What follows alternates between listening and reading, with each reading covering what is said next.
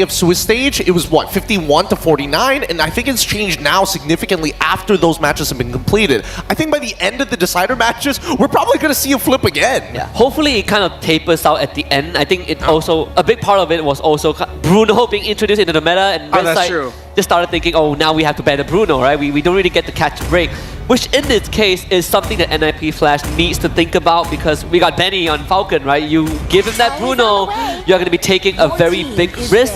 This Matilda ban from Falcon really wants to take away that fast tempo for NIP Flash, which is something that I want to bring up as well, because over time, NIP Flash's team fight, the way that they move in or around the map has really accelerated, and they do it so cleanly, especially Hades and JPL with the way they take these initiatives, and Vanix being able to follow up individually has really stunned, I think, a lot of our viewers out there. I have to agree with that too, but I haven't seen the main staples being taken away. The cornerstones, as we mentioned before, we've seen teams actually ban out high loss or even get more interesting when it comes down to the Suyo Alpha relationship in terms of those styles of bans. I mean, obviously, we got the mid-mage bans, that's totally fine, but if it does come down to it, I feel like Falcon might just go first pick Blue Yo, or they might just get the high loss later down the line. Maybe R2, R3, B2, B3. But again, Falcon Esports, it already suffered one loss, but the best Bruno is in their hands, but they swerve, and the high loss pick that's been the staple for Diablo is what they take away. They're willing to give the Bruno to Vanix. Yeah, it seems like a bit of a premonition to what Diablo might pick, right? He's been playing that high loss for so long. Even this Bruno is very interesting right now, because NIP Flash, they don't really care too much about the Bruno. We've seen Vanix on the Moskov plenty of times, and they are one of the first teams that found a direct way to deal with the Bruno, right? Angela Ling was their answer that time. Angela Ling plus a Bruno. So we'll see if that's going to be the case. I wouldn't be surprised if they just take Hades hero right now. I think, well, I feel like either, Suyo seems to be the go-to option, right? Especially if you're going blind to a lot of these matchups. They're going to lock in that Bruno. Now, here's the scary thing. I feel like Falcons were expecting the Bruno at a bare minimum. The Hilda is going to be interesting, because the question is, does that mean that Falcons can build a composition that denies Hilda that early game pressure? Yeah, I mean, no, Alpha is still going to be open for them, but sort of like that's NIP Flash telling them to, like, you know, go ahead, pick up the Alpha, we're totally okay with it.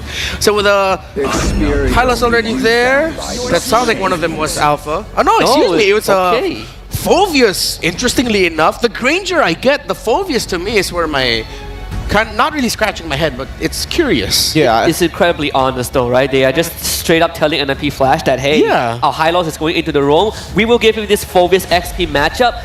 But now the question also kind of pivots to, is this Hilda going to be in Diablo's hand, right? Like, is NIP Flash willing to give JPL that Hilda, which we haven't seen throughout M6 so far. But I suppose the Phoveus is a decent answer to any hero's data mobility, right? If you go for the Suyo, I mean, the Bruno also has the sliding tackle that enables that passive cooldown a lot more. But here's the problem: when you throw your deterrence so early on in that draft, it tells NIP Flash, okay, just play around it, just have less dashes in your composition so he can't get proc that Infernal Pursuit as often. And even during team fights, we've seen most of the times that Phoveus gets so deep into the team fight he can't get back out. And because Matilda is banned out, now the real question stands: does that mean that Falcons have to play a very heavy dive composition, just charge at your face, chase you down, and try to outlast you? Yeah, it looks like that's what might be they're leaning into. In a way, it looks like Falcon wants to pick fights. They took away heroes that make dive a little bit more difficult than even the low Yi. With those two gone, yeah, they can definitely opt to just go pure dive. But the picks of NIP Flash, they can honestly go that way too. In a way, it's sort of Falcon signaling to NIP Flash, saying that, hey, we're confident that we can fight a better fight than you. I mean, confidence may be key, but the mid laner is still missing, right? From Falcons' side, I would have imagined that their mid laner would have been picked up a little bit earlier on, considering there's already 3 bans in there. With the follow-up ban being Tigreal, I'm not sure what would make Falcons' comp really jive, especially in the mid lane at this point. I mean, you could say Vexana, but at the same time, there's a lot of heroes that can just eat that damage. There's 2 in my mind. Yeah, there's one in my mind right off the bat, right? First of all, I see the Tigreal ban. I'm thinking Faramis, right? I know PX7 has played Faramis a couple of times before. If you are talking about full dive, that's exactly the hero you want, right? Yeah. To go straight into the enemy front lines and taking out the Tigro eliminates whatever AoE crowd control that NIP Flash has, unless they do a Savo and get that Balearic for themselves, which feels unlikely for NIP Flash. Yeah, I agree with the Faramis too. The way the Angela. If this is a Valentina ban on the side of Falcon, that's already a signal that high likely they're gonna go Faramis. But no, they take away the Cho. Respect to JPL. There's two on NIP Flash I'm thinking of, either the Aurora or maybe even surprisingly a Zask for them. Because a Zask presence might actually just throw off the pure dive of Falcon. Because when you have that one big Nightmare spawn, and his ultimate already committed as well with the Dominator's Descent, you're gonna have to recalibrate your teamfight just a little bit. Because if you don't handle that big shrimp, you guys are gonna get toasted. We see what CFU did with it. Yeah. With that nasty Sky Piercer build. Yeah. Not fun to deal with. I think both are very valid, especially when you have to deal with the Glorious Pathway.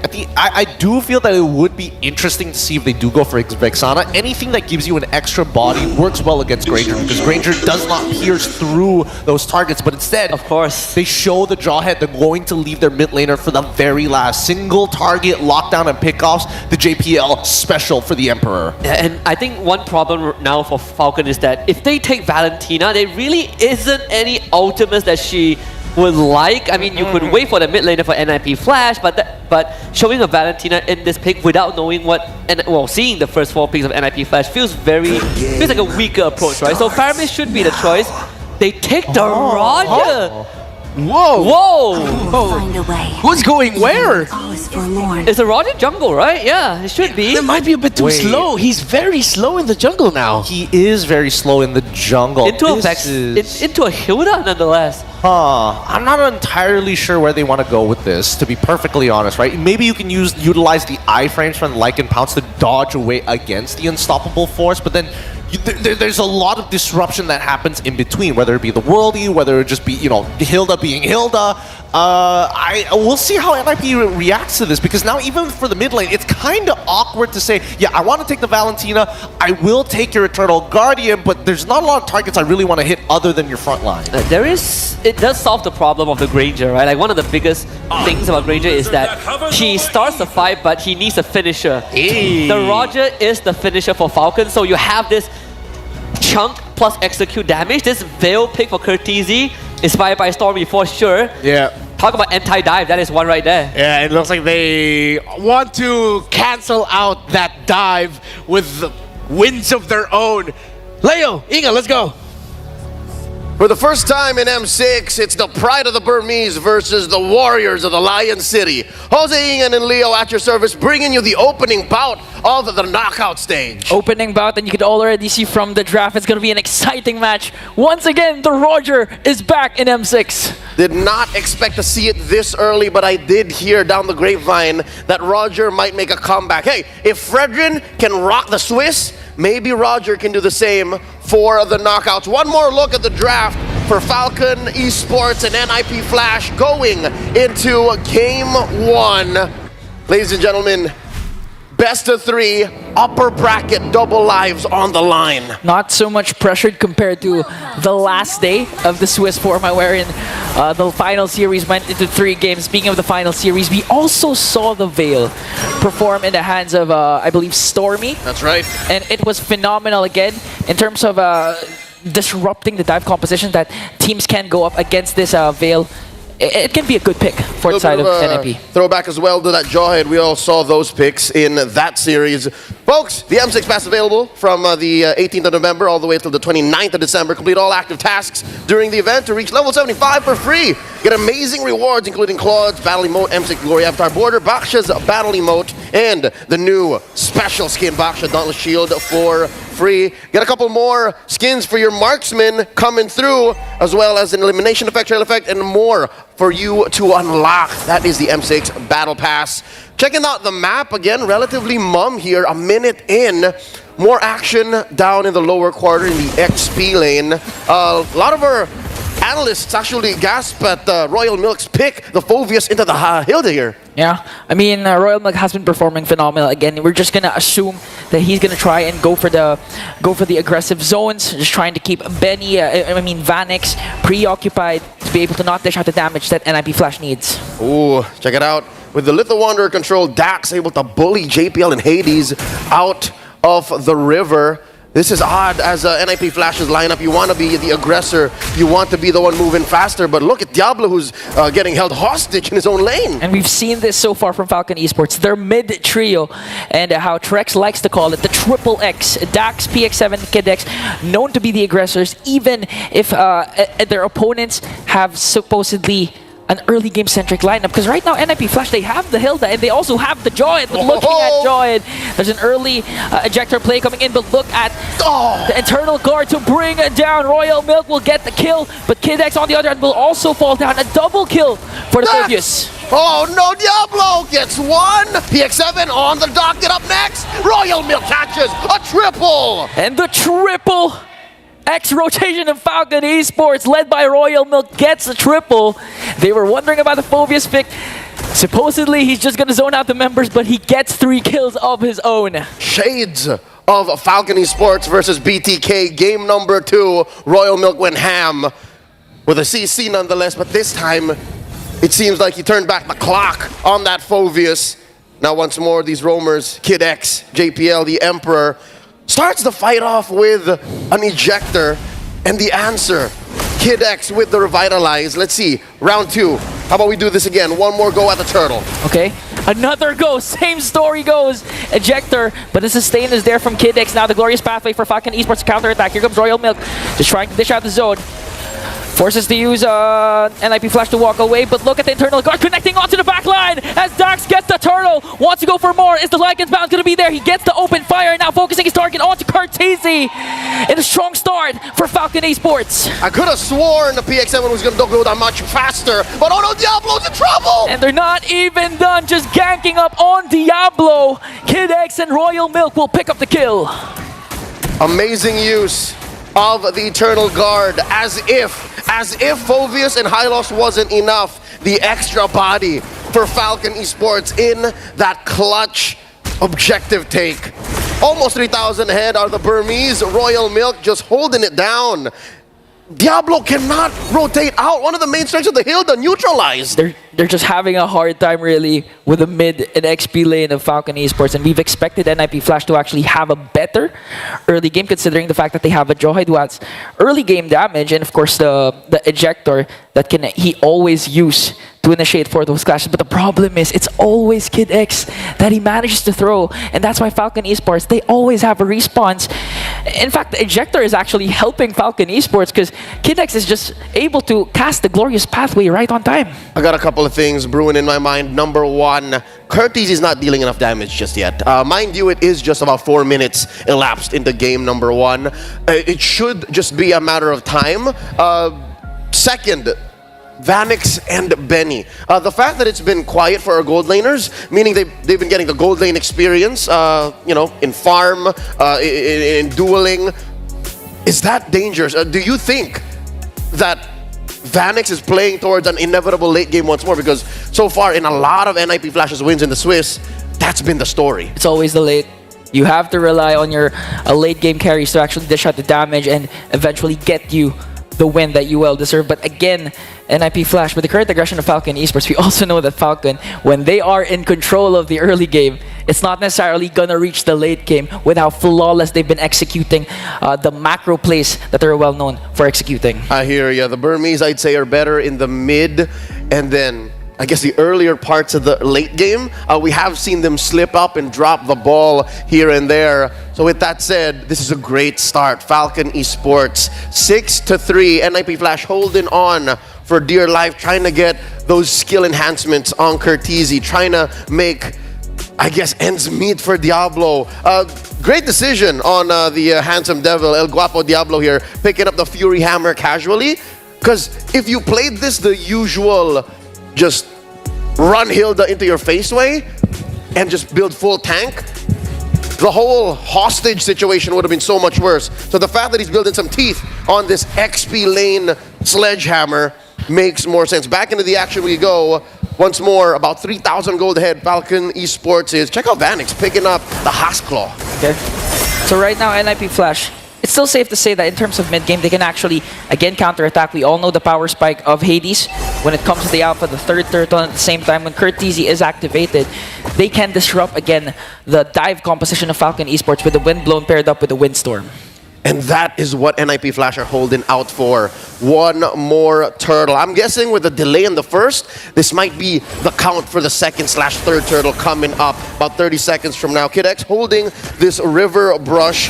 Vanix and Benny rotated out already. This fight's just waiting to happen. Okay, now Kid X zones out Hades.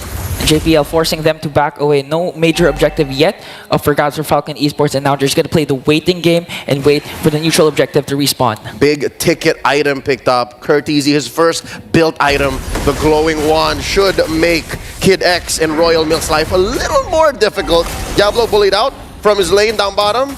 Down a third of his health. Yeah, up against the Hilda with the Phobius. You're bullying El Diablo, and even up against two, it's like you're unbothered. It does nothing to Royal Milk right now. Just enough for Falcon Esports to get the turtle, but a shutdown coming in from Curtizi to bring down Dax, and Diablo goes in for the kill. Unstoppable kill coming in from Royal Milk, but Diablo picks up the kill as well as Curtizi gets the turtle. Here comes the response coming in from NIP Flash.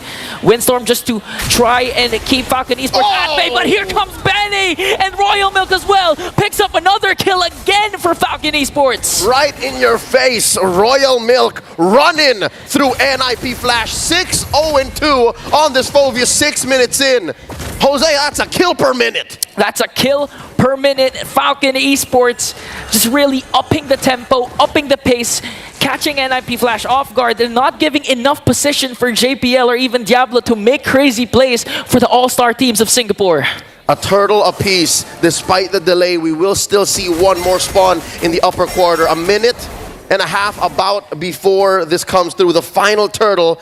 Are we still on schedule? For all the NIP Flash fans watching, can Hades still hit that power spike? I mean, it's going to be hard. It's going to take a longer time because, again, 0-3-1. And up against a Roger, in terms of farming speed, in terms of scaling up, you'd expect that Hades would have a much better time compared to Dax. That's why Roger is out of the meta. But right now, JPL goes in with the ejector, countered down with the Eternal Guard. Glorious Pathway is there, but Kid X is the first man down. NIP Flash caught off guard there, but Falcon Esports has a response right away. NIP Flash manages to get Kid X. A master stroke from the Emperor. The counter engage, throwing bodies underneath that turret. Despite there being an Eternal Guard, hey, nothing stings as much as an early game turret. That was a win for NIP Flash, closing the gap, keeping that lead up to just about a 2,000 gold distance. Falcon Esports, they gotta slow down, but I feel like that's not how they want to go, especially when you have a Roger. I don't think Dax is making the most of it. He's doing all right, but I think in his head, when they were planning this with the draft with Coach Nyoncha, with Coach RC, they were expecting more. Yeah, and you can really see the effect of Curtizi with the Veil.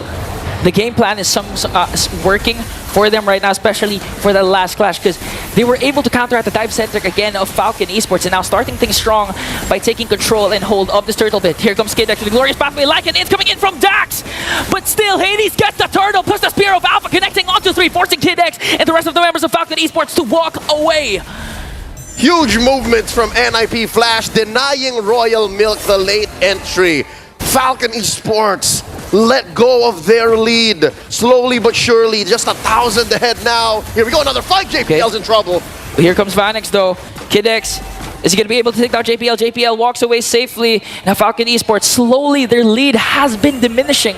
For some point, it reached up to 3K. Now it's down to 1.6K. Not enough of a hold. I can expect in the next couple of minutes, unless something changes drastically, Falcon Esports will lose this lead. Kid X dropping the Glorious Pathway, deterring the push coming in. In mid, check it out. Diablo underneath, defending against Royal Milk. No wave, no dice. Okay, that was a good play coming in from Diablo. They don't want their mid lane turret to be exploded by Falcon Esports because again, it opens up the jungle of NIP Flash, and now they're going for more. JPL with the ejector onto PX7, diminishing, deleting him off the mid lane. And here comes the clash. Falcon Esports trying to answer right back. And look at this, Royal Milk will get the kill. JPL, 3 kills, a double kill for Dax, and a kill for Royal Milk. And Benny still working on trying to bring down Diablo, but on the other hand, here comes the Glorious Pathway coming in from KidX, just forcing Vanix to retreat, and the Death Sonata will bring down NIP Flash! It's a wipeout! Falcon Esports is eating good! And they wiped out NIP Flash, converting into a turret in mid and in bottom. Dax was just waiting. Who let the dogs out? Man, when you thought Falcon Esports was behind, again, their macro play was intact despite BX7 being the first man down with a beautiful play, mind you, by JPL with the ejector. They were still able to turn things around with proper timing, proper entries, and of course, Benny just dishing out the damage along with Dax. BX7, an amazing threat magnet. He knows that NIP Flash needs to take him out. If they don't, then trouble could ensue. The fact that every single time he just is able to let go of the EG, I think that was key to making that wipeout play possible. Now with the Lord spawned, upper quarter, Hades playing footsies. In comes KidX. Glorious Pathway, Hades has to walk away with a Spear of Alpha, but KidX just doing good job keeping NIP Flash at bay, and all of a sudden JPL is gonna fall down. The next man might be Diablo, getting taken down by Royal Milk and KidX, and the attempt of NIP Flash to try and contest for the Lord has now been foiled above Falcon Esports. The Burmese are about to put the Lord on lock. Major wins for Falcon Esports in the past couple of minutes. Not to say that they heeded my word, but they suddenly turned it up to 11. They understood how urgent it is to keep a hold onto the mid-game power spikes. And here they are, almost 9,000 gold ahead. Royal Milk, look at the damage he's dealing, man. 40K, 707. All right, about 11 minutes in, he's gone past a kill and assist per minute. Yeah, and just looking at the lineup of Falcon Esports, technically, you have 2 marksmen. Well, at least Dax is a fighter assassin, but still Royal Milk exceeds every single member hero in the Land of Dawn in terms of damage dealt. Just literally performing out of his mind in the trance right now. 707 for a Phoveus. Homie's in a state of flow. You could call him Flovius. Mid lane in trouble. Barrages, salvos, assaults thrown out by Benny. They break through. Top lane up next. KidX just doing a good job keeping NIP Flash at bay as the rest of the members works on bringing down 2 inhibitor turrets. They still have the Lord, but NIP Flash gonna make quick work of that. Now they're set their eyes on the bottom lane turret. No minions yet, but looking at the lead, that's a 10.2k gold lead for Falcon. Surgical. Falcon Esports understand very clearly the stakes at hand. Around this time, we've seen over and over again in the Swiss, some teams would just let go. Some teams would drop the ball, but no, not Falcon Esports, not like this, not right now. In comes the Emperor! Oh! JPL tried to dive in the unstoppable force, but Cortese, last attempt, and Vanix will bring down 2 members. Here comes Diablo on the chase, just trying to cut off the exit route, but Benny answers right back with a Rhapsody. A Death Sonata connecting onto 3. Vanix managed to stay alive. 3 members of NIP Flash left. It's going to be a 3-on-3, but Falcons, they have minions down bottom. 2 for 2 here. Down goes the final inhibitor. Benny picking up that Sky Piercer, making sure that no prisoners are taken. Falcon Esports will wipe out NIP Flash once more. That seems to be the only solution here. The way I'm seeing NIP play Flash, NIP Flash play is if anyone is left, I'm thinking Vanix, I'm thinking Kurt, a defense is possible. Yeah, and I do agree with what you're saying. NIP Flash needs to play flashy. With Cortese leading the charge, we saw what can happen when a wind blow and windstorm connects.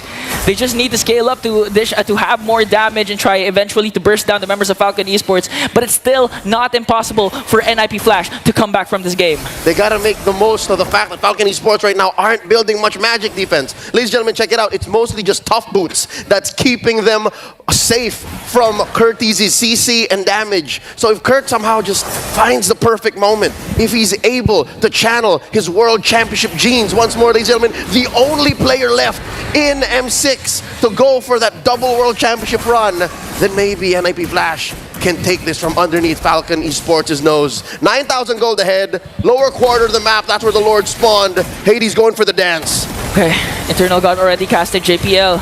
Just giving vision here for NIP Flash. No commitments yet for both of these teams. Looking at Diablo, he has control over the mid brush. Gonna get vision again for NIP Flash. Hades holding on to that pixel brush. Diablo pushing back.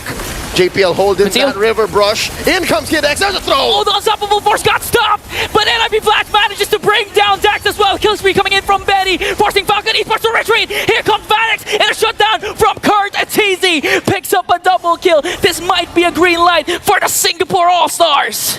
Massive win for NIP Flash. 3 for 1. Hades off the map, but that's not gonna stop NIP Flash. Benny going for the back here, looking for that segue play. It's just him and Kurt. Okay. Kurt and him. Can he do this? Can't forget Kurt. He's one of the most mechanical gifted players. Manages to flicker out. Oh. Sonata will not connect as Benny works on clearing out the minions, forcing NIP Flash to react. PX7, one more hit, and Diablo says no and goodbye. NIP Flash, it looks like they're back on track. I'm still here, amigo, says Diablo, despite having a tough 15-minute game.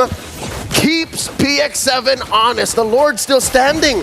And despite all that, the push and pull, the back and forth through the map, coast to coast, Falcon Esports just checks in and says, hey, Lord's still here. Let's take it slow. They've lost the lead, Ingan. 4.5K left, 15 minutes in. It reached up to 11K. No inhibitor turns for NIP Flash. But one thing is for sure, they still have the determination to come back from this game. And Jackthor gonna bring down KNX despite the revitalize. He might fall down, but in exchange for JPL, body slowly falling down. Royal Milk in the press. Once again, a shutdown for Diablo. Betty's gonna fall down. The next target is Royal Milk. Cartesian with a windstorm to bring him down. Diablo once again with a double kill. Another massive win for NIP Flash. 3 for 2. The numbers don't add up for Falcon Esports. They're losing even more of the lead. They're down to 2,000. And Dax and PX7 are on damage control. They're just making sure the waves don't crash back. They're making sure that there's not much of a backlash on the map for Macro to come get them in the behind. NIP Flash gonna score a Lord. Oh. No, not possible. Falcon Esports blitzed it. They blitzed it. Because again, Hades wasn't in the picture, so there was no reason for NIP Flash to go in for the Lord. Fortunately for Falcon Esports, they got another major objective. But it seems like NIP Flash is ready to defend this. They're ready to trade for this. As long as they're 5-man strong, they can do this. And again, looking at the time, it's 16 minutes. Husky has been telling us that when it reaches this point, the Bruno is going to be activated. Loki, that's why I was expecting NIP Flash to just have Vanix throw a worldie in there and have one crit steal it away. But Dax, all the more locked in, takes it for Falcon Esports. The first Lord of the game. Second, this time marching through mid. It took a while for them to score that second one. Yeah, it took a while, took a lot of skills, took a lot of bodies. Kill scoreboard, 26-16. Lord sieging in the mid lane. Check Diablo in the back. Dax on that man-to-man defense. Glorious pathway drop by Kid X. Unstoppable force got stopped. They're gonna make quick work of the Lord. Royal Mint just trying to go for the crystal damage. PX7 will fall down. Job now working on the back line onto Benny. That's not gonna connect. Hades is gonna fall down once again, but NIP Flash still has 4 members strong. Here comes Royal Milk with the Infernal Pursuit. Vanix with the last effort wind of nature, but Falcon Esports will lock down on the turret! The Roger puts in the final clause to score game 1 for Falcon Esports. Dax bringing back an old favorite. First game of the knockouts. Didn't go into Flash, but for sure was hella fun, hella exciting. These two teams are in it for a treat. We might see Leo a best of 3, a game 3. I just can't get over the fact that the meta is still evolving. Mere minutes into game 1 of the knockouts. I'm excited to hear what our analysts think about that, Roger, because even I was 50-50 on it. Ranmar Santa Cruz, Husky and Gideon, talk to us. Woo, what a start. We thought it'd be Falcon Esports heavy, but at the end of the day, that Phoveus pick that we doubted, it made the Merlions drown in milk, in Royal Milk.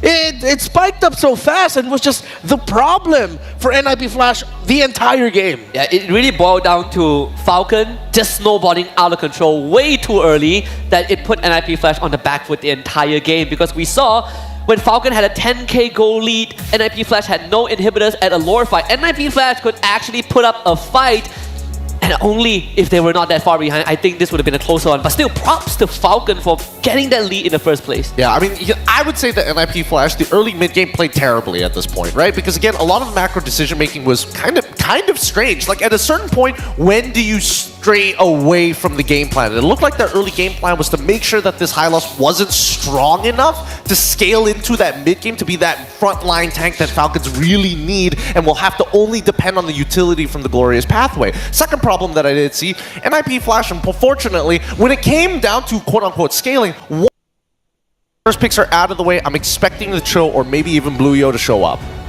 Yeah, Joe or Blueyo would be good for me. You know what? I wonder if we could see a Phoveus pop up. Excuse me. The other purple glue.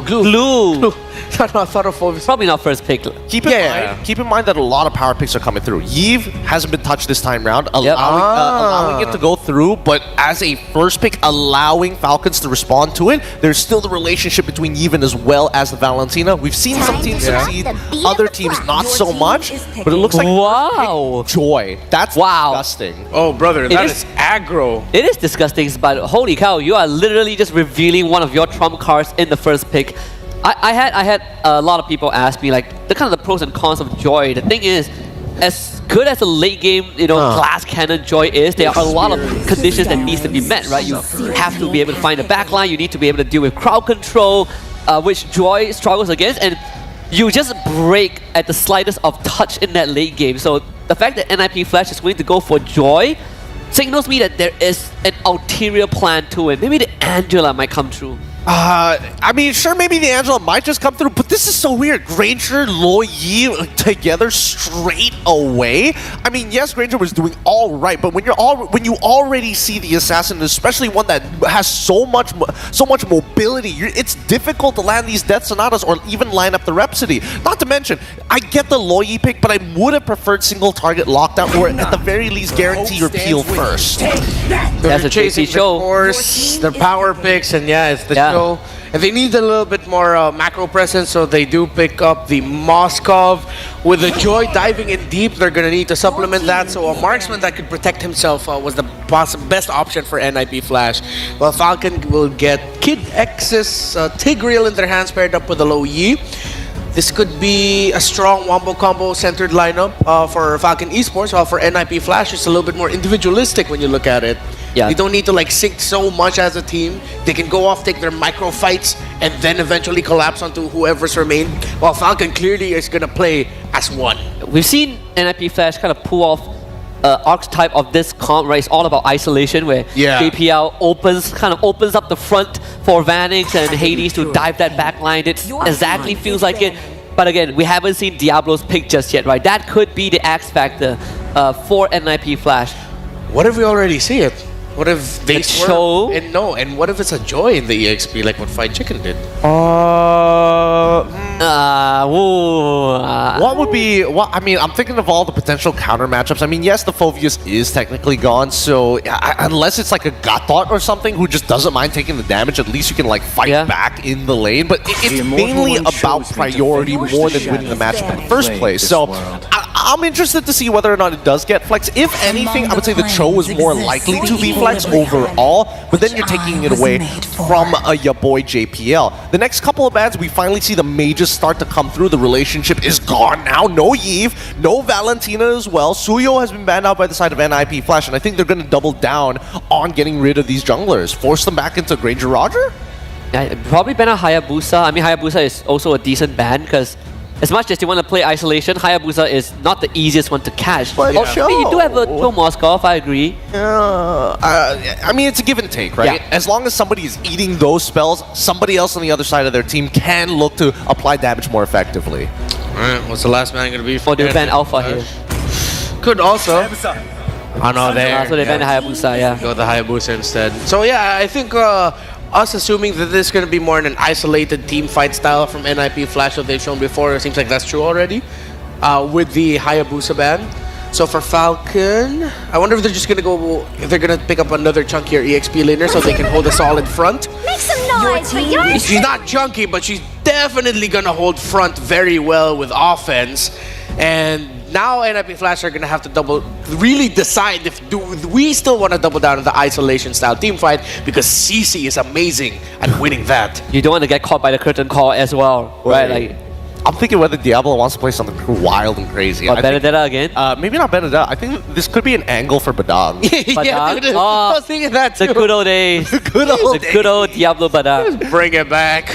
I mean, it's a possibility, right? You have ways to kind of, knock the implosion out of the way. You can basically one-shot everybody in the back line. Yeah. You've got the disruption. The only thing is that you're not providing the utility that you were hoping your team needs. Ooh, Vexana going to get locked in from the side of NIP Flash. It looks like they've really diverted a lot of their attention to the jungle as well as the mid lane. That's a Khalid. Oh, yeah, okay. So nothing too crazy. It looks like at the end, NIP Flash, they kind of swerved their priorities. They went now for prioritizing matchup in the EXP lane by saving their EXP laner for last and then waiting to see what Royal Milk was gonna pick. Or jungle or gold, because this Granger could still put... No, I don't think... No, I think it has to be a That's gold. gold, yeah, it has to be a gold. Against the Khalid and the Joy already. And even the Cho. You need something else in the jungle for Falcon. Oh, man. Something that can kind of stem the bleeding. You kind of put a break to the pace of NIP Flash. Ooh, what if we go Fred? I think, honestly, Fred might not be a bad Might not be a bad choice, yeah. Because at this point, if you play Alpha, the Vexana is not going to allow you to play the game. Same goes for Cho. If you decide to go for Ling, it scales up way too slowly. You don't have any You're targets. so smart. Good call there, Renmar. Yeah, well, I saw the Tig, Low Yi, Granger together. It's like, oh, that reminds me of BTK. Oh, they can go Fred. They can. Great pickup. And yeah, let's see. You mentioned it's stem the bleeding, disrupt. That's the tempo breaker right there. It breaks the tempo. I wonder if they can dance to it. Let's see. Will we see game 3, Leo and Ingan? It's just a matter of time before we see Falcon Esports soar high and fly high if they do take down NIP Flash in a sweep. But the way NIP Flash choked out Dax, you see that, Ingan? Yeah, I mean, a while ago, even if Royal Milk was actually performing very well from the start, 7-0-7 start, they were able to turn things around and extend the game to their favor. But unfortunately, it's just that Falcons Esports, they had a lot of neutral objectives to their side, used it to their advantage. One more look at that draft before we head on into the battlefield. Claude and Dexter watching from up above. NIP Flash looking to extend this series against Falcon Esports, who is white hot. Bringing back that Fredrin, picking up a thing or two from their fallen enemies in BTK.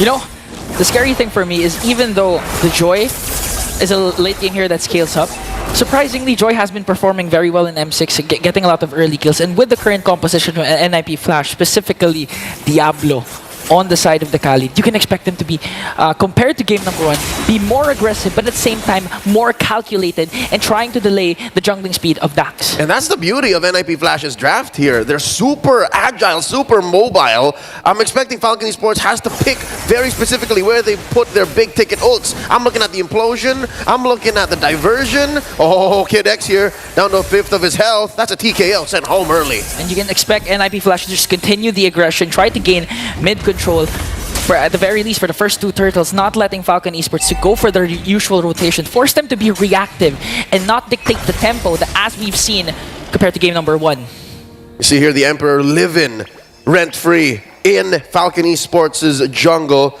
giving Dax one hell of an early game. A minute and a half elapsed. Benny versus Vanix. How do you reckon this gold lane matchup is going to go? You think it's going to be as quiet as game 1? Like, nobody touched them for like the first 5 or 6 minutes. I think it's going to go the same way. They're going to all focus on the XP lane matchup, especially when it comes to the very first turtle.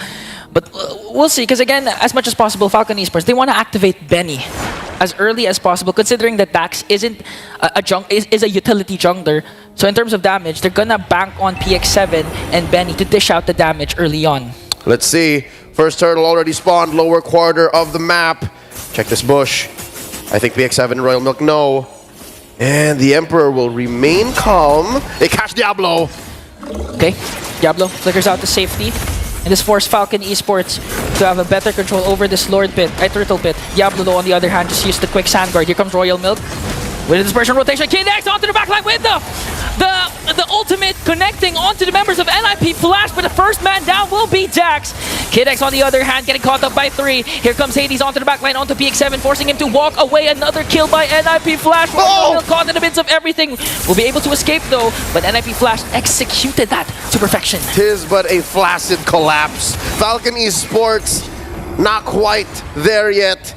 Curteasy taking out Royal Milk in the wake of that turtle take. NIP Flash have awoken. And that's basically Curteasy. We all know NIP Flash in terms of their playstyle, even down to their draft. They're a really unorthodox team. We've seen a Martis mid, a lot of mid lanes that Curteasy can play, but here comes the save from Kidx though. Benny, one more hit. Kidx and PX7 working to try and save Benny away from harm's way, and NIP Flash will disengage. So far, Falcon Esports, all they could do really is put up a wall between their cores and NIP Flash with 1,000 ahead, given that they're waiting for Benny, they're waiting for PX7, even Royal Milk. I'll tell you now, I think it's a very Royal Milk lineup. Oh, Vanix! They're just waiting for the perfect opportunity to strike onto Vanix at the 3-man rotation from the Triple X mid-trio of Falcon Esports. That was a kill they were willing to take any given day. If they weren't going to play defensive, those pickoffs are going to cost them. But if they get it on Vanix over and over again, on Kurt, on Hades, then maybe we got something. Maybe the Burmese are cooking. Falcon Esports down 1,000 gold here. 4 minutes in the upper quarters where the turtle will spawn next. 45 seconds. They aren't checking as much as JPL is. So that means Hades is getting free farm. Yeah. And the thing is, towards the late game, if ever we reach that part, it might be alarming for NIP Flash, even if they have the Moskov that has good macro presence. You can't just split push at any given moment, knowing that PX7 in Kid Hex has this Louis integral combination that just can lock you down wherever you try to do the split push. It's a matter of time. It's not when, it's not how, it's if they can catch NIP Flash. The double Purify actually makes quite the difference. Curteasy and Vanix not going to be as easy to catch. Now, they're prepping up for that turtle take. This Eternal duel down bottom. Royal Milk versus Diablo. This is a very clear decision for both XP laners. Oh wait, there's a kick by the Emperor. There's an angle coming in from JPL for the kick onto Dax. Energy Eruption is there, but Benny just giving out the damage and gonna bring down JPL. All of a sudden, Falcon Esports in full control of this turtle pit. That's why Falcon Esports was delaying the whole thing, because they were waiting to collapse on the one Diablo very low. He has to recall there as Dax gets the turtle. Kid X on the other hand, Implosion play. They're going for more. They want all the smoke, extending their lead, and Falcon Esports breaks the tempo of NIP Flash, now invading the jungle. That was so hot. A kill and a turtle apiece. Okay, as they steal away the purple buff, they might get a sandwich play. But here comes JPL just trying to delay the push that Falcon Esports can bring. Vanix clearing out the minions. Benny, here comes BX7 as well. Will they be able to save it? Dax, though, on the other hand, Energy Eruption onto JPL. Will they commit? Okay, they're not going to commit. Not much of a kick from JPL. That's the beauty of these Fredrin lineups. And now suddenly it's Falcon Esports on the offense. They're the one asserting their dominance. They're the one moving in, proactively pushing forth their tempo. They're up 1,000 now. It looks like this turtle coming up in about a minute should be theirs too. Yeah. And that's the thing, because of the presence of the Louis diversion, it gives NIP Flash some sort of urgency to try and check all the brushes. You know, make sure that there's no open, there's no angle for Falcon Esports to make a crazy play. And I reckon it's those angles that they're forcing on JPL that's getting them off time. Because, what, back to back now. Whoa, Curteasy! Okay. All day low! Fortunately, JPL was able to block the Death Sonata. Here comes Diablo to try and force Falcon Esports to disengage. That was one Death Sonata away from a Curteasy takedown. And here comes the diversion. They might be able to sandwich Hades, though. On the other hand, Falcon Esports is taking their time and trying to look for the perfect angle. NIP Flash's bruisers, the enforcers, putting up a perimeter. You shall not touch Hades. Curteasy back to the front lines after that recall. A TKO by Falcon. Not enough time they bought, though. And this is tough, because look, Vanix is pushing, and NIP Flash have initiative. They can say, we'll fight, or we'll turtle, and it looks like they can get away with both. But Diablo, will he manage to get away up against two Raging Sandstorm? But against two, that's not going to be enough. And this is the problem that NIP Flash is facing. Because of the presence of the diversion, they're forced to be reactive. They're forced to try and have the numbers game, have the number advantage, to force Falcon Esports to think about trying to go for the pickoffs. And they forced their decision. They said, hey, Vanix, all you got to do now is push. And now Vanix, run away. He's sandwiched. Sandwich! And get caught up by the Rhapsody of Benny. And that's the thing we were pertaining to early game. eventually they're gonna cast a diversion to try and look for Vanix, because we all know that this Moskov will just go for the turret pushes, go for the turret takedowns until he scales up. And Falcon Esports, they have some sort of urgency to try and stop that as much as possible. And they made the decision for the Singaporean champions. They knew that they could only split push. They knew that Vanix wasn't going anywhere without an SOD cross map. No one was down bottom. They've already passed mid. You're seeing here, folks, a soft counter to the Moskov, because the diversion can hide you. The diversion can put you in places where the SOD cannot hit you, giving the Moskov one of its main strengths, coast-to-coast map control. Looking at the items right now, Benny is what? 2,000 ahead of Vanix. 2.1k gold lead. This is also considering the fact that Vanix just picked up his DHS, also has a Purify, but despite the presence of the Purify, Falcon Esports was able to take him down 2 times in the last 7 minutes.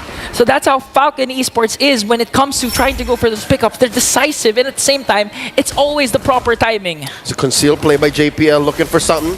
Checking that bush. Spots 3 from Falcon Esports. And look at Royal Milk. This is Royal Milk's signature CC. So far calling the shots. It's as if the diversion wasn't enough to push back and cordon off NIP Flash from their formation.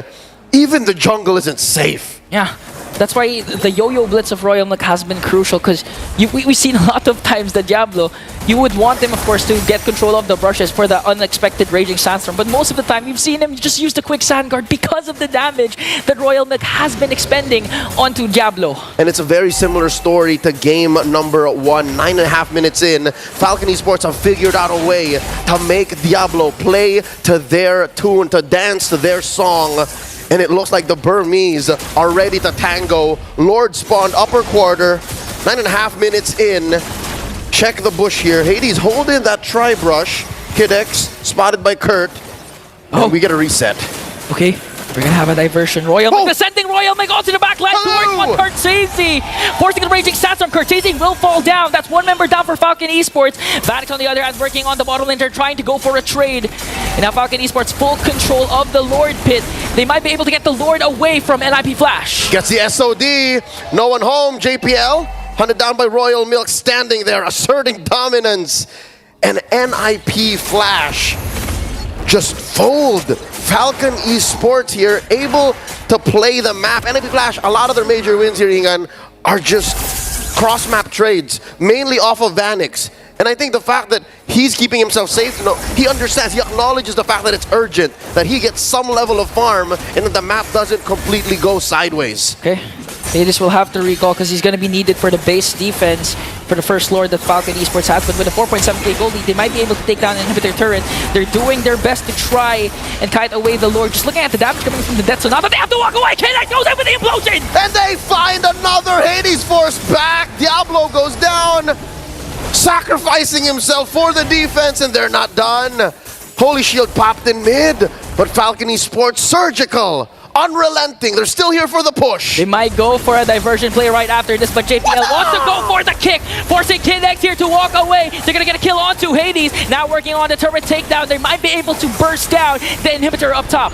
Amazing positioning by Kidex, and the retreat, the defensive diversion, the DD from Falcon Esports. Shout out to Ruby DD watching from home.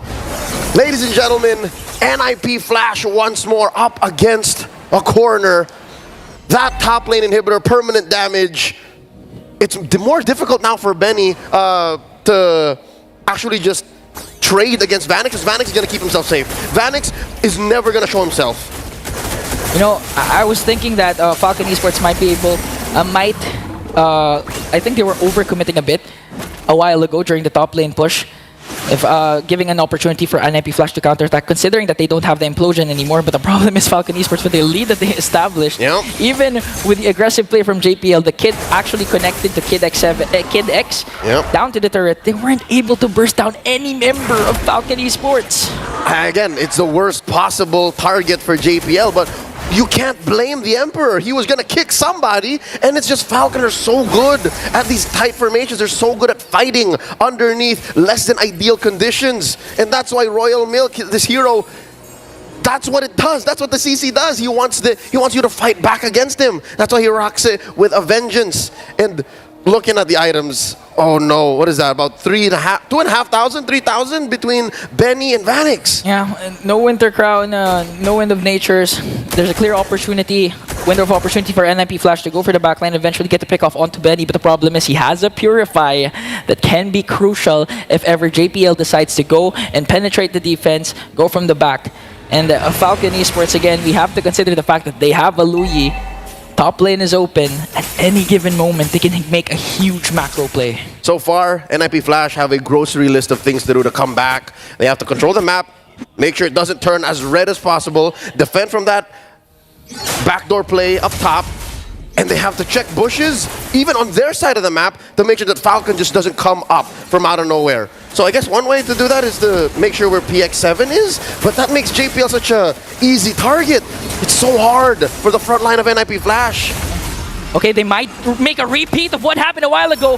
JPL with a conceal. They don't know where TZ is. Here comes JPL though. Double man knock up. Kinex goes in with the implosion. And they go in. That River Brush is going to be a death box. Down goes Hades. Down goes JPL. Royal Milk traded out for 3 for 1 so far. 2 for 3. And Vanix got demolished in the mid lane. Curtizi is left to fend for himself. A full team wipeout for Falcon Esports. No need for the Lord anymore as they siege in onto the top. So many bodies roll unrevenged as Falcon Esports can smell victory. The legacy of the Falcons sourced in new heights, sending NIP Flash down to the lower bracket. It's a sweep. 2-0 for Falcon Esports. And a decisive one for this team. Man, just looking at what they went through. They won against Aurora, they won against SRG, they won against BTK, and now they won against the Singapore All-Star team, NIP Flash. Falcon seems to be the kind of team that just once they find their wins, once they get their bearing, they just soar and soar and soar. I'm getting flashbacks to M2 here. Man, it's scary, it's exciting, and at the same time, Falcon Esports, a well-deserved win. Let's throw it over to our analysts to figure out what they feel about Game 2. Falcon Esports are not haunted by their ghouls. They are inspired by them, and they now move forward to the upper bracket semi-finals. Congratulations to Falcon Esports. What a game. What a game. Right after the draft, we talked about the tempo breaker. You called that Fredrin. I looked over at our Barca colleagues. Milo looked at me and he went, He knew it. yeah, he knew. It was the 2-0. I mean, it was clear. It was clear. There was so many. It was so difficult for NIP Flash to really get back into this game, right? The only ways that they can do it is to actually punish their opponent's mistakes, or maybe try to make some off-tempo plays, maybe play with some macro feints. But we saw a very honest game from NIP Flash, and they always seem to want to clash head-on against Falcon from minute one until the snowball started to develop. And now NIP Flash are in this tough position. Any team that loses this first round of the knockout stages has to crawl through 1, 2, 3, 4 series to make it to the grand finals. 4 BO5s to make it to the grand finals. While now Falcon Esports just needs to fight potentially at 2 more grand finals, win 2 more grand finals to make, 2 more series to make it to the grand finals. So many finality to it all because we just saw NIP Flash drop and Falcon Esports move forward. So now, of course, with Myanmar happy, we're going to be hearing from them in just a bit. Yeah, we definitely, I mean, for me, I had a lot of things I want to talk about NIP Flash, right? From the draft and how they played that game 2. I know we've gone through a few of them in game 1, but I felt like game 2 was a big miss, right? So many missed opportunities. I don't mind a team playing honest, but sometimes you're too honest for your own good. I think the sequence has to really change. I think Gideon told me that they probably woke up on the wrong side of the bed today. I kind of agree, but we'll leave it for later. Yeah, that's what it felt like. But of course, let's revel in the victory of Falcon Esports in Myanmar right now, as we're going to toss you on over to Rose to talk with the winning team. The Flying High Falcons of Myanmar has just set the Singaporean All-Stars team down to the lower bracket with a clean sweep. Right now, I am with Coach Nyo Chow and Dax. First of all, how are you guys? Thank you. I'm fine. You're fine? Just now, he was like, happy. Are you happy? I'm so happy. You're so happy. Were you nervous? You're nervous? Were you nervous just now in the game? ဒီနေ့အတွက်စိတ်လှုပ်ရှားနေလားတဲ့ Yes. You were nervous. Did you expect 2-0? Or you thought it was a 2-1? Did he expected it to be a 2-0 or was he thinking it was a 2-1? 2-0 နဲ့နိုင်မယ်လို့ထင်ခဲ့ရလားဒါမှမဟုတ်လို့ရှိရင် 2-1 လို့ထင်တာလားတဲ့ 2-0. 2-0. That one I understood. He was expecting a 2-0. Okay. Now, Coach Yo Chao, just now, everybody was shocked that you guys picked Roger. Can you share why you guys picked Roger? Yeah, in Roger Pit, we already trained maybe 100 match in screen. 100 matches? Yeah, Roger versus FR. Okay, but why? Because Roger is the old meta, right? This meta, we haven't seen a Roger jungle. So why did you guys think it will work? Yeah, I think if they ban assassin or assassin, we need to play one hero, yeah, right? That's why we train Ultra hero Roger. Oh, so does that apply to Fredrin as well? You guys like to pick non-assassin junglers? Yes. Yes. Okay, Dax, since you're the one playing in the jungle, do you like assassin or not assassin? I like assassin. You like assassin. Why do you like assassin? It's okay, there's a translator. Why do you like assassin, Dax? Mechanic, fast speed, fast hand. because I want to joyful when I play assassin Oh, he feels happy when he plays assassin. You know what? I agree. Unfortunately, I can't play assassin. Now, Dax, let me ask you, is there an assassin you want to play in M6? M6 မှာ play ခြင်းနဲ့ assassin ဟိုရှိလား hero funny.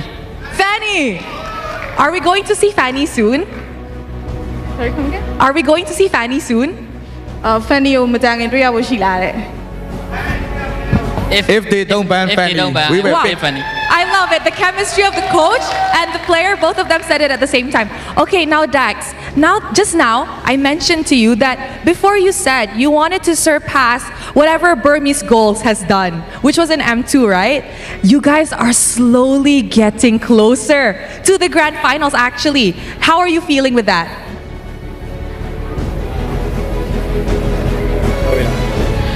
ဘာပြောမလဲဟိုBurmese goal surpass လုပ်မယ်ဆိုပြီးတော့အရင်တော့ Dax ကပြောခဲ့ဘူးတဲ့အဲ့သူတို့ကအရင်တော့ M2 တုန်းကဒီပါခဲ့တဲ့ team ဆိုတော့အခုတဖြည်းဖြည်းနဲ့ဒီ legacy ကိုလုံနိုင်ဖို့အတွက်ကိုနီးကပ်လာပြီအဲ့အတွက်ကိုဘယ်လိုမျိုးပြင်ဆင်တာလဲခန်းစားရလဲပေါ့ ပြင်ဆင်တာပါတယ်အများကြီးပြင်ဆင်တာပါတယ် training တွေဟို screen တွေကိုမနာတမ်းနားရမရှိပဲနဲ့အမြဲတမ်း focus ပြီးတော့ train ပြီးတော့ကျွန်တော်တို့အကောင်းဆုံးကြိုးစားနေ I have prepared a lot and during the screening stage I have trained non-stop not even one day close and so we are going to be trying the best Dax has mentioned previously that he does want to surpass however far Burmese Goals has achieved in the M2, and as we can see, this kid right here has been training non-stop, not even a day off. Thank you very much to Dax and to Coach Nyo Chao. Congratulations on proceeding to the knockout stages. And with that, let us throw it back to the panel to break down what happened in this clean sweep up against NIP Flash.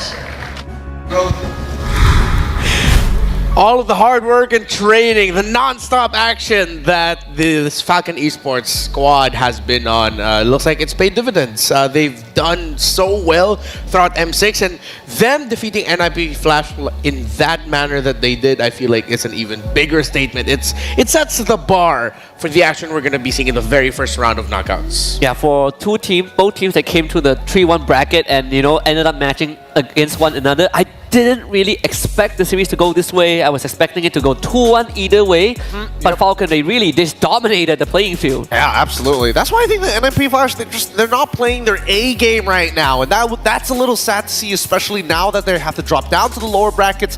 They maybe need a little bit of pressure to kind of keep them going. But I gotta give props where props is due. Great drafting coming in from the side of Falcons. It looks like they continue to improve from the Swiss stage. We don't see as many inconsistencies like we saw before, and honestly, it really just boils down to, did I accidentally like whiff an ability most of the time? Yeah, it was honestly great strategizing by the coaching staff of Falcon Esports. They know how their opponents like to play, and the two drafts that they've popped up here with today just ended up breaking through the NIP Flash formation incredibly well, or it sort of took advantage of some of their lapses when it comes to macro control, and they do just that. Gideon said off screen, Benny, he's a damn good Granger. He is now on the map as one of the best Grangers in the tournament. I gotta give it to him. He's got really good resource management, right? And when he needs a Death Sonata, he's got shots, but he doesn't waste it willy-nilly. He doesn't open up the map with it most of the time. He's allowing the rest of his team to do so. But I think, you know, even though he's doing really well, there are a couple of things I can't accept. Number one, Diablo, second item, decides to go for the Oracle instead of going for a Dom Ice, which I think would have been very helpful not only in lane, but for the whole team fight. Somebody needs anti-heal other than Curtisi, who gets zoned out, all because Royal Milk package into the back line. Yeah, then that one credits to PX7, right? Like the mind of a Loyi player, being able to see these big angles and, you know, making the right call. Something that SRG needs to consider, but again, when we head into the drafting phase, it comes down to which side both teams are on. If SRG's on red side, they got a lot of thinking to do in this first phase, especially.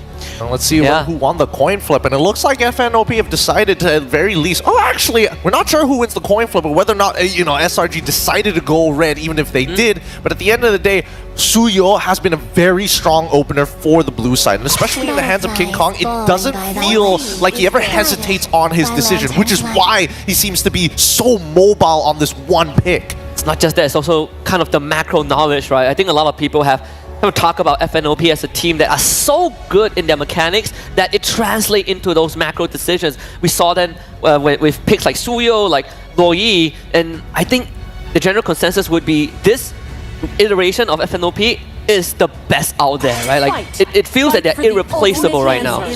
So FNOP have respect banned two of the topics of Cram in the Swiss stage, which is the high loss and the Hilda, and the space that it provides, while taking away a stable alpha pickup of 4 SRG in the hands of Sakai. So they are signaling to SRG to go ahead, let's play the assassin game. Let's go for the high mobile, high damage heroes that we're known to use, Sakai and King Kong. While for SRG, they take away the Fanny of King Kong, and one of the most stable bans you have to commit when you're up against Fnatic Onyx Philippines is actually the Jushin.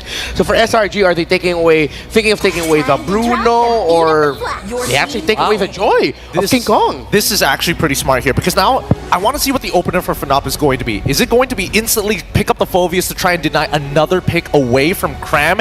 If they do decide to give Phoveus away and go for Blue Yo once again, which they usually do, especially on that blue side, that means they might have another potential answer to the Phoveus, maybe in terms of just lane pressure or wave clear with Gatot, or maybe some other picks. If you want to go for first pick Bruno, like a lot of teams do, there is also that choice. The Loyi is also up on the table for FMOP. If you want to first pick it, now is your chance, right? Because SRG, they're essentially willing to go for the trade, but this King Kong Suyo is now going to be out of his cage. Yeah. So the next possible trades are Cho, Suyo, maybe even a surprise Loyi steal as one of the first two picks on the red side, so that Super Friends won't get his hands on it. Though they did get a loss against BTK with that hero, FNOP are very prideful of that Loyi pick. Yeah, they are. And very understandably so, man. Super Prince is one of those Loyis where it's hard to imagine Loyi without him. Yeah. Now, Loyi's stolen away, but they also decided to take away the Cho. I would have imagined that they would lean into maybe picking up the Bruno alongside the Cho and attack the gold roam support side of the map. But doing it in this particular order now tells, hey, if you pick up the Bruno, that's totally fine, but you must take the Purify alongside it. That, and also this, I know that we've seen SRG flex that Cho a few times in the local league for Cram. I mean, if they want to go down that route, it's always there, depending on what the roamers are left in the pool after this. But for FNOP, this is one of the few teams that does not mind leaving Kelra's hero for last, right? So for them in this case, they're not really worried about that goal lane matchup. They've won in a disadvantage matchup, but that Bruno is online, so you guys just pick it. Sun rises. Okay, and there's the Khalid for Fnatic Onyx Philippines going most likely into the hands of Brusco. Now, Fnatic Onyx Philippines, though, still need to be careful of potentially SRG swerving and picking up a lineup that does well with Fredrin in the jungle. They were able to play that well up against during the Swiss stages, so I wouldn't be surprised if they might have their eyes set on building that and just playing for a lineup that wants to supplement a long-range hero such as a Granger for Innocent. I'm thinking about Burst, right? As much as Granger sounds like a great idea, I feel like taking a Beatrix might just be the better bet only because you have the Cho. But if they don't want to go through that route, they can look to pick up Phoveus now, despite Khalid being that flex pick, just to kind of force, hey, EXP side of the map might just be within our control. You're forced to play towards gold. Yeah, I like a Phoveus pickup for SRG here. And it's going to be the boss. Wow. I mean, you can't blame him, right? Like, when they asked about his what pick do you want to help us win a knockout game, and he said Moskov, give it to him.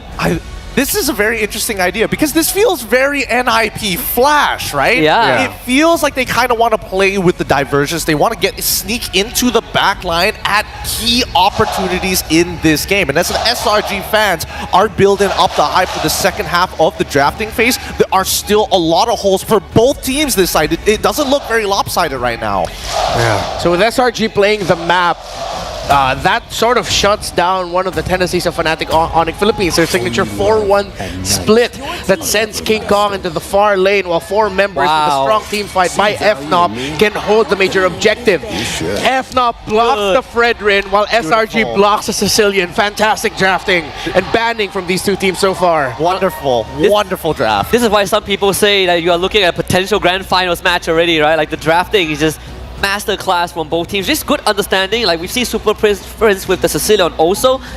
The only difference is that SRG, they're looking for a jungler and a flex, whereas for FNOP, they're looking for Super Prince's hero, and SRG, they're trying to block it out. Yeah, I'm interested to know what they're going to do to get that level of burst with the Cho. I mean, the Cho can be used proactively or defensively. He's extremely flexible in that sense. I'm curious whether or not, as you've mentioned before, whether this Cho flex into the EXP is a good idea. And I think that's what they're going to do all the way to the very end, as they've already banned out God Thought.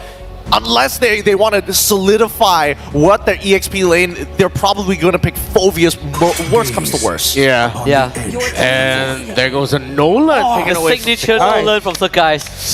Just good respect. Wow. Well, great respect from both of these two. I wonder if that means that they might end up picking something like a Hayabusa for Sakai's as one of his last best options. The Ling is still on the board, but Ling has definitely fallen out of favor. What about Julian? I feel like actually, unless if they go Julian here, all they're missing is whether or not they have an EX, unless they go for like a damaged EXP laner, because then it just won't be enough, right? Yeah. You're trying to supplement, you're trying to look for, if you play Julian, you're looking for a composition that is willing to skirmish on a drop of a dime, right? At any point of time, let's go for the all-in. Okay, they get the Terizla, a solid front. So I wonder how solid they'll actually get with this lineup. What if suddenly now they will need to go damage in the jungle, or they're gonna be playing for a very mid, very late game style of play style. Well, Fnatic Onyx Philippines needs a little bit more AOE in their books. Yeah, it's telling Kara that okay, you need Purify for the choke kick. Hey, if you use Purify, you're not gonna have Flicker for the penalty zone, right? You gotta pick a poison. This is limit testing Kara.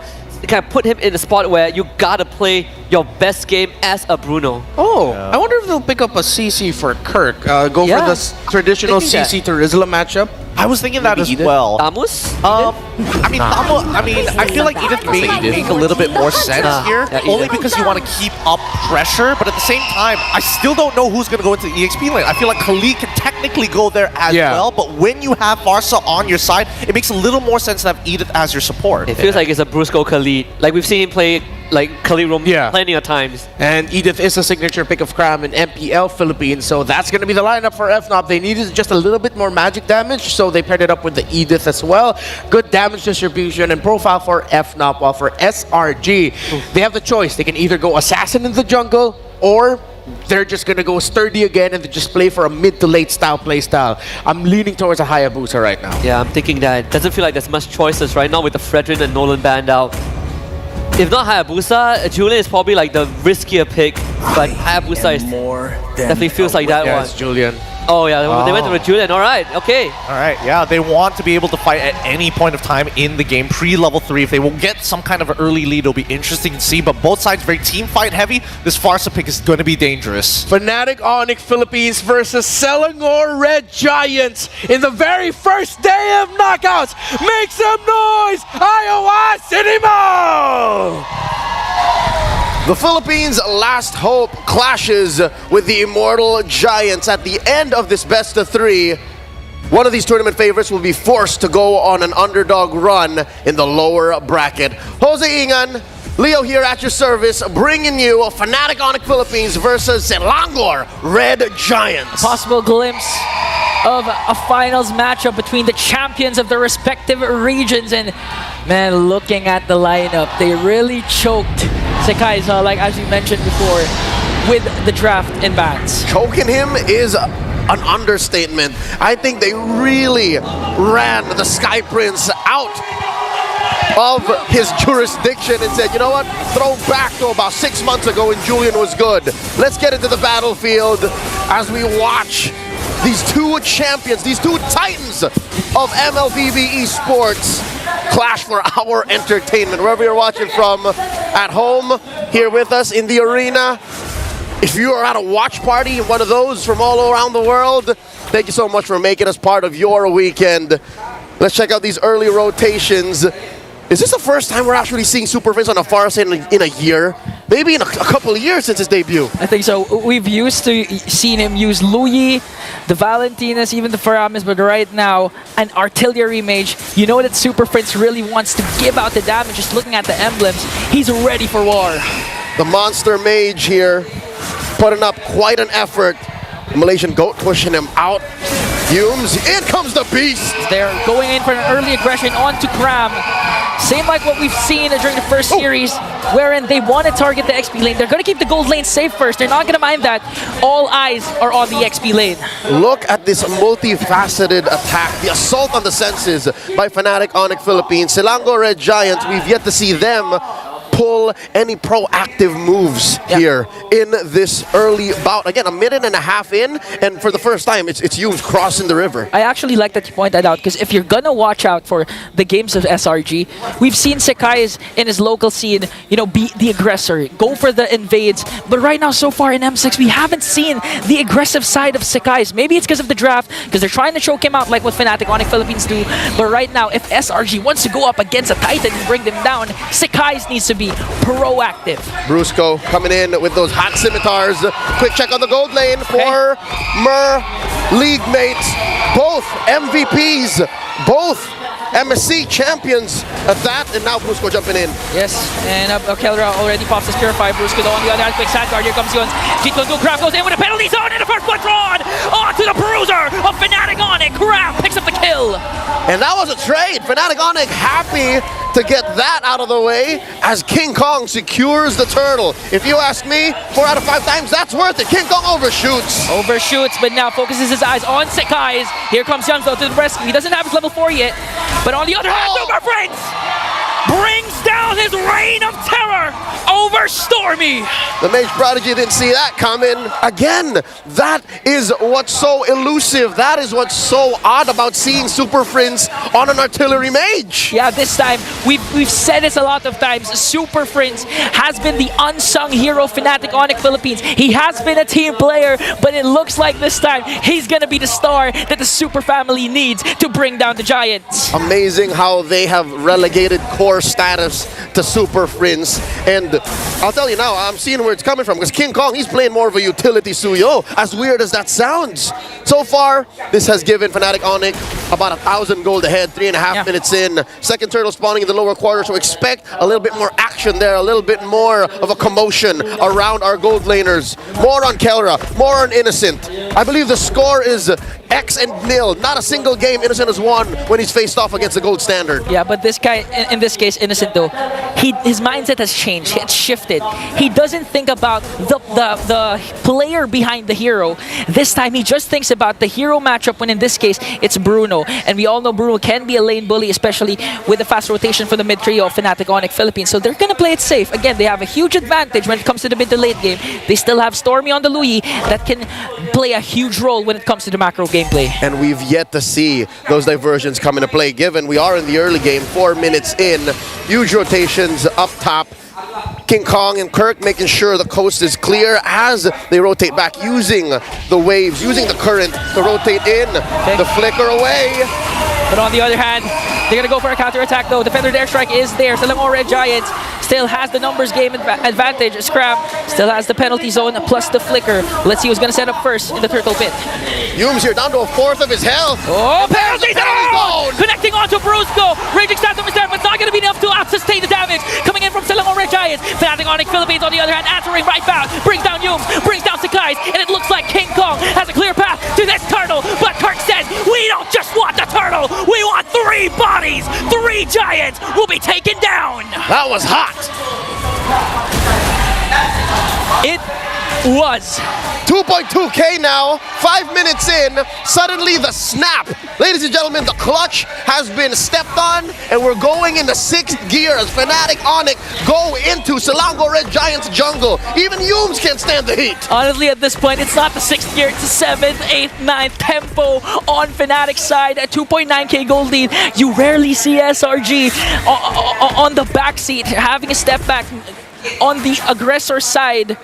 So Fnatic Onyx Philippines, they've studied what SRG can do again, utilizing their knowledge down to the draft, preventing Sakai from getting a good hero, but here comes the diversion from SRG. All right, it looks like Kirk saw that coming.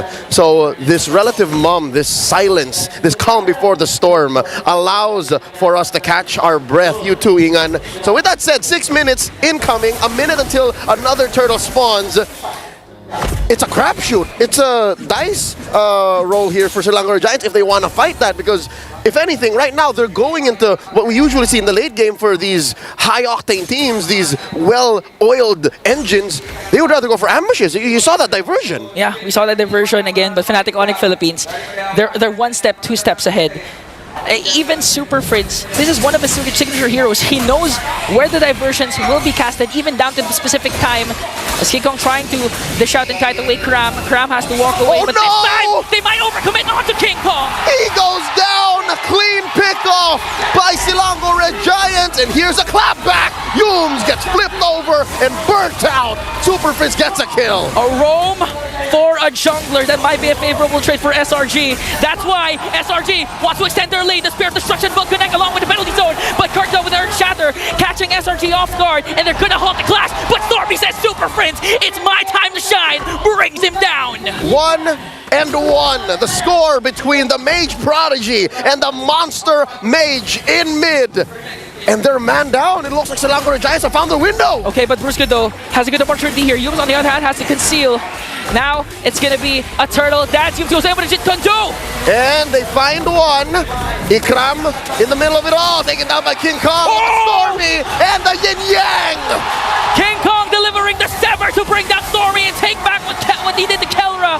As Innocent has to walk away, getting chased down by Brusco and the Kirk. Here comes the Raging Sandstorm. The Bruiser finds one. Innocent is down. Sakai's the only one left. Onyx Philippines are fanatic about this as they take the last turtle. None for SRG. The Super Family displaying excellence, displaying their chemistry. You said that Brusco found one. Well, Super Friend says, I'm gonna take him down, brother. 4.6K gold lead. And even if Selangor Red Giants, we do have to commend Yums. He has been performing relatively well. The Jeet Kunduz has been connecting. He's my goat. Wave the Dragon as well. But the problem is, Fnatic Onyx Philippines, again, always 2-3 steps ahead. From minute 0, I think Fnatic Onyx have found their way in to SRG's camp. They, some way, somehow, made Sakai struggle even harder. critics, analysts, fans would say this is not the Sekais we saw in MSC. This is not the same Sky Prince from Riyadh when they won MSC. And now they put him on a hero that isn't even meta. And now Yums is in trouble. In comes Brusco. Kirk with the Earth Shatter. Here comes the Feathered Airstrike. The artillery coming in from Super Fringe just to bring down Innocent. And that's the proper target the Fnatic Onyx Philippines wanted. He went for Yums, but now Brusco. Trying to go for Sekais. As Sekais tries to work on his purple buff. Here comes King Kong. Dashes in. Tram still has his penalty zone just to counter attack, but SRG will have the discipline to walk away and just let Fnatic Onyx Philippines get the purple buff. The Sigma Junglers Riz. Ohio Phantom Tax pushing in. They're not done. Yums though, in a very good position. Crab goes in for the penalty zone. Kelra in trouble. Taken out. Yums gets his man. And that's a pickoff. Selangor Red Giants finds one. Wow. Like a needle in a haystack. Leo, Fnatic Onyx Philippines initiation, they got Innocent. What's a better way to answer right back? SRG, Yums with the conceal onto the back line to take down Kelra. They know their target and they're hitting their marks. He got that without a flicker, ladies and gentlemen. So he got it the hard way. Now suddenly, since Fnatic are a man down, Selangor Giants are standing their ground. They're pushing back against Fnatic. Sekais dashes on out, gives us a few more moments to breathe and figure out what's happening. 10 minutes into game number 1. All right. A little bit of a recap on what exactly is going down in the battlefield. Kelra just respawned. Yeah. 4 men circling around from Fnatic Onyx. Selangor in a better position. The Giants are actually pushed forward a little bit. If anything, it's Sekais who looks like he wants to dance.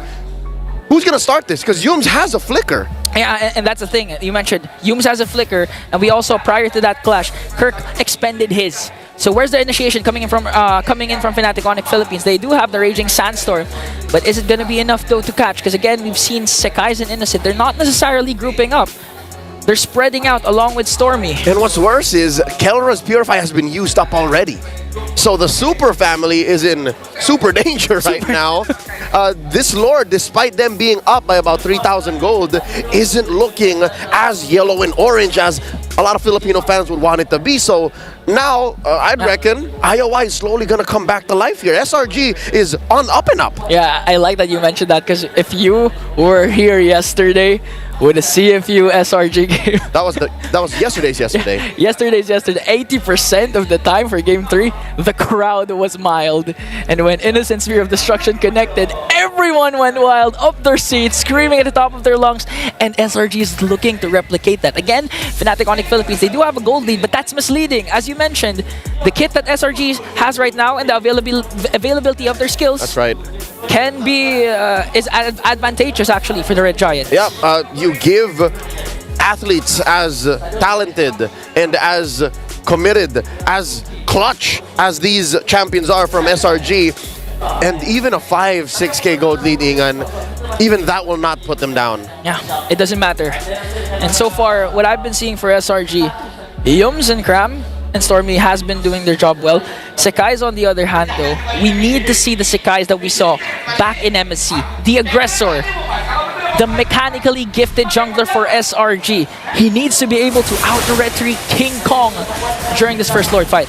Despite the comebacks, you know, these small jabs at Fnatic Onyx lead, I think you're right. I think the retry diff, the jungle diff here is going to be key. Lord here down to a 5th of himself, down to a 10. Okay, here comes the Raging Sandstorm coming in from Brusco, and Stormy gets the Lord! Innocent on the other hand, just to sing on down to the knees. Cram, in the midst of everything, will be taken down in exchange from Brusco. Sekais also falls down. Here comes the counter-attack coming in from Fnatic Onyx Philippines, but SRG, Stormy gets the Lord! Oh, in comes King Kong, the beast finds his target. 3 for 1. The Lord now looking like a bad deal for SRG. Now Fnatic Onyx Philippines turns the tides to their favor once again. SRG not going to be able to use up this Lord. Keller's going to make quick work of it. That's why SRG, I think they want to go to look for a pickoff here. They know that Fnatic Onyx Philippines is scattered. And just like that, Kelra and Kirk make quick work of the Lord. That's a negative gain, if ever we've seen one from a Lord take. Very expensive, very costly. And folks, that was off of a turn from Fnatic Onyx. You could have sworn that SRG got away with it. You could have sworn it was worthy of the trade. But the mechanics of communication, the synergy of Fnatic Onyx, who would have thought that was possible? King Kong show himself here. River control by the defending champions from the Philippines. SRG back to square one. They're trapped again on their side of the map. You know, the way that Fnatic Onyx Philippines has been grouping up, it's like that they're the ones with the diversion. It's like they're the ones confident and in a better position to make a play compared to what SRG has been doing. We haven't seen so far a diversion play. Ikram pushing back. It makes sense though, the way they're moving like this. And there you go, Brusco, no one home. Up to the wall, and the conceal. Penalty zone coming in from Grab Super Prince. Even in the midst of everything, gonna cast a feathered airstrike. Gonna try and break down ground. Kelra picks one kill. Here comes King Kong, dashes in, forcing SRG once again to retreat. And Fnatic Onyx Philippines. I mean, that wasn't a perfect executed initiation. But for some reason, the guts of Super Prince, even though SRG is literally staring at him, he still casted the feathered airstrike. Must have been bittersweet, popping those spells on his former teammate. Nothing personal. 4,000 gold here. Fnatic Onyx is ahead, 14-7. The Lord spawning up top. They catch Humes. Forced him back. Another feathered airstrike. That's a warning shot. Warning shot to make sure Yums doesn't have the comfort of going for those brushes. Again, they were... this is actually Fnatic Onyx Philippines' adaptability. A while ago, wherein they were able to take down Kelra, that's what Yums did. He went to that brush specifically and eventually concealed to try and be able to Jit Kundu then Way of the Dragon Kelra despite the Purify. So you can see already the adaptability of Fnatic Onyx Philippines. This is Fnatic Onyx freestyling and changing the tempo, changing the measures. They understood what SRG was trying to get at, so they changed the beat and they pushed Humes out of that bush, and now they control even that lower quarter. Once more, they catch Humes, forcing him to dash back into that purple side brush. And now the conceal. Where's Fnatic Onyx going? Who do they spot? Ikram pushed out. Brusco. Sand walks in, and they realign. Again, a scrum here. Looking for the engage. Good use of the conceal to try and get SRG out of position. Just looking at the damage coming in from Keller. Here comes Cram with the conceal. Stormy though, diversion plays. Spirit Destruction also connects. A lot of isolated clashes happening right now. But still Sakai's gets the Lord. Bang! Keller answers back with a volley shot to bring down Sakai's and Stormy. Again, same thing happened. SRG with the Lord, Fnatic with the kills. The jungler in the mid for a Lord and nothing to trade for it? I think Fnatic Onyx had this planned out all along. I mean, sure, you could have retrieved, but King Kong made the call. He said, I'm going to go on Stormy, and we're going to make him pay. Lord spawns down bottom, but mid and top are for Fnatic. At this point, SRG, that's more than what they wanted. Preventing Fnatic Onyx Philippines from getting Lord and getting an inhibitor turret down. 4 seconds before Stormy respawns, Sakai's response. They have the diversion, so they can make a play actually, since Fnatic Onyx is preoccupied with this Lord. Humes, Cram, and Innocent on the aggression here. They're on the offense, they're looking for targets, and seems to be a feint. They're pushing him back, unless in comes Brusco. Connecting onto two with the Raging Sandstorm. Here comes the diversion. Cram with the penalty zone. They're working on Innocent. Innocent is going to fall down in exchange for Brusco. He ums as well. Cram caught in the midst of everything. Last man is Stormy, and Sakai's wasn't in the picture. Fnatic Onyx Philippines takes 4 down. The Sky Prince running solo, and he can only push mid. King Kong to the rescue, clean in house. Selangor Red Giants reeling right now, 1 for 4. I thought it was the worst start when they lost Esan, when Innocent fell. But when Ikram followed, when you followed, when Stormy followed, oh no. Ingan, I think they're going for the end game. One card minion is here. Sakai is desperately trying to burst it down. He will do so successfully. But Fnatic Onyx Philippines, they have minions onto the middle lane. They're going to be disciplined enough to disengage. And that was enough time for Sakai's to save Selangor Red Giants. Not quite the end game just yet. Fnatic Onyx Philippines reading the room. With a minute until the next Lord spawns, finally they might score 1, and they'll take it slow, deliberate, surgical in their approach. Approaching the 16-minute mark, Innocent is actually in a better shape than Kelra. Yeah, because again, Innocent, although he's at 2-3-1, still, with the space created for Innocent, specifically from Cram and Yums, he's still able to do a lot of things for SRG. But the problem is Fnatic Onyx Philippines, they have a lot of engage. That's what you call a funnel. and it's all in on Innocent. Fnatic Onyx, they have their eggs spread across many different baskets. There's one in a Swiss bank account somewhere else waiting, because that's what Super Prince's Feathered Airstrike is. It's such a long-range artillery spell that even if you start the fight with it, fight goes long enough, he's got another coming. He's got another coming. I mean, looking at the battle spell, it's just a flicker, not even a purify, but still, one death. Despite there being a Yums show, so far Super Prince's super positioning has been doing wonders for Fnatic Onyx Philippines. So SRG, let's see what's their play. Brusco coming in, conceals, spots Innocent. Does he force it?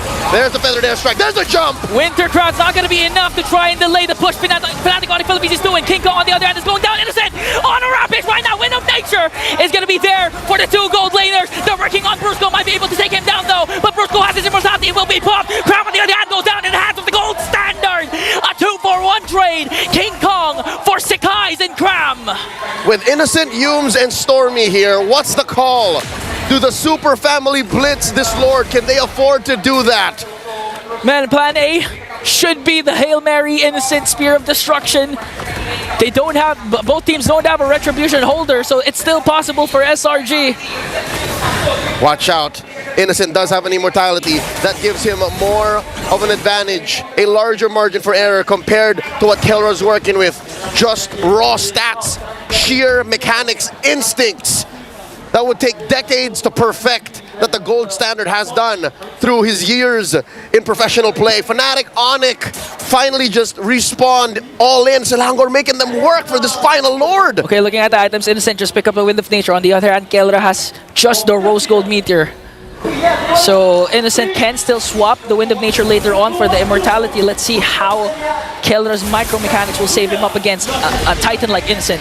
Lord here, down to half health. Fnatic Onyx urging, taunting, provoking SRG to dance.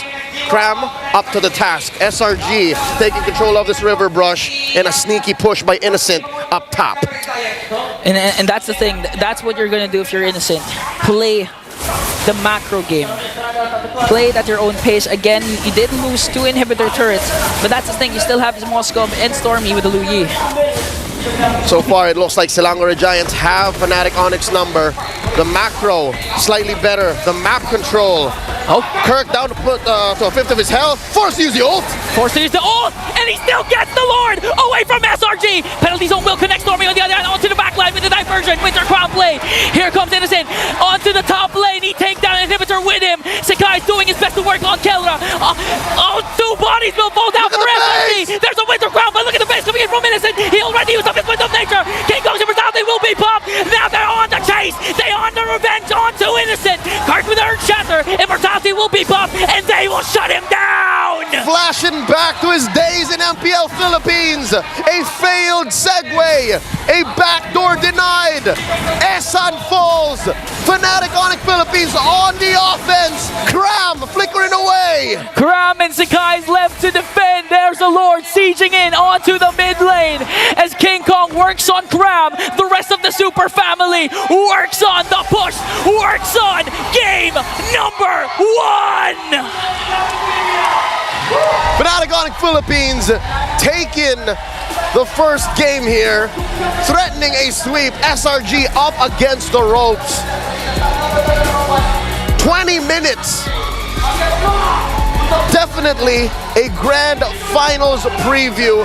If you ask any fan, 5 minutes into the finish, you could have sworn anyone was going to win. Let's throw it over to our analysts to break it down. That is exactly what we wanted for a first game in this series. Surprisingly close, tense, and just filled with damn good, sometimes messy MLBB. God damn, I didn't expect this first game to be that explosive, right, SRG?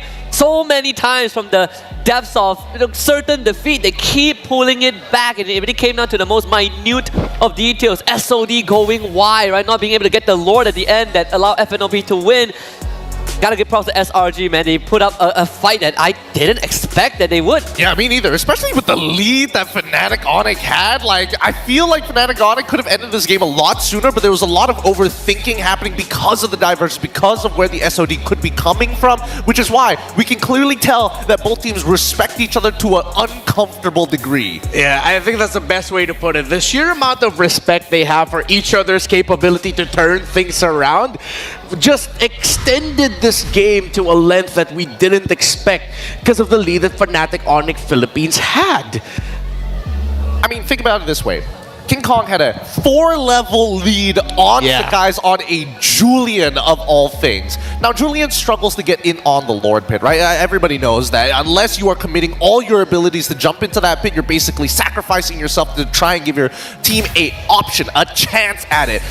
But I don't know. There's a lot of moments where Fnatic Up in the world. No, not at all. I think that game one really just boiled down to the jungle having too big of a discrepancy from SRG's side. But they're now on blue side, so they get to kind of dictate what FNOP goes for. We see that Loyi Cho ban out by SRG, not going for the classic red side ban of Jusin and Fanny. I'm curious to see how this is going to play out, right? Because if we're expecting, Blue Yo once again into the alpha matchup, which is probably going to be the case here, actually, no, it doesn't necessarily have to be the case because King Kong does have a pretty deep hero pool overall. It does point the direction towards the mid laners. Because again, we didn't see too many crazy diversions coming in from Stormy, in particular in the last match. And honestly, Super Friends was playing a very strong Farsa game. Every time we saw the Feather Airstrikes come out, it always guaranteed somebody getting put down to either 50%, if not 10% of their HP. The approach from Stormy was also slightly different with that Loyi. He sends himself in most of the time, right, instead of his teammate, which that I think kind of also shows how SRG wanted to play that game, and this Bruno ban is to guarantee that Innocent has a better matchup, or hopefully better matchup. I'm curious about that very final ban from Fnop though. Alpha is online. So they denied that Alpha. Okay. More incentive for SRG to actually go for Blue Yo as their opener for this matchup. I don't know if they want to follow the exact same steps as Fnop though, because as much as I want to believe that Farsa is deadly, it scales very, very well. It works in a meta that's all about burst. Now that Bruno is gone, that might just be the go-to, but at the same time, Fnop could easily turn that around. There are easy ways to actually cancel it out. There's Hilda and Hylos still up. Yeah, that too. Hilda, Hylos, are SRG gonna surprise and take away the joy from King Kong? I think a stable Hylos pick would be great. Yeah. Just anything for Cram right now, because it's a very different banning process from FNOP. So EXP laners are much more open, and Cram can get on something a little bit more comfortable to zone. If they get the Hilda to take the charge. Yeah, I can do with this. Definitely not a first pick Joy. I think that one is out of the question for sure. But it does. Yeah, not in the first pick, of course. Yeah, definitely not first pick. It does open up the Suyo for FNOP if they want to take it again. They have always been going for that first pick Suyo, regardless on which side they're on. Yeah. Suyo Hylos? Yeah, makes sense. Yeah, Hylos makes sense. I like those as the first two for them, especially with the Cho gone. Yeah, different priorities. They're not gonna suddenly rush a Granger or something, but whoa, they really want that joy. Okay. And they got the Gata Kacha of that's a signature Gata Kacha for Brusco. Wow. Okay. So this is in anticipation of maybe the Tigreal coming into play, right? Tigreal goes for the implosion, you just Geo way in to try and deny anybody from actually trying to follow up. Yeah, I think so too. So it doesn't make... You get a skill matchup with the Suyo if you're SRG, but the answer is how do you deal with this Gatot, right? Not only it can be a solution to a Tigreal implosion, but also if you have any backline mages, which is all mages right now, Farsa, whatever, you have the Gatot to cut that battle line. I'm thinking whether or not... Hylos Matilda is actually a pretty good shout. Because I was thinking maybe going into the Belleric, but with Matilda still available, that might just be the option. Suyo Harith! Interesting. In a while, we've seen this young little hero get prioritized like this. Not the usual gold laner trades anymore, but I think SRG, they're playing for Snowball. Those first 3 picks scream we win the first 6 minutes of the game. To the jungle. Your team Final pick in the very first phase. Granger going to get locked in early for Fnop. Oh, how does that matchup actually go? I mean, to be fair, Harith does need to close the distance first to the Granger. Granger is able to kind of move out from the center of the blast if he does start throwing it out willy-nilly. But this second phase begs the question a couple of things. Both mid laners have not been selected just yet. Yeah. It's going to be a very small pool by the end of this. So you still have like your classic Valen, Eve. We saw that Super Prince Farah. Sicilian was also banned in game 1 by SRG. I think the Valentina is going to be the hot contested pick. That it's going to be up to the teams whether to ban it or open it, really, because it can be a good option for either or. I'm surprised FNOP actually banned out the high loss. I thought they'd go for that themselves, because usually Brusco, when he plays the Gatot Kacha, he's not the main guy up front come the mid to the later portions of the game. It's Kirk. Well, he usually goes for more follow-up set with his AOG from the back line. I was thinking instead of the Granger, they were going to go for the Eve, right? They already have the GOA. They kind of have an easy setup to put them inside that RWM in the first place. And maybe the high loss might have been like a supplement as a way to be like, hey, look away from the mid lane, ban out some random stuff. There's also one thing that SRG hasn't addressed yet. How do you control this Joy? How do you keep this Joy in place? Hilda is definitely not the solution to it. You need a secondary answer. That's why this high loss ban now kind of makes a lot more sense, right? We stop that high loss that has that law and order that can instantly break the pace, the tempo of this Joy. Phovis is still left in the pool. I mean, if SRG, but then SRG has a Hilda. I'm not sure if you want to run that roam Hilda. I mean, it's not like we haven't seen Yums play Hilda before, but in the current metagame, it feels kind of bad if you're not ahead with Hilda. Unless you do the Ohio Brothers Hilda Petrify. Oh, don't remind me, don't remind me. Your team. Ooh, okay. They read into a potential Akai pickup coming in from SRG. They decided to ban it out. Very deep. It could have been a roam pickup. Honest. Oh, the Tig is open for them. Actually, I think at this point, now that we haven't seen any mid lane bans, there's no point really banning out any mid laners at this point, especially with the relationship of Valentina as well as Yves. They're probably better off looking in a different direction here, but in terms of like EXP, it's starting to get really, really rough unless we talk about Swiss Army knives like Benedetta. Yeah, FNOP probably gonna go take 4. Take out the Kali. That's take Rome, and then the Gatot Kacha goes EXP, then they save their mid laner pick for last. That's a working theory. I think if you're FNOP, you're not worried about a Phobius for SRG. I think that the safest opening for FNOP, especially if they want to respond at the very end, is to take Valentina now. That way, if SRG do decide to play Tigreal into the Eve, you got 2 great ultimates to work with. Yeah, I agree. So they're opening up the trade. Valentina, Tigreal.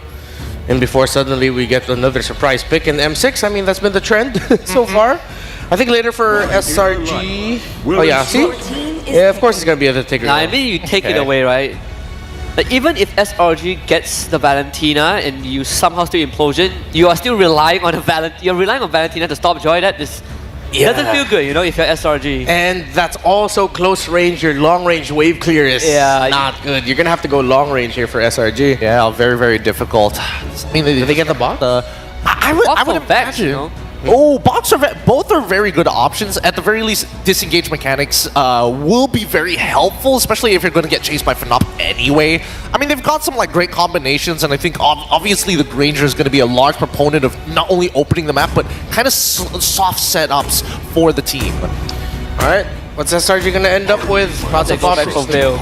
What if? Ooh, that's a Yums classic. Only picked once in the M6 World Championship, and they get the Valentina away. I think FNOP are going to be thinking into either the Aurora or the Eve. That's a classic Yums pick. Yeah, just take the Eve at this point, right? The Eve, right? Because they've covered both sides from the side of SRG. You go Farsa, doesn't matter. You still have the Nature's Barrier to cancel it out, or even like the Wild Charge. Either or is totally fine. And Grok is extremely weak to magic damage, right? If you power on that Eve, it's going to be super tough for Yums to just run up and set up a play. Yeah, they might even consider that they will need a late game hero, because if they end up picking something like a Sicilian, that might be them going a little bit more conservative route. But yeah, Eve, of course. I mean, if they go, luckily it's an Eve. I mean, if they go Ceci, it's just FNOP saying that we are gonna win anyways. It's only a matter of time. But I mean, Eve is the safer pick. All right, that's the game 2 draft for you. Looking forward to seeing what happens in game number 2. Will a game 3 be forced, or will FNOP advance? SRG have their work cut out for them. Up against the wall, Fnatic Onyx Philippines looking to close up shop. Looking for that sweep. Let's see if the hometown crowd will allow that. One more look at the draft. Man, one of the Hume's classic, the Grok. When push comes to shove, you know, SRG is going to go back to their comfort, and they're really diving down in on the early game-centric composition of their lineup. So far, SRG working with more utility now, in my opinion, than in game one. Fnatic Onyx, though, individually, such strong picks they ended up with. As we go into the battlefield, Claude and Dexter watching from up above. Let's get into game number 2. Once more for all the marbles. 2 lives in the upper bracket, Fnatic Onyx Philippines versus SRG. Man, if you're SRG, you really want as much as possible to advance the upper bracket and keep your golden row safe. And it looks like it's working pretty well for them, or at least for this draft, because again, Sekai's has a good meta hero right now with the Suyo. That's what I'm saying. In game 1, it's almost like FNAP did not allow for the Sky Prince to play. He was barely 3 feet off the ground. So don't even think of the Sky. Think of now, here, and that prio in the first phase on the Suyo definitely paid off. So already a minute in, I'll say it's a better look for SRG. Fnatic Onyx, though, what are they looking to do here? Because Ingon, it's very rare that you end up with such high AoE and high team fighting potential picks like the Tigreal, the Eve, and the Gatot in one go. Yeah, imagine when it comes to the neutral objectives, of course, they're going to have good ground control because, again, the AoE, the CCs, but it's also possible for them to look for those initial pickoffs. Considering that Kelra has a Granger also, and when all those Rhapsody connects, he's gonna have an easy time in taking down members of SRG, especially when he picks up a Sky Piercer. A little bit of a heart racer there, how King Kong just suddenly jumped out of the bush, sending home Humes.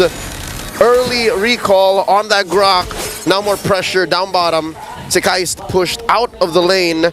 What does this XP lane feel like for you? Who's going to rotate out first? Because it looks like Kirk is holding his own. Yeah, I feel like it's going to be Kram first, but they know this. That's why they're trying to go for Kram. Here we go. King Kong looking for the stacks. Brusco down to 1/3 of his health. And it looks like SRG win the engagement, sending back Fnatic Onyx. This is a cautious approach by the Filipino champions. Yeah, they also lost the Revitalize from Kirk.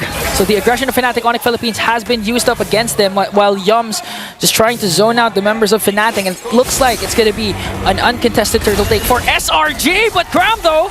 Kirk down to 1/5 of his health, maybe a 10th. AOG just for good measure. Okay, just to be safe.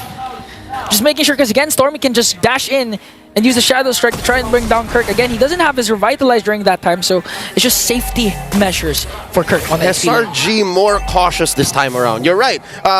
In most other games, the Mage Prodigy would have already been behind Tier 1, sandwiched between Tier 2. Going for that kill, but this time around, you know, they're taking control of the map. They're going for plays that will benefit them in the long haul. Now Humes gets hit with the Retribution. Okay, King Kong uses Retribution. Here comes the real Revelation coming in from Super Friends. Draws the first blow in the hands of Brusco to try and bring down Yums. Here comes Sekai's, though, with a Sever. Fnatic Onyx Philippines, that's the signal to walk away because we know Sekai's is there. We're not going to overcommit anymore. BJ Brusco Paro is indeed a roamer, but folks, make no qualms about him getting first blood. I remember in the Swiss, man got one in 58 seconds. 58? Is that the fastest? That was the prior fastest.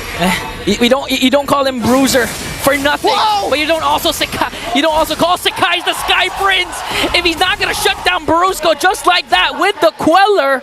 And that's the tankiest hero of Fnatic Onyx Philippines, supposedly falling down in the hands of the Sky Prince. Well, Sekai's, we were just blazing up Brusco. Now the answer, the clapback, Kram and Humes versus Kirk and King Kong. Stormy just behind, has that implosion stolen. What Super Friends thinking here? Does not have the RWM just yet. Okay, so right now they're just gonna resort to dominating again the laning phase, specifically the XP lane, to help Kram rotate as much as faster, and at the same time give a lot of pressure for King Kong in his own jungle. For the first couple of minutes, Kirk was holding his own, but now suddenly, Kirk is forced to stay underneath his turret. Now we're truly seeing what this matchup means. What a Hilda into most XP laners, here in this case the Gatot, looks like. Second turtle spawn, upper quarter. This time around, maybe the gold laners will join in. The Harith and the Granger. When Granger was slowly rising, Harith slowly got pushed out. Yeah, so this is a matchup we don't see very often. Yeah. I mean, Harith also used up when potentially there's a Bruno, but Kram though. Hold up. A little bit too deep there. Getting caught up by King Kong while Stormy works on Brusco. Here comes the electrifying beats. Kram running for his life. Ikram! One more hit! King Kong gets him. The beast went hunting. Turtle down to a tenth of his health. Okay, already commits the implosion, but the Purify coming in from Stormy is their super prince though. Reward manipulation! Gets an implosion, but is it gonna be enough though? Paired up with the power of nature and wild charge. It's not gonna be enough, because Fnatic Onyx Philippines slowly slaughtering the Giants. Even King Kong onto the tier 1 turret gets one more. The beast is on the hunt, and he finds another. Converting into a turret in mid.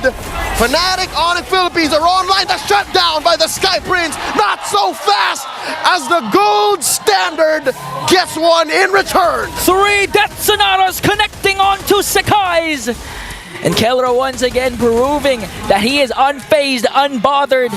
Even with a team like SRG, the MSC champions, Fnatic Onyx Philippines, they're more than enough, more confident to take down anyone in their way. That's why they call him the Filipino savage, man. He doesn't care. He doesn't care. He's gonna do what he's gonna do, and farm away he will. Now 2-0-1.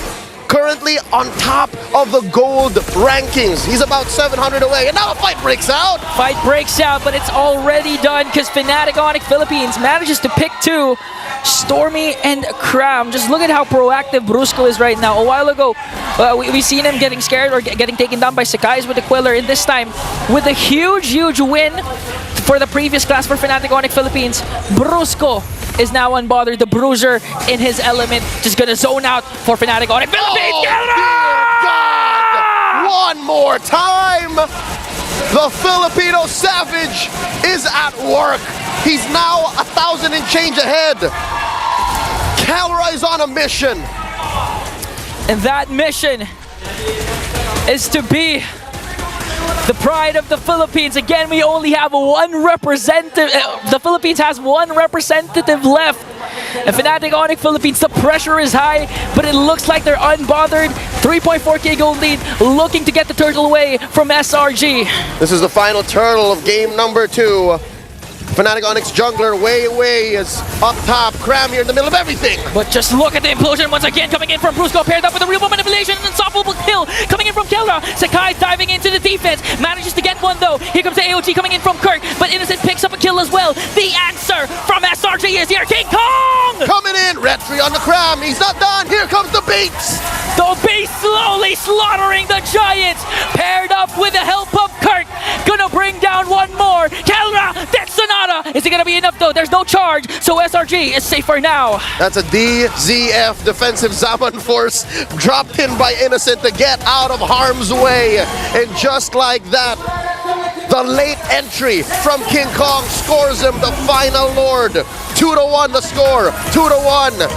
8 minutes in, Fnatic Onyx, 5,000 gold ahead. Scream his name and King Kong will appear. Even if it's late, it's better than late, picking up 2 kills of their own, plus the turtle takedown, preventing SRG's tempo to regain their red tempo, but Brusco! He elevates and he detonates! With the AOG and implosion play, Kelra also working on the back. Even Kram, even Sakai will bow down to the gold standard! And the beast shall clean up house! Oh. And here comes Innocent from the back line. Super Prince pops him point blank. Fnatic Onyx, they sense it, they can feel it. Folks at home, can you smell what Fnatic Onyx is cooking? I'm pretty sure Selangor Red Giant, they don't want to let the momentum of Fnatic Onyx Philippines carry over, because so far there are a lot of isolated clashes, and all those clashes are won by Fnatic Onyx Philippines. They do, however, get some sort of kills for the trades, but it's not, unfortunately, it's not enough.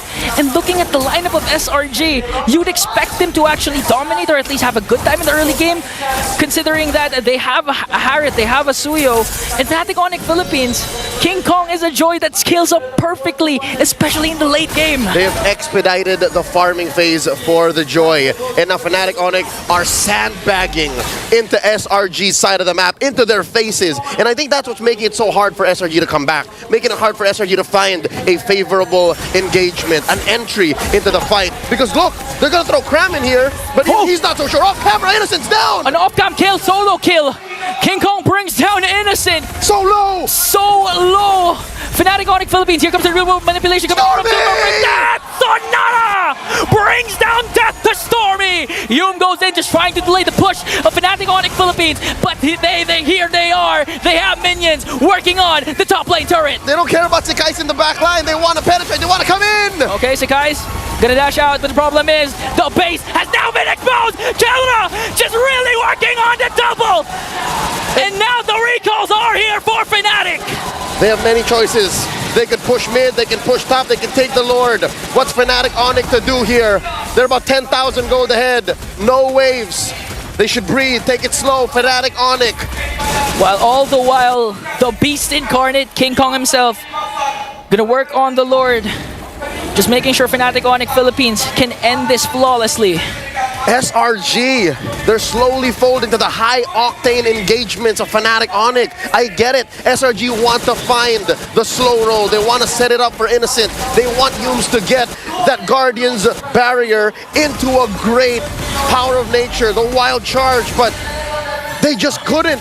Sekai's can only do so much. Man, how can you set up, provide vision, and get the proper angle if even down to the Death Sonata, you're having a hard time trying to soak up the damage? Not to mention catch the perfect ult, not to mention catching the implosion or the real world manipulation. Even Stormy is compromised. Okay, forcing out the Salmon Force already! King Kong electrifying beats! Innocent though, here comes the AOG! That's 3, pushed back. Fnatic Onyx, 12,000 gold ahead. Pop in mid, bottom up next. Lord sieging in the top, while Fnatic Onyx Philippines working on the last inhibitor turret down bottom. Kelra and the rest of the Super Family in charge, in full control. Will they go for a play? We're all just waiting for Brusco to go in. Flicker in with the implosion play. Let's see how SRG will respond. Minions onto the middle lane. Fnatic Onyx Philippines waiting for the perfect opportunity to strike though. Will they go for it? Look at Kelra with the Rhapsody. That's not connecting. One more, the RWM, the stolen one away. Down goes Sekai, that's one man down. Kelra just working on bringing down bodies of the SRG implosion from Brusco! They find 3, forcing them out. Down goes Yums, the RWM from Prince. King Kong taken out, traded out for Yums is down. Another one in the way. Innocent pop. And they go for more. The punish, the AOG by Kirk. Point blank, Stormy's gonna fall here. Down to 1. Ikram cannot take it up a notch. That's it, ladies and gentlemen. The base standing. Fnatic Onyx Philippines, lakad matatag. The Filipino champions, the Philippines' last hope, march forward in the upper bracket. The gold standard and the rest of the Super Family becomes the greatest obstacle to date that the Giants cannot overcome. Fnatic Onyx Philippines sends SRG to the lower bracket. One life. One series loss for SRG. Fnatic Onyx breezing through the upper. Let's throw it over to our panel. The Bruiser, the Monster Mage, the Young Buck, the Beast, and the Gold Standard.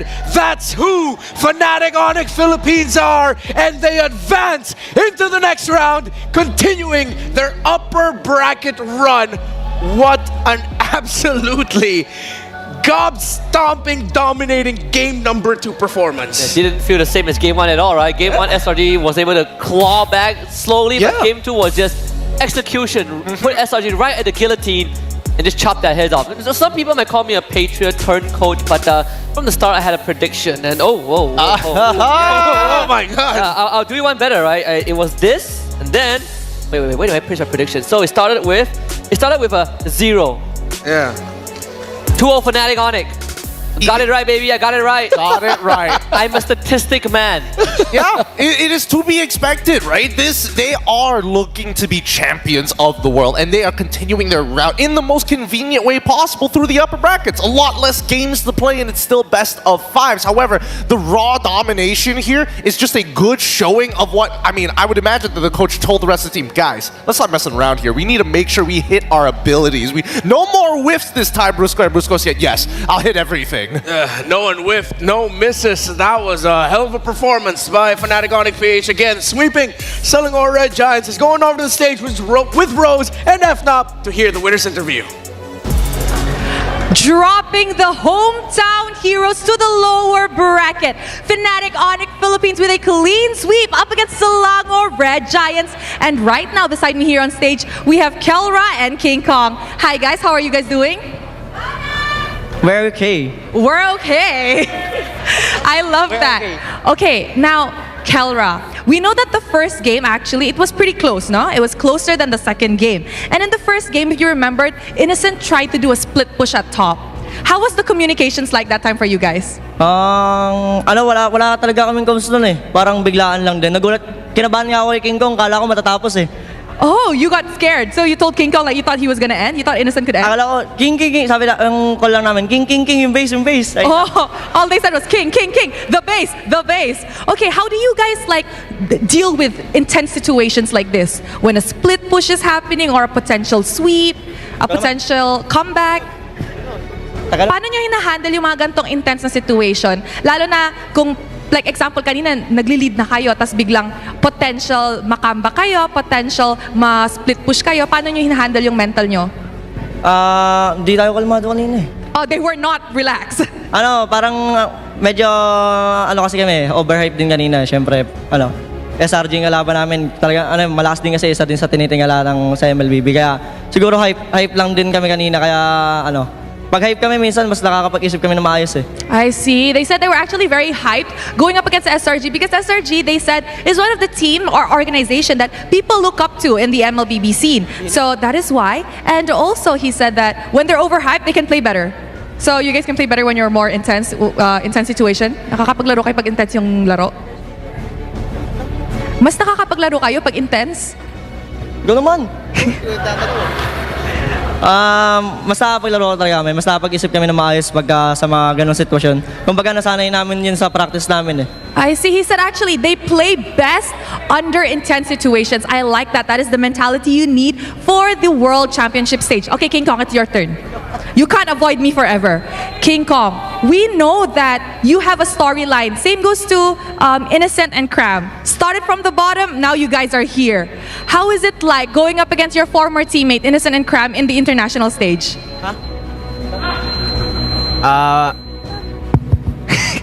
Wala, masaya lang sila katapat kasi naging kakampi ko rin si Cram tsaka si Innocent dati. International stage, and he said because they used to be in the same team. Ano gusto mo sabihin sa kanila? Do you have anything to say to them? Gusto ko pa kayo makatapat sa upper bracket. He wants to meet them again in the upper bracket. You can't. They're in the lower bracket. The only potential is finals. Okay, King Kong, another one. You mentioned in an interview before with me that you want to meet Sakais, right? Now that you've met Sakais, what do you have to say about him? Nag-enjoy ako sa laban namin, palong-palo siya. Okay. He said that he enjoyed the game and that Sakais is actually good.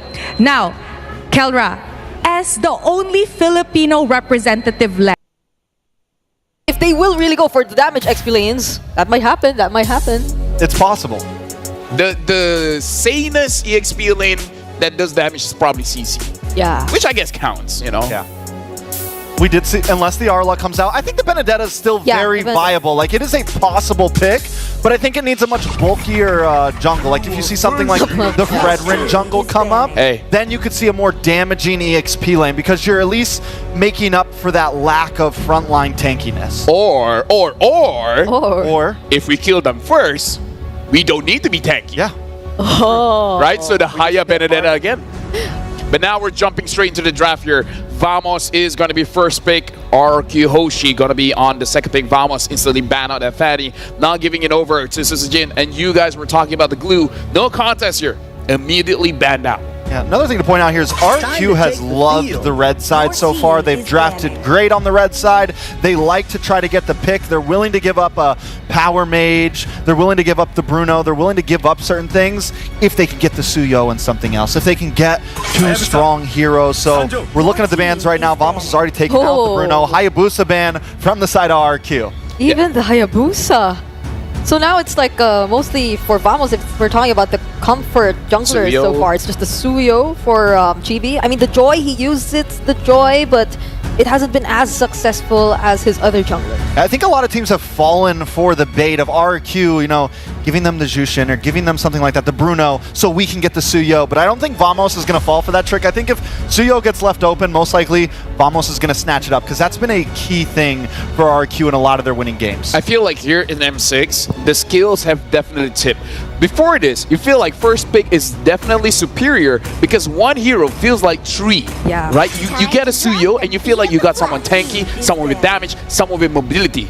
But now it's more like one hero equals to one or two. So so you don't really get a lot here. And they're banning out the Joy as well. So this is very interesting.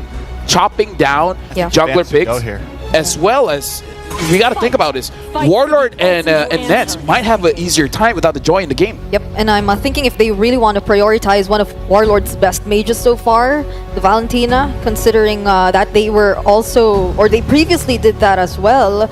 But there are other available options too. If we're talking about Flex, the Hylos even, but it seems like they're still gonna go for the Suyo. Yeah, they steal the Suyo. RQ now, they don't have to pick the Alpha or anything like that up front. They can save it for number 3. They love the Cho. I think it's definitely a possibility. Jushin. And then paired up maybe Jushin. Yeah. Eve. They get to pick one of them either way. The Eve does kind of outrange. Yeah. We've seen the Eve do really well today. So they could honestly wait on the mage for third pick, but then you have to pick up your jungle. So they're in kind of a weird situation. I think the Cho's definitely a possibility, at least for one of these, though. Cho Hylos then, Cho Gatot. Hylos. Right, just get your beefy frontliners first, and then pose the problem to Vamos. But they pick up the Jushin as well as Gatot. And my theory here is Vamos is not a team you want to pick up a Hylos, because they love that carry. Yeah, I think Smooth would be happier going in for an aggressive type of XP laner here, though the Gatot is no longer part of the options. So I feel like they don't necessarily need to rush Warlord's pick either in this kind of situation. So I mean, if you don't pick up an Eve now, it's probably gonna get banned out. Yeah, actually. It's best to actually go for the Eve up against the Jushin at least. The Cho is open as well. Just pointing it out there. Yeah, definitely a possibility. They do lock it in. Cho Valentina. Still go for now, I do like the Valentina. You have some movement, you have some ability, you have the stealing ults, of course. The Eve has kind of been hit or miss for some teams, right? So, I mean, it's good, but also your comp needs to be ready to play around it. I think this might be a little bit more comfortable for Vamos. If they don't pick up the jungler here, it's going to get banned out. If they want an alpha, this is the time. If they want something else, say a Nolan, then they can save it. They can save it. At this point, Ranger. I think that's a... Now we don't know where... No. I don't... There's a history that... Yes, Sutsujin could use it.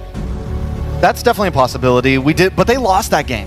They lost that game. That was the one game that they lost. It did look good. He looked good losing. But there's something important here is there's going to be this ban off now, right? Vamos gets to ban out junglers now, unless, of course, this ends up being a jungler. Either way, RQ, it's a power pick because they have the flexibility. They can ban out gold laners now. They have, I feel like at this point in the draft, they kind of have the advantage, at least in terms of bans. I still really like Vamos' Suyo Cho Valentina, but second phase, RQ's coming in strong. They ban out the Irrital. If they ban out the carry as well, after this, RQ can just pick up a Hylos.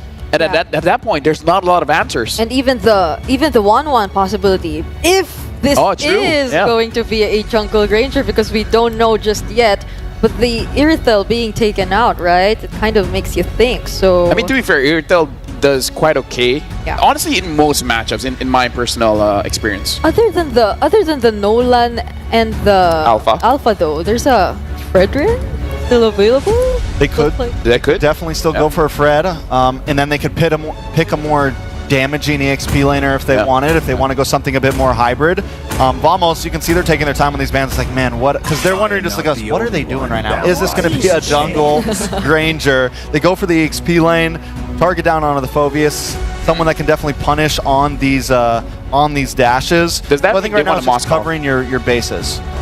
It kind of does seem like they want either a Harif or a Moscow, something with a lot of dashes that makes it so that you really don't want to go against these Phoveus. I mean, to be fair, their whole lineup has a lot of dashes right now. So will they ban out the Hylos here, or will they just allow it and focus on the carry?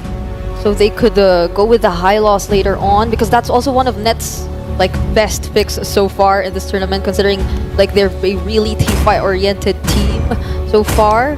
So will they double down on the heroes of Nets, or will they just take out another potential XP lane? To protect lives. They take out the high-low. Oh, interesting. They take out the high-lows. Now, you mentioned them with the possibility of them picking the Wan one. I think if they go for something, it's definitely last Yeah. pick. Yep. Vamos still needed a gold laner though. The Beatrix still open. Carry too. Carry's still open. Arif is if they also, want to create that box. The thing is, the carry kind of needs a little bit more tankiness. They need something like the Hylos. It needs something like the Gatot, something that can really create that box around it. The Cho's not going to be able to peel that good for it. The Suyo's going to be off doing his thing, you know. So Terizla could be a possibility. Because even the glue is out, so you don't have a lot of options here. Yeah. Honestly, it's there is the Khalid is still there. And the thing is RQ could still go for EXP Gatot and be comfortable. They've got so much flexibility. Tigger is open still right now. Yeah. Tig's still open. And although there's a Valentina, so maybe they just take the Tig right here on the side of RQ and still leave the gold deposit. They pick up the Ruby. I like Ruby. So now Vamos can't pick up the Harif. Like if they want to pick up the Harif, it's gonna get disrupted by the Ruby as well as the Gatot. Yeah. So we saw them use. They were one of the few teams who have picked the Ruby. They last picked it in I think second day. And they use it against the Cho, right? They use it against the Cho so that, because again, it's like the stiff arm. It stops him from being able to come in. It slows him down for that split second to where you can get the Death Knot off. You can get a little bit more time for that Lantern Flare. this has to be a much more successful version of that, though. When they last used the Ruby, it kind of it wasn't that easy as well. Sand but rises when I give the word. yeah, so they get the Khalid and the Harris into the Ruby and the Gatot. Still pick it. So that's a tough pick against a Ruby. Like this is one of those like it's my comfort. I know it's a bad matchup, but hell, I'm still gonna try. So where's the Granger going then? Are they looking for a gold lane or like a jungler? We mentioned the Nolan Fredrin. Alpha is still open, by the way. But we also mentioned the one, but this is kind of. I mean, they can there though. Yeah, Alpha's still open. They can go for it if they want. It's easy. Like I said, their draft works so well. They can put a lot of things in their jungle and still feel pretty good right now. I feel like the fact that they have this Ruby and this Gatot, it answers so much of what Vamos has. I feel like at this point, Vamos just has to press the gas immediately and get the whoa! Wow! A little bit of spice in the pot right there, just to.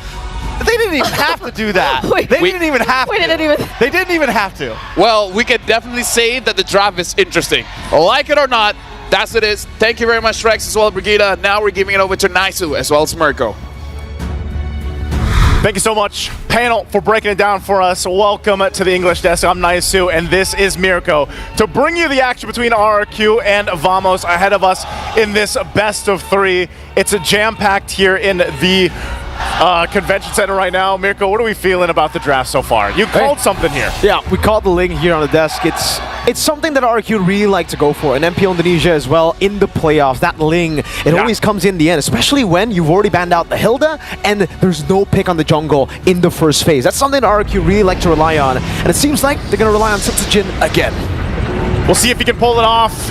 Again, the Kingdom up against the hometown villains. We jump into the land of Dawn. It's game number one, fighting to stay in that upper bracket.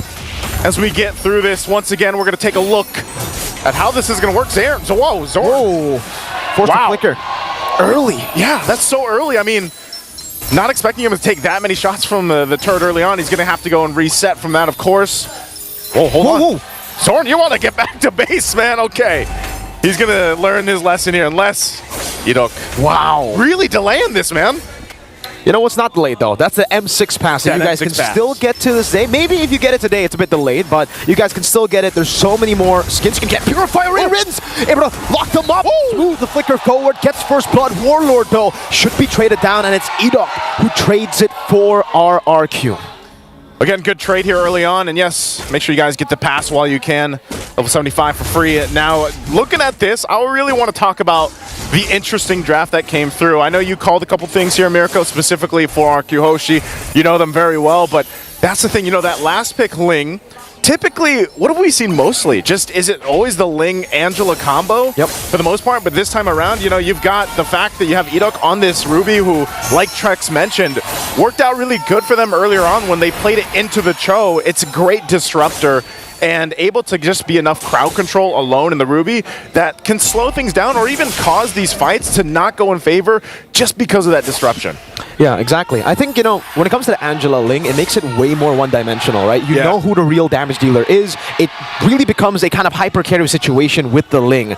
But what RQ really likes to do in the regular season all the way to the playoffs is the fact that they can play for many carries. They can play for Rins, they can also play for, obviously, the Ling, and they still have Skylar, who becomes the backup in the later stage of the game on the Granger, or whatever pick he gets. This time it is, indeed, the Granger. And for RQ, the neutral objective isn't really the main win condition. They can give it away. They can just farm up, wait for Sutsujin to get to their item power spikes, and the fact that Vamos isn't going for the neutral objective means that right now RQ are actually playing it really chill. Vamos need to get that early lead to shut down whatever RQ is planning. All right, now, too, a little bit of poking happening here for this first turtle. It's going to be started up. There's the jump in, though. AOG from Diamond over to Chibi. Sutsujin popping attempts to blade, and Chibi wins it. Severed Soul already. Sutsujin picks up the kill. Rins picks him up. 2 Warlord to be caught on the bad spot. Edok walking forward, forcing Crimson Beacon defensively. And RQ will still continue the chase in the bottom lane. Sword very low. Tyrant almost getting it. Sutsujin wants to get this assassination, but will just choose to go for the camps in the jungle. Very disciplined, I'd say. You know, they get a couple kills. Yeah, you exactly called that out. You give up some of that objective, but you get the kills and you kind of build up on this. Again, it's the small wins that build up that gold lead that we see often. And, you know, we also just took a look at Kelra's Granger previously. If you caught that matchup against Fnatic Onyx versus SRG, you know, Skylar, same thing. The Granger in the gold lane, it could have been flex. You know, we have seen it flex in the jungle a couple times, but in the gold lane is where I feel like it can really shine, depending on the matchup, depending on how the rest of the game goes, and the set potential, too, with your roamers. Okay, Zorn taking a couple shots again. He's going to get dragged around here, but he should be fine to get away unless they actually decide to go. So Unbreakable is going to be charged up by Dyron, but still, it's RQ Hoshi taking their time, slowing things down. Honestly, if we look at the Swiss stage, that's where teams had a falter. You know, it was when they got a little overzealous or they weren't disciplined enough. I mean, we even saw the preview of that in just the match with RSG before with CFU Gaming. The discipline is so important for these teams to have success throughout the M6. It really is. I think right now it's all about control in the early game too, right? We've seen that most teams who have to control in the early game just snowball out of control. Edok, great G Kundo on the way to Dragon. Off-centered a bit. Chibi gonna be able to lock him down. Edok still able to get the Donut Wolf King in. Nets very low. Wow. I'm surprised Edok got away from that. The sliver of health, man, just barely escaping. And we've seen this before, you know, he didn't even have the flicker available. He's going to get it now, so surprised that, yeah, that kill wasn't capitalized on. Turtle's going to be up here, though. Could be the choice of Team Vamos to get in position, set things up to get their favor. You can already see it happen here, too. Even with that, you know, that Way of the Dragon isn't available just yet, so maybe when Zorn does have that, they might try to make a play for this and try to get the 2 out of 2 for the Turtles. But right now, it's just kind of zoned out by RQ. Warlord given the information, and Zorn is just around the corner. Smooth, too, might look for his own window to go in. Way the Dragon over to Edok. That's going to be the knock-up from Warlord. Chibi walks up, gets stunned up. Chibi still wins out the retreat battle. They're trying to run away, but Skylar guns him down. Tempest ablaze from Sutsujin. That's Sonata over to Zorn, but he's still able to escape. Smooth in that bush, looking for more. Oh, Smooth. He's going 1 versus 3-4 here. He does get away, though. Just barely, again, utilizing the ultimate to get out of that dodge system, because I'm telling you, man, it's not looking good for the team fight potential when Team Vamos doesn't have the tools in the right place. They've got all the tools they need, but the timing of it is not in their favor. Tyrant goes in with Unbreakable. They're going to pull him in. They know he can't escape this time as Smooth goes down. Good pickoff from RQ Hoshi. The only thing that helped Skypiercer early. Is that his first item? That's Skylar's second item, ladies and gentlemen. Very confident on the Granger. Second item, Skypiercer knows that he'll probably get most of the kills, and so far he's gotten 2 out of the 5 kills for RQ. Edok opening up things again for the team. The only thing that hasn't gone RQ's way are the red trees. Yeah, they haven't. I mean, they can just duke things out. They can just battle. They can just go and fight if they want to. Again, you know, the fact that they have a Ling on their side, later on they can put pressure around the map. But I think it's just one of those cases where we've seen this from teams before, where you give up. Maybe you don't secure yourselves those first couple turtles, but that first Lord is where this lead, even as small as it is 1.3k ahead, you have that minor upper hand, and then you just go in with the team fighting power that the lineup brings you. So it's up to Team Vamos to kind of catch up here. They've got their first items locked in. I mean, even here for Chibi, you know, he's had pretty a rough start on the Suyo, but he's at least kind of building up, getting to where he needs to be, because he's going to have to be the one to kind of bob and weave in and out of these fights and rely on Smooth and maybe even Zorn, and to an extent Warlord, depending on what ultimate Warlord is going to take from RQ Hoshi. And there's a couple good options over here to actually go ahead and copy with that Valentina. So this last turtle comes up. See if Team Vamos can actually secure the 3 for 3. As RQ once again gets in position. Both junglers kind of just staying on that bottom side, clearing that out. And they'll rely on the roamers to start things up here. Smooth up on the front side. Purify baited out. Zorn goes over to Kundo. Will be caught on the back spot with the dragon, but it's only on towards Tyrant, who has revitalized. Smooth in the back line. Enoch gets in. 3-man don't run Wolf King. Nets goes over to Zaman Force. Now Skylar trying to cut away. Skylar able to flicker up to safety, but Smooth goes in and finds the Raging Sandstorm. Sutsujin in the midst of it all. Tempest ablaze, running away. Nets trying to get the last synchro vision. Tyrant getting slashed down, looking for the play, but Warlord claims the kill. And Team Vamos, they should be able to go 3 for 3 on the neutral objective. Uno, dos, tres, vamos, vamos, vamos. They get 3 kills, they get 3 turtles. They win that fight. All in exchange for nothing there for RQ Hoshi. So great switch of momentum. You know, just when you thought maybe they have the advantage with actually fighting, they had a minor lead, they had a couple items on both crucial heroes and lanes here, but it's Team Vamos that comes out with the better fight. Again, it all comes down to what angle does Smooth and Zorn set things up for the team, and that's exactly what they have to do. It was nice too because Warlord, he was very patient on when he actually initiated into the fight with the beacon that he took from Rins. So great usage of just the timings and the ultimates here for Team Vamos. Now it's up to RQ to go ahead and kind of adjust from that. They did lose all 3 turtles. They're not too far behind though. They actually can still contest for that Lord when it does come up in about a minute from this point. So now the question is, does RQ focus somewhere else? Do they actually go ahead and try to get some of the pressure down? If that's the tier 1s, start knocking in the mid lane or the bottom lane, or maybe go for a pickoff. The problem is, who do you pick off from here? Who are you actually going to be able to zone in and take out from Team Vamos before the Lord take? I think at this point, you really can't look for the pickoffs here for RQ, right? They have the Ruby, but I don't know about the instant damage, the instant one-shot here. I don't think they have the instant kill button just yet, right? I don't think Skylar's built enough to actually one-shot some people. So for RQ, it's really just team fight based right now. They have to wait for the team fights. They have to wait for a big combo to land, whether it's from Dyron, Edoc, and for sure, they need the purple buff on Sutsujin. There's a kick. Wait, the dragon. Raging Sandstorm. Over only to Tyrant, though. Sutsujin trying to go in. That's a stun as well. Tempest Blades from Sutsujin. Going for the Divine Blades as well. Now Edoc terrified in. Good disengage for Team Vamos. They really want to contest this purple buff, but RQ Hoshi will be able to secure the purple buff. That's just a whole lot, man. I mean, if you think about it, Team Vamos utilizing a lot in that fight where a lot looked like it was happening, but then nothing actually capitalized off it. So ultimately you go, now stall things out. You wait for some of those ultimates to come back up. They've got nearly all the battle smells, except for Smooth. He doesn't have his. 2 items also being picked up here on both sides. Even defensively now for Edoc, you know, he's got the Antique Harass now available. Skylar just got the BOD, and Smooth just picked up his next item too. So leading into this is going to be an all-out team fight, man. This is what you expect for the first Lord to break out, with Team Vamos having a little bit of lead, but so far showing that their team fighting is going to be a little bit more troublesome for RQ Hoshi to deal with.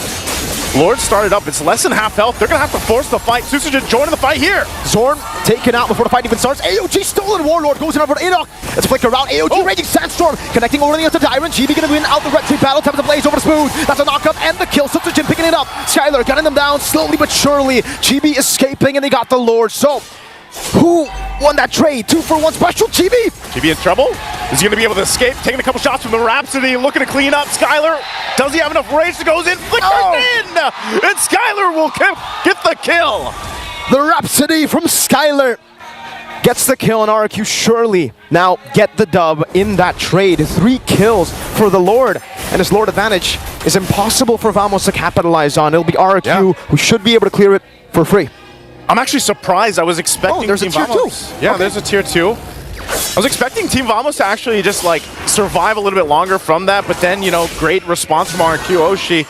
So ultimately, they at least hold on to the majority. It could have been way worse for RQ Oshi, but you can see this, taking a look at the items too. You're still playing some catch up with Nets, still working on that Holy Crystal. He's about 1,500 down in gold. And so that could play a part in this. So the fight for the orange buff right now. They're going to get control of it once again, and still it's RQ Hoshi. They whittled down that gold lead, as small it was. Oh, Chibi. It's a 1v1. Top of the blade. Chibi saved it. Sutsujin gets the solo kill assassination against 3 members that were corralling over. That's finesse, man. You know, Chibi's been having a difficult time. Is an understatement right now. 0-4, and now they're going to be holding on to the mid lane. But this is the pressure from RQ now as they go and take the tier 2 in the mid, knowing that the jungler Team Vamos is down and out of the picture. Finally, Nets getting the Holy Crystal, so that's going to help some of the power spike now for this Harith. But still, the question is, how are they going to actually get favorable team fights when jungler is lost in a 1v1, and it's still the same thing? You know, there's still the same thing they have to rely on, which is Smooth and Zorn. But even Zorn, he's having a little difficulty. This is all the reason why when that Ruby pick came up, you can see how difficult it is to actually get those pickoffs now with the Cho.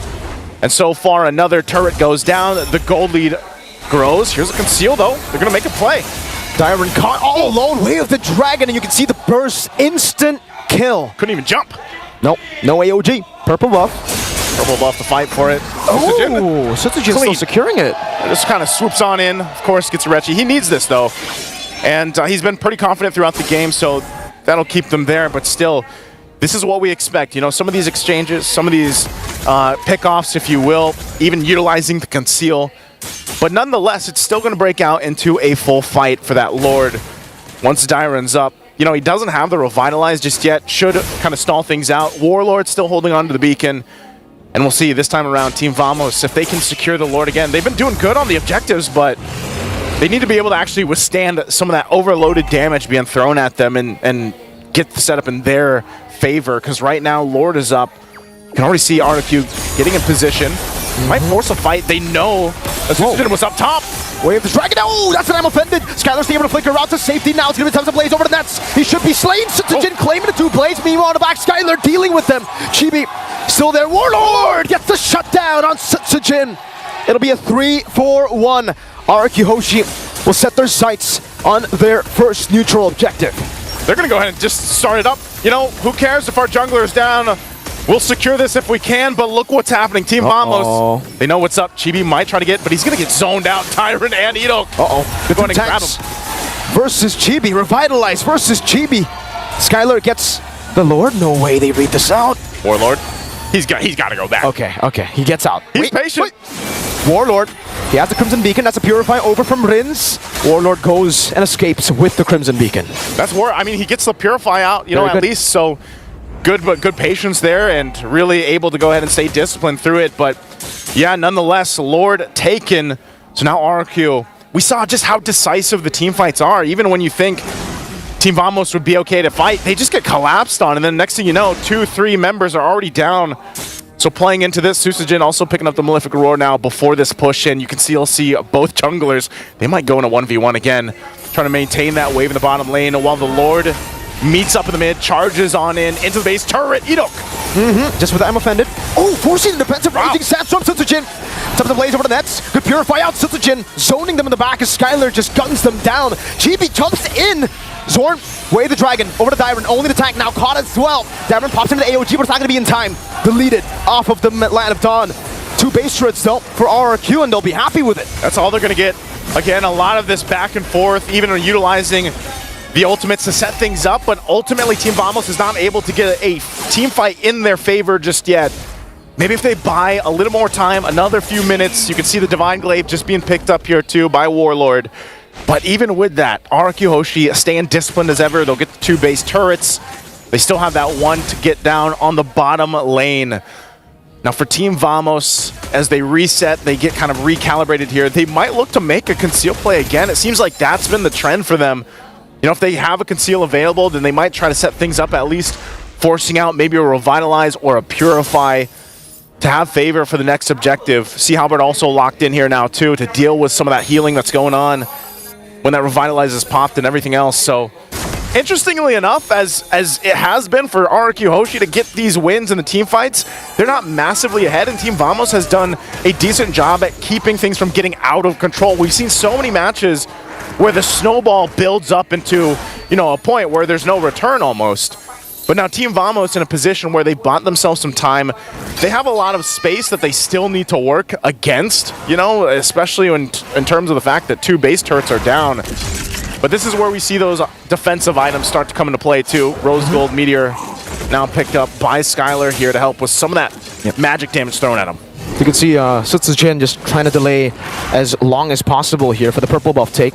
He wants to have it when they fight for the Lord, so he's just waiting for a few more seconds before he gets it. Lord is coming down to, what is that, 10 seconds? Yeah, 10 seconds now, and that's when Sutsujin decides to actually go for it. So he'll have the purple buff for quite a while now.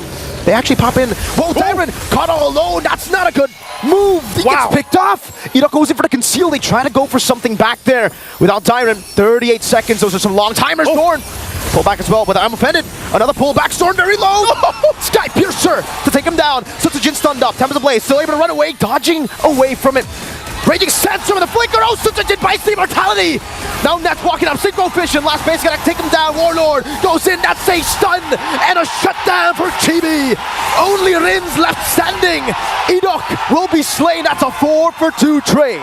And there's a win that Team Vamos needed in the team fight. They made it happen. First, they crashed down on Dyron. They felt good, but then Zorn gets taken down too, but they fight the fight. And Team Vamos now in a position to secure this Lord. Maybe they can use this to utilize to march into the base of RRQ. Again, they still have multiple turrets to work against, and managing the waves pushing in. That's a Lord secured for Team Vamos. That's exactly what they needed in that team fight. Now, can this be enough to start getting in those base turrets from RRQ Hoshi? Knocking on the Kingdom walls here is what they have to do with this. Let's take a look at the instant replay to see exactly what happened. Dyron was down. RRQ Hoshi, did they force the fight from Team Vamos? They went on to Zorn, they got the Sky Piercer, but I think they stayed way too long. That was a phenomenal catch from Chibi, getting the stun, and then obviously the pull from Smooth, the Raging Sandstorm. It was a great immortality buy for Sutsujin, but then Warlord just jumps in and everybody collapsed together. Yeah, that was about as smooth as a setup that you can get with a Khalid like that from Smooth. And so with this Lord still in the mid lane, pushing in, you can see some of the cutting going on from Sutsujin down on the bottom. They're going to rely on that 4-man defense for now while they try to manage that push in the bottom side. Team Vamos says they get prepped up and ready. Lord's going to go in. Zorn taunted up. Not a kite. Oh, Edok gets it. I'm offended. Over to a lot of members. Chibi with the soul severed. Sutsujin recalling back to base. Jumps into the midst of it all. Now Terrence the Blaze finding the kill. AOG to the back as well. Sutsujin getting the pick in the back line. That's a winner crown for Warlord. Chibi jumps in as well. That's even a mortality. Chibi claims the killing spree. He's running for his life. There's a mini wave up top, but RRQ Hoshi wants to continue the chase. Diamond trying to find Smooth. He will be able to spot Smooth, and Smooth decides to actually sacrifice himself over pinning out the flicker from Skylar too. Wow. Dyron will have to buy enough time. We'll have to try to stop the recall from Smooth. And Smooth is just going to roll on out, man. It's Smooth. It's Smooth with it. He's going to get back to base, and Chibi trying to just delay this push from the minion wave. Immortality almost popped in. He don't want to go full. That was a prediction onto the dash. Chibi low. Last shot. Rins is going for the kill. Chibi shut down by Skylar. Smooth, the only left member standing, goes to the Raging Sandstorm. Rins is able to space away, and Skylar gets the double. Nets and Zorn respawning back in the game. They bought enough time for them. They should just clear this wave, but talk about effort from Smooth and Chibi to stay in the game 20 plus minutes in. Great chance for them. They can still stay together. You know, they're, what, half a minute away from being up here. So is the Lord. So Team Vamos, based off that, will stay in the game as RRQ Hoshi gets ready to go for the next objective here. They still want that bottom turret. Mounting in another siege. Dyron going to the bottom lane. That's the mortality buy from Skyler. He goes over the gun down as well. Great. AOG over the Nats. He has to Purify Warlord. Gun down taken out by Dyron. Purify from Nats. He's going in for some damage. Skyler will be able to space away in time. Meanwhile, in the mid lane, Zorn confident as a blaze. He will be taken out. RRQ Hoshi with a wipeout and a game 1 win. Great effort from Team Vamos, but it will not be enough to withstand the march in from the Kingdom. RRQ Hoshi takes the game at 21-12. Very disciplined performance from RRQ Hoshi to keep things together, but almost for Team Vamos. We'll see if they can adjust from that. But the panel, I'm sure you guys have a lot to say about this game number 1. Thank you very much, Naisu, as well as Mirko. And that was the game. That was a lot of back and forth. Like, a lot can be said. It was close. Like, that game was so tough for Dyron. I know. It's always him. It doesn't reflect in terms of like his death necessarily, exactly. but like, you know, that he's like took 90% of the way of the dragons from Zorn. And cheap. I mean, it was both teams just And I started doing better in the game. Oh. That knowledge. I should ask other people too. What did Drat say about MLBB? Fight for the Yeah. ultimate All right, answer. first pick on the side of RRQ here. Tsuyo open. Oh wait, the Jushin Eve also is Eve, still Tsuyo. open. This time Vamos looking to go for some trades here. Cho also still open. I think RRQ Yeah, but though, you gotta be careful, you know. The Joe is good, but you gotta be careful. For the beacon, watch out for Ruby. So they go for the Jushin. I think you still take the Tsuyo if you're Vamos here. Like you keep it simple. Like almost the same draft. Unless they want to do a big switch and go for the utility. Maybe Boy's also open. Maybe pick up the EXP first, like a prio for Smooth, because that's also Like a smooth hero or a flex hero. Maybe like something you can flex into the like the Gatot. Like the Gatot. Gatot or Hylos, you know. Yeah. Gatot, Hylos. Yeah. Both would be solid here, and maybe just take The immortal one chose me to think honestly, it feels like Warlord would rather really play the Valentina over the I agree. even up against the Jushin. So I mean, to be fair, he was able to survive against the Jushin. It was just wasn't enough. Yep, they pick up the Gatot. So a little bit of flex here. Can be Zorn's hero, can be Smooth's hero. okay. So will RRQ Hoshi? They have the tendency to pick. Never mind. Boy, Hylos. This is so that a carry? Quick. That's a valid. But this means that the carry might get banned out because this is their way of playing against the Hylos, right? Oh wait. Yeah, Joy's already in. Yes. So. You should consider Moskov as well. For gold lane? Like banning out from like RQ bans it out from Vamos. So Carry and Moskov. Thing is, you don't want to ban too much on RQ side because if Vamos goes first pick, you're not left with much, True. right? We could definitely see. We could see the 1-1 pick from RQ here. If they ban Airthel, if they go for the Airthel ban, I think we definitely see a 1-1 pickup. Vamos might try to play the cheeky play and steal it away from them on first slot since they're going to be on the gun. So Yeah. definitely going to be some. I think both teams are maybe looking for counterplay in gold lane here. And it's interesting to see that the Cho, it's actually still open for both of these teams. And now they take out the Ruby, so they might be thinking of getting that for themselves again. Shortcuts in life. Not unless, because as of now, RQ, it seems like they're letting it through. So now it's all about the roamers here. Both teams just looking at each other's roamers and be like, what do you think that guy wants to use? Unless they're both going to put unless they have already picked Tigreal? their roamers. If Vamos picks up a Tigger Hill, it's kind of good to go up against the Joy. Oh, yeah. Also can work okay against what Vamos has. I mean, the Tig's just been good all over the board. Like, it's surprising how late it got popularized because every time it's been picked, I'm pretty sure its win rate is pretty decent right now at this point. It's just, I mean, because when it comes down to those lords, those objectives, it has been the answer to so much of this fighter meta, this fighter jungle meta. The youth of your suffering. Nice. Okay. Respecting No Skylar. more Ranger. So will RRQ ban out at least one of Net's potential gold lanes, though? Or do they really want to focus on the Zorn here? I think Skylar wants to fight it. I feel like Skylar would be like, let him okay, that's an interesting ban, by the way. Let him have the carry. I'll just beat him up with my Irithel. Yeah. Almost has to save their gold lane for last here. Yeah, Like, don't get counters. because if they don't pick up the Aerithel and the 1-1 gets picked up, they're smoked. Yep. So I think they have to save gold lane for last here to look for some counterplay.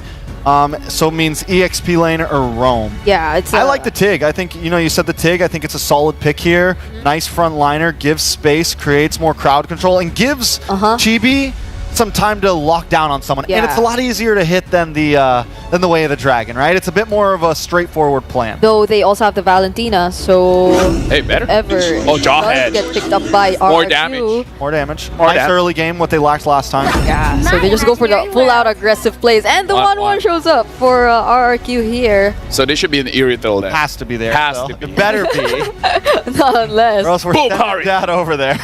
I mean, there's. I don't think we'll be seeing the Clint even, or like other range heroes, the Grangers even out. So hopefully we see the Irithel. But for Matilda's open right now, is it? yeah, it is. They still go for the Chozo. Now that Ruby's not there, now Edoc's time to show what my Way of the Dragon can do. Edoc's Way of the Dragon is mean. It's mean. That's the least I can say. It is dangerous. And this is the combo. Now, they don't have the Suyo this time, but the 1-1 Cho combo is like the RRQ combo right now. They've won so many games with it throughout, or what, I think three times they picked both of them together. So this is something that they're comfortable with. This is something that they look for. It's a scary combo. And the Cho does well against the Aerithel, even when, like, I don't know, because Aerithel doesn't have crazy range, it can catch it. Carry instead. I mean, like, again, this is just about comfort. So I feel like this is just Vamos style. We understand what the draft is, but we know our heroes better than the opponent knows the hero. So this is just trusting in yourself. Thank you very much, Brigida, as well as Strikes. Gentlemen, you did well. Now passing on to the ladies, Mirko as well as Naisu. Panel, you guys did an amazing job breaking down the draft. Thank you very much. Again, it's me, Naisu, and Mirko on the desk to bring you this matchup. Now it's match point for RRQ Hoshi here against Team Vamos. We'll see if they can bring it to a game. At 3, it's been sweeps all around today so far. Mirko, I know you went through the draft. How you feeling about it? I like it. You like it? I love the high-lows, the joy. I mean, it's just a mobile lineup, man. Yeah. For Vamos, they really need to start to lock people down from RRQ Hoshi if they want to get the shutdown, or even the shreds from the carry, the Suyo, the executes. RRQ have so many ways to just escape. They do. We'll see if there's enough shredding to happen here from Team Vamos. Once again, we jump into the land of Dawn. Best of 3, match point. We're going to wait a little bit, and we'll break it down a little bit more. And again, kind of talking about the draft here, following up on what the panel said. You know, the fact that you have the Suyo again in the hand of Chibi here, I have to agree with what Trek said earlier. You know, in the draft, it was like, if he didn't get shut down so hard in the early game, then maybe they would have had a better time transitioning through, you know, that early to mid to late game. So I would love to see it if this time around Team Vamos, not that that's just on Chibi, but like the team. You know, they took some pretty risky decisions early on in the previous game, and hopefully this time they have the lineup that allows them to go ahead and allow Chibi to have a better time in the jungle to rotate, because we know what's across from him. I mean, we've seen this Joy wreak havoc, man, just so far through even the Swiss stage alone. Yeah. I think Chibi getting now more setup, I would say, right, with the Gacha, honestly, the Jawhead too. It should give him way more prio to play with around the neutral objectives. It's just, RRQ Hoshi have so many ways to actually poke out Dyron. Actually, by the way, guys, you guys can't see this, but we can. It's a vengeance choice for Dyron. Yeah. It is not the revitalize for the horse. So he knows that he's going to be opening up most of the times. And the biggest issue for the Hylos when you are up against a Jawhead is the fact that when you get pulled back, even with the revitalize, doesn't matter, because your physical defense gets shredded down so much by the ejector, and then anyone can just one-shot you. Yeah, so with the Vengeance, it's a way to deal with the carry, at least for the duration of the Vengeance. A little bit longer. And usually that should be enough to actually get nets low, or for him to stop basic attacking entirely, to give RRQ Hoshi, Skylar on the 1-1, maybe crossbow tank, or even Sutsujin to get that electrifying beats. That happened the last game too. You know, last game, Dyron on the Gatakacha was just like, he was tossed around, man. Let's be honest. Like he was and you know, so he was the sacrifice, and it's nearly the same here, obviously, for Dyron this time around too, where, you know, like you mentioned, not only with Vengeance, but part of his usage of the Glorious Pathway is literally just to go ahead and make it a little bit harder for nets to move around. And then hopefully they can crash down on it. But still they have a lot of tools, and I think that's part of it too, is Edok has this Cho, man, and we've seen what he can do previously throughout the tournament. This is still a solid pick because of the mere fact that, yeah, you don't have a Ruby to worry about to kind of disrupt, everything that you're looking to do here on that Cho pick. So I would say for Team Vamos, though, looking at how they can bring it to a Game 3, really they just have to correct the mistakes they made in the early game, and they showed good fighting. There was glimpses of it, I would say, where they had these team fights in their favor. Remember, even despite Chibi being down in the early game and dying early on, he still locked in the turtles. Exactly. Objectively, they were still locked in. They were able to go ahead and secure those objectives, even down to some of the lords later on. But it's mostly just cleaning that up. If they really want to go against a team like RQ Hoshi and, rally behind them and get to a Game 3, that's what they have to do. They have to fix those mistakes. And honestly, when you look at the lineup, the biggest glaring mistake or overstep that this lineup could have is honestly with a Jawhead. We have actually seen this a couple times now that it's picked up, where you kind of go in with the unstoppable force, and maybe you're separated too far from your team, or you get carried to places you don't exactly want to go.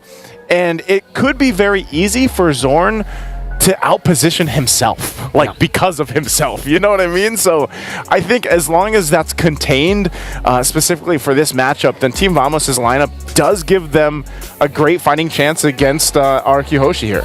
They just have to be very careful, right, in a lot of these skirmishes. And I agree with you. For RQ Hoshi, I think it's this composition. Oh, okay. So I believe we're going to have a bit of a remake. We might, yeah. We might. Not sure. A bit of a remake. Not sure of the extent of what we'll have, but just have to see. But I guess we can keep on talking about the compositions. I don't know if it'll change. Yeah. I'm not sure. We're still waiting, ladies and gentlemen, so please do be patient with us. Fair play is our #1 priority, so we will troubleshoot this issue ASAP. I wonder what the issue is, but I wonder if maybe it's the Vengeance. Maybe. No, we don't know yet, so we are going to wait to hear word on that. But yeah, the I do think the Vengeance is a good choice. It is a good choice. It's the better choice, I would say. This kind of composition that wants to shred you down. It makes sense. Yeah. But I think, it'll be interesting to see if we do end up with obviously the same compositions for both sides. Yeah. But nonetheless, I think that's still the main thing that Team Vamos has to adjust from. They made some glaring issues in the beginning of the game, and even when they had some momentum in their favor, they still weren't able to have all the right, moments they were looking for. And, even so, Smooth and Zorn both did still a pretty good job at adjusting when they needed to throughout that game. And I think this time around, it's, again, you don't want to just get specifically a jungle gap. You don't want to fall behind too much there. Yep. And then Nets, the fact that he has a carry, should be able to shred, that front line pretty well. So I did get word. I think we're going to have a quick video for you guys to go ahead and check out while we settle things out. So let's go ahead and take a look at this video.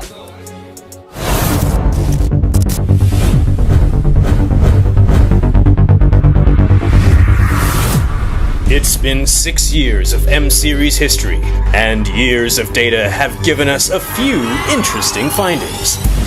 None of the M-Series World Champions have won MSC in the same year. This means that in 7 years, no one has ever achieved the Golden Road. Onyx, thank you for showing us greatness in your M5 journey.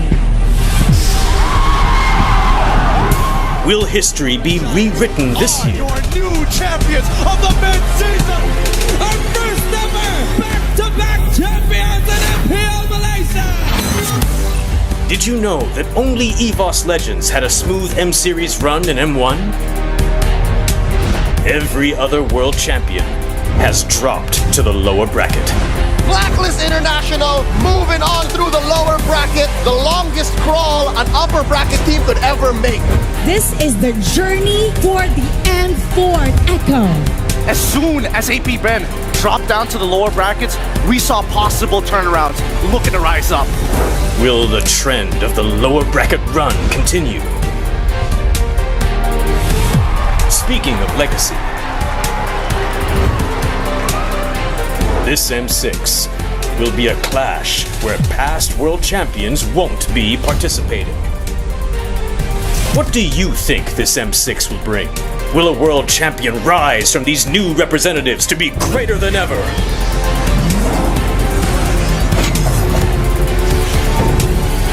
What do you find interesting about the M series?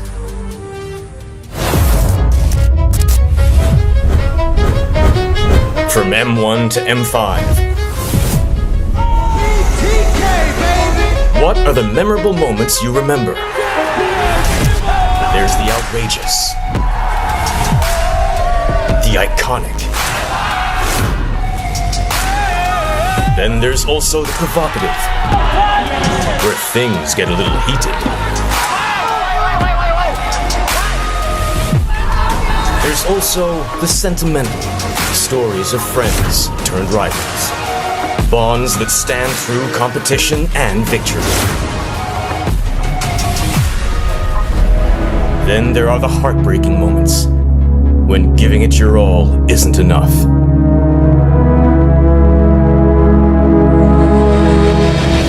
From the absurd. So, biar je lah pilih melalui. Gear. Can you explain to us why Gear? He said that Gear is such a good player and he's a real playmaker for his team. That's what he said. I think we are very, very excited. To the unscripted. You better take that jacket! I swear to God! Hungry to be champion.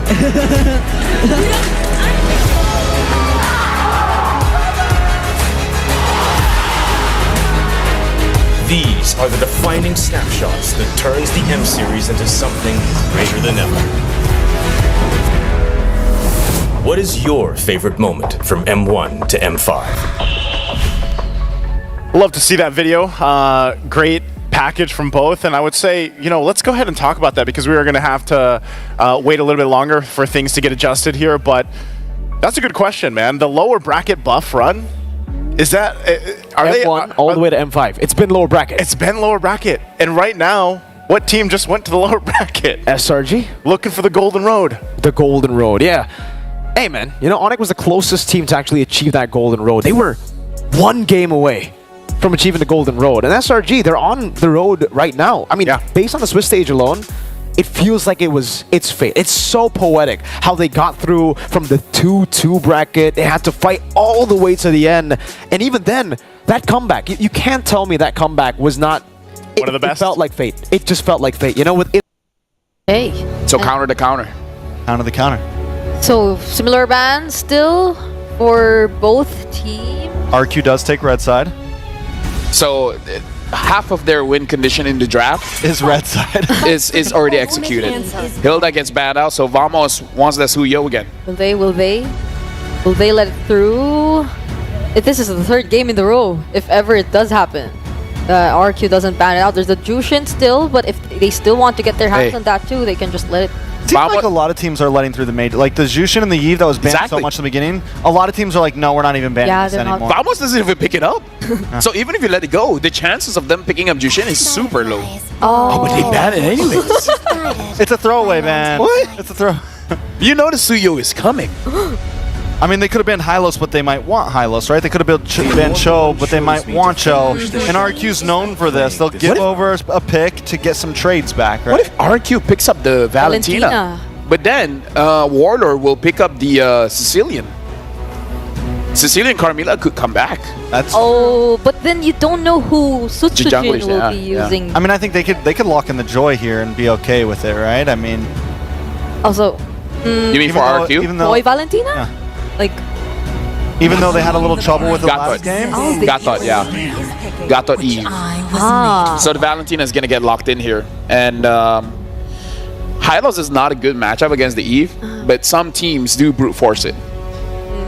And I'm not sure if Smooth wants to play that. Sorn, I have a feeling he doesn't. The Cho's still available for Vamos too, but has lost both games, by the way. Cho has lost both games, just to remind you guys. Yeah, they could just not go Cho. I mean, honestly, RQ could look for something similar that they had in game 1 and look for that last pick jungle again. maybe lock in like the Granger here as their third pick, like what they did in game 1, and keep their draft very open, very flexible. Because they had a lot of advantage in game 1 when they had that flexible, they had something similar. I don't think it was the Hylos and the, but they go for Skylar on the Wan. So now RQ's falling into comfort. Yeah, because they see the Hylos, and no matter what hero Zorn picks up, they're very comfortable with this kind of lineup. So there's a could there be a chance that the blue comes up? Banned. It has been banned, yeah. Go. It seems like they were able to set this up.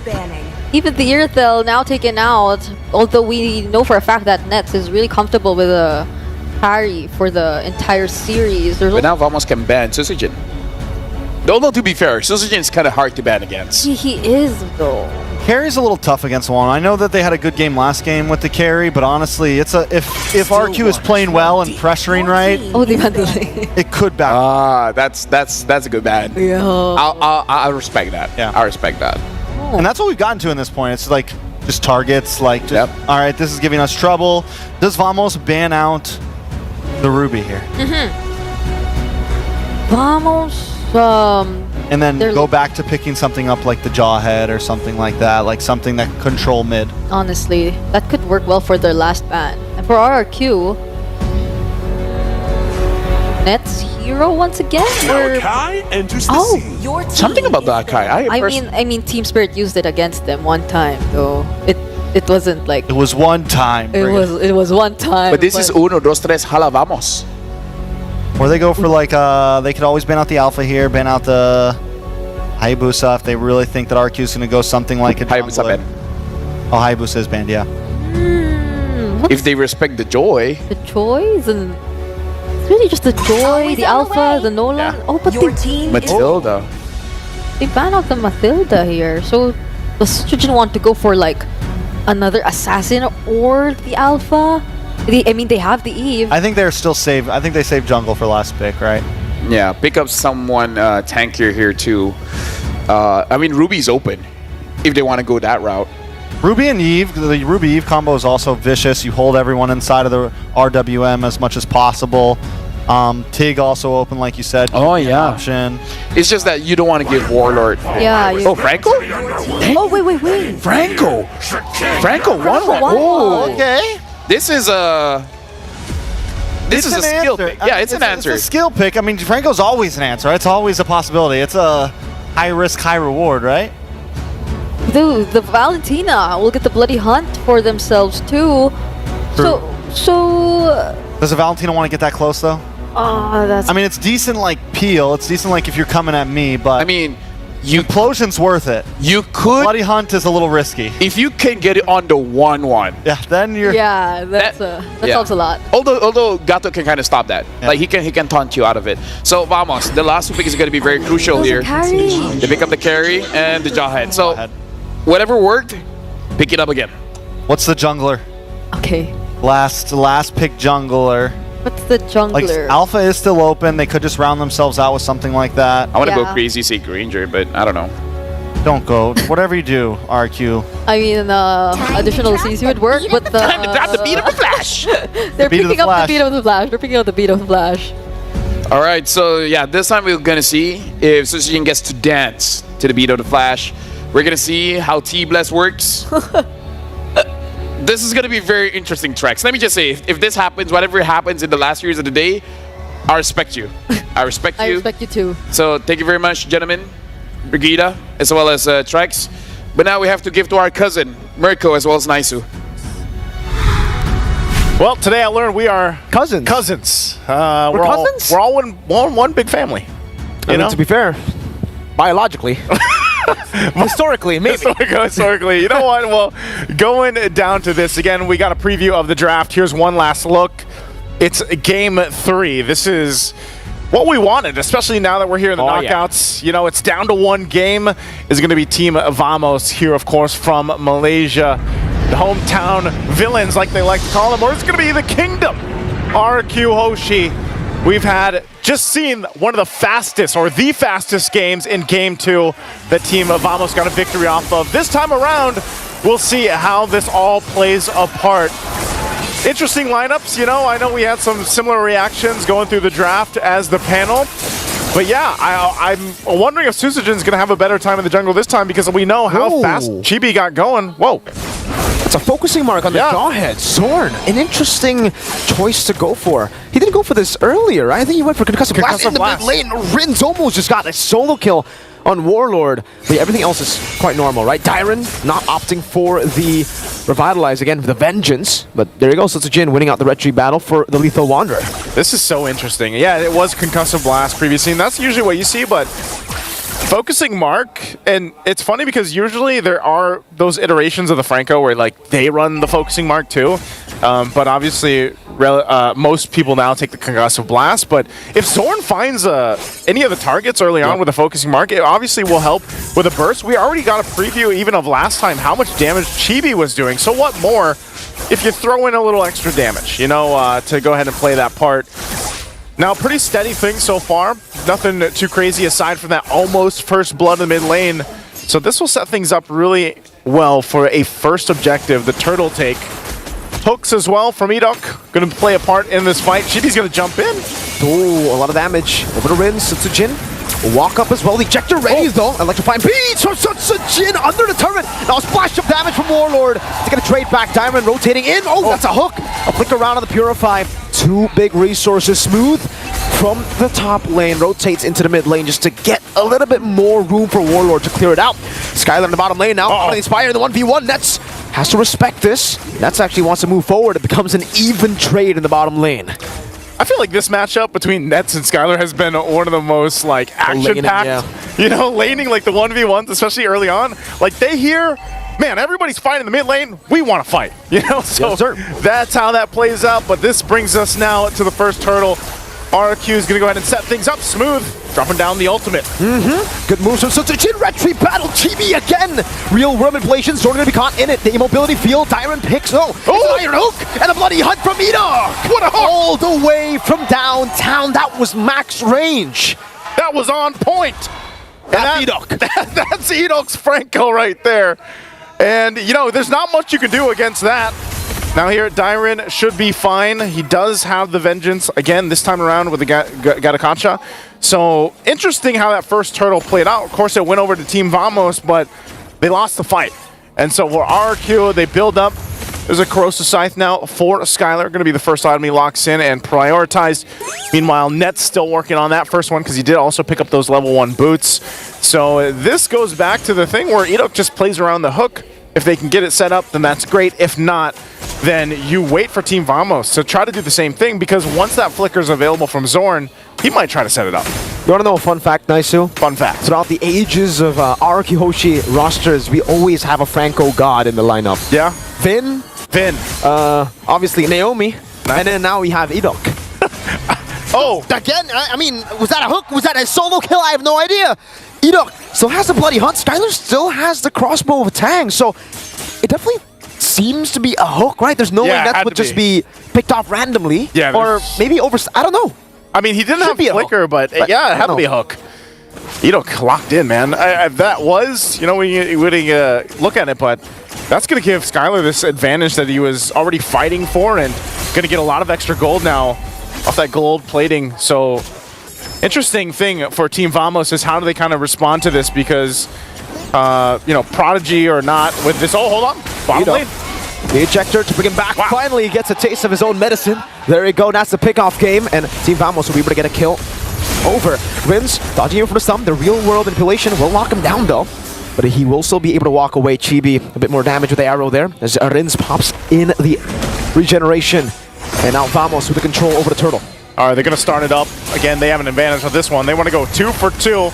Holding it together. Zorn zoning out. They might force something out here. RWM coming down. Retreat. No, it's Zorn this time who wins it out. Susujin with Jason AOG from Dyron to take the kill. He tanks up a bit of the shot. Susujin's able to escape. Smooth running him down. Dyron with a vengeance. Chasing Zorn down. Ejector ready. Zorn just walks away, and Smooth gets the double.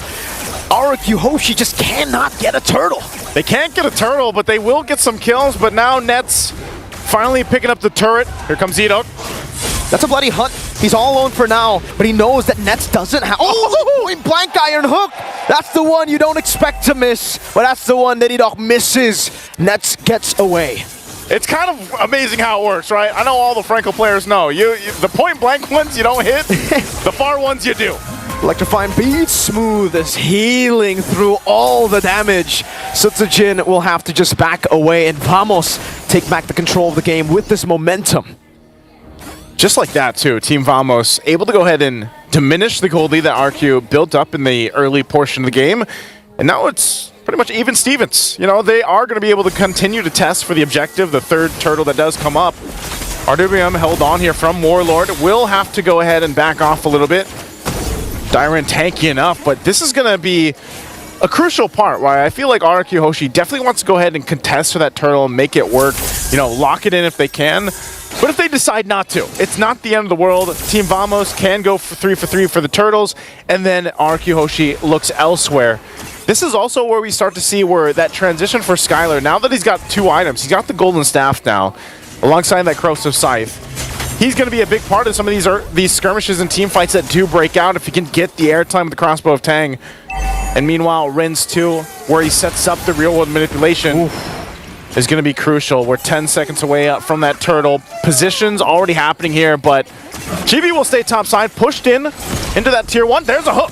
Iron Hook over to Zorn of Bloody Hunt as well. Skylar will be able to get all the tags, all the weakness points. Crossbow Tang ready with the real world revelation. Oh, Warlord gets stuck with AOG. Sutsujin electrifying beats. Now it's Skylar dishing out damage. Oh, Sutsujin to fade away. Last hit doesn't get it. Skylar with a double. Chibi. That's very low. Able to run away from that one. Gets slowed down. Chibi needs one more hit, but he gets taunted by Tyron. Rins a few more shots of the Void Blast, but Chibi is able to walk away. 4-for-1 trade. Chibi. That's a dangerous game. Gets Rins with a flicker forward to take Chibi down. And Skylar gets the turret. Finally, Sutsujin will get a turtle. It's one of those things where you're like, is this the right choice? No, it's not Chibi. Not only did he go for the wrong target or couldn't capitalize on the kill, but then gets punished for overstaying on his side of the jungle. So they lose a whole lot in that fight. Now RQ Hoshi, you know, when I said it was even Stevens, they heard that and said, no, not anymore. 3K ahead now, plus that last turtle of the game. Holy Crystal picked up by Sutsujin, so now he's going to hurt even more on this Joy. And so advantages for RQ Hoshi. Massive right now. Skylar sees 4 from Team Vamos. They'll go ahead and back off here. Wow, Skylar has actually opted to go for the Golden Staff. So that's the 3-item power spike. Edok almost gets that hook in the bush. Zorn, good read to space out just a bit more. This is actually not the most common build, but it is the build that Skylar has gone for most of the time in the M6 World Championship. He always likes to go for the Golden Staff. Usually we see Windtalker or even Malefic Gun here. Unstoppable. Okay, Horse used up. Dyron just walks up and dashes away. Sutsujin? No, all right, they're chilling. At this point, you know, I feel like Team Vamos needs to bring it down a little bit. Because of that whole last team fight, it feels like things got a little too chaotic for them. They need to kind of, chill down a little bit. Hook's not going to land there. You always got to catch your breath when that hook is going out, you know? And nail biter. Yeah, it is. And for Team Vamos, they're feeling it. You know, they're biting their nails right now because of just how much of the scaling is happening for RQ Hoshi, and it's not happening for them. They definitely need to buy some more time, and I feel like this is also where it gets a little bit difficult for Zorn because we just saw it. You know, if he can go in with the Unstoppable Force and get the ejector off, that's great, but then honestly, with this kind of lead, he gets blown up so quickly, too, that he's just kind of out of the picture. There he is. He does show himself, but that tier 2 does go down. Yeah, and there's no trade on the board right now. RQ just cruising through some of these turrets up top, getting the far lane control. That's the Malefic Gun we were expecting as 3rd item, but he picks it up as 4th. So, yeah, that's a Fed 1-1 right now, man. Great moves from Zorn, though, to actually just space away from these hooks. He's going to have to right now. He's also going to be the one front side alongside with Smooth. We'll see if they actually contest this. Sutsujin getting in position. It's being held here by Skylar. They could force the fight. A couple flickers available. That hook won't land, but they go in. RWM already. Zorn Warlord in the back. Dyron popping a vengeance, but Nets will be able to deal with him. Zorn caught in the midst of it all. Skylar will be able to jump in. That's a bloody hook. Chibi again with a retribution. But Sutsujin takes the killing spree over. Skylar's on the chase under the turret. Needs one more. It's a double for Sutsujin. But for some... Edok tries to go for the flicker play. Doesn't get it. It was together with Rins. It was a flicker slow, but it was not enough to take anyone down. Man, he landed them earlier in the game, but these ones he won't be on point with unless he gets one here. They do hold the Lord. They take care of it quickly. RQ Hoshi, they lost the objective, but they'll win that fight on exchange and really just kind of negate the push that was coming through with that Lord. But Chibi, you know, against it, able to secure that at least for now, but they are going to lose the tier 2 now in mid lane, and they're back to the drawing board to try to find a way to turn the tide in this game, because right now RQ Hoshi pulling very far ahead, 6K up now. All right, nice. So this is the part of the game where we actually get to talk about the pattern. I don't think it's a pattern anymore. You know, game 1, you could be like, all right, you know, might be lucky. That red tree win. Game 2 happens all over again. He got stopped 10 minutes. Yep. Game 3, they're winning. And it's still only one turtle. And that was the one that was for free. So subsidiary hasn't gotten a single red tree win, this at least on neutral objective, right? He got a Lethal Wanderer win. Can we count that? If we do, that's 2. All right. Yeah. We can count that because, yeah, you got to give it up. Even when Chibi is down, he's still able to actually go for that red tree. You got to be able to respect that. And that's also why they've been prioritizing the Suyo. This is one of the heroes. You know, before it was, you know, the Lings and the Hayabusas that really helped you do that. Well, now Suyo's the flavor of the, I would say, year, month, whatever it is, the patch. And that's the thing. So even if he's down, he's still able to go ahead and contest. And if he continues to do that, it might buy Team Vamos enough time in this game number 3 where they possibly turn the tide. And honestly, for Nets has been able to farm up pretty well. He's still quite a bit down in terms of against Skylar, but as long as he gets the spacing to work with and doesn't get caught out, he's only got a flicker, then they might be able to shred down some of that front line in a couple minutes. You know, they still got to buy some time. They're not really in the fighting form yet. And even with this Lord coming up here in less than a minute, it is still a decision that they have to make. Is it worth us putting the team in danger and an opportunity for us to get crashed down on, especially that there's a Gatakacha across from you? That's, I think, the question that Team Vamos has to ask themselves, because that could change the course, obviously, of the series, where maybe they decide to let it go and then they'd have to defend, or do they want to actually go and fight it out? 2 big items being picked up here for Team Vamos. Divine Glaive now for Warlord.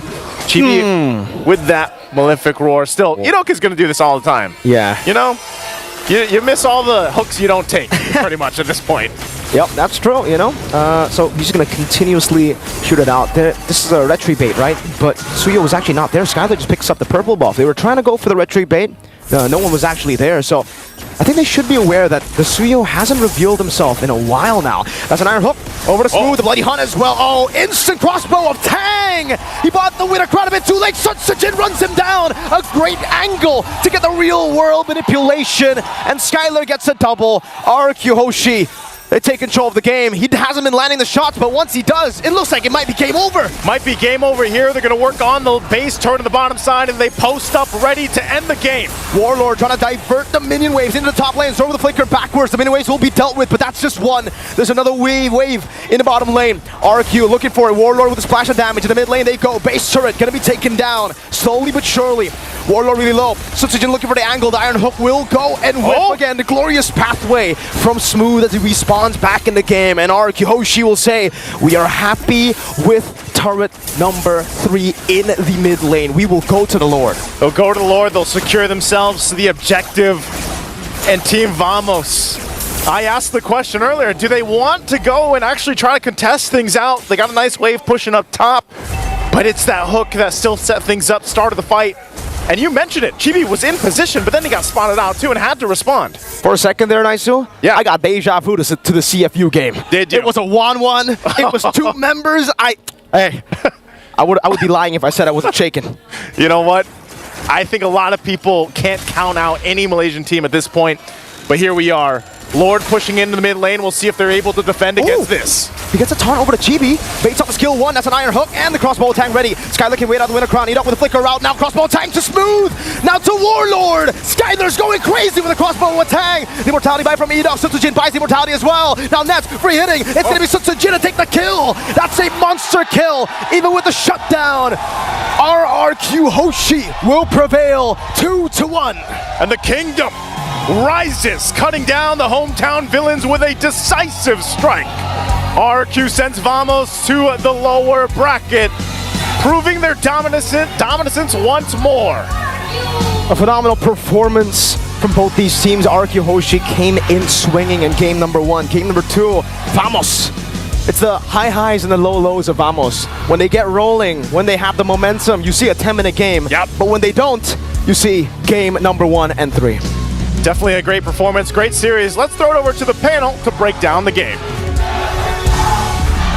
GG's for both teams, but it's high highs, low lows. Chibi's either the MVP or, you know, he just gets shut down over and over again. To be fair, he still was able to secure the objectives a bunch of times, but that didn't make much of a difference when it came to Skylar being online and just looking for all the targets and constantly being able to stack the crossbow of Tang. Yeah, I mean, also Kez Cutie being so strong on that red side draft with relying on the Wan, knowing that the Franco was probably going to come in later, just having which. Looking pretty strong here, Trex. Yeah. It has. Red side has been the power play, and I think a lot of what it comes down to is those bans, right? So many teams are letting so many things through.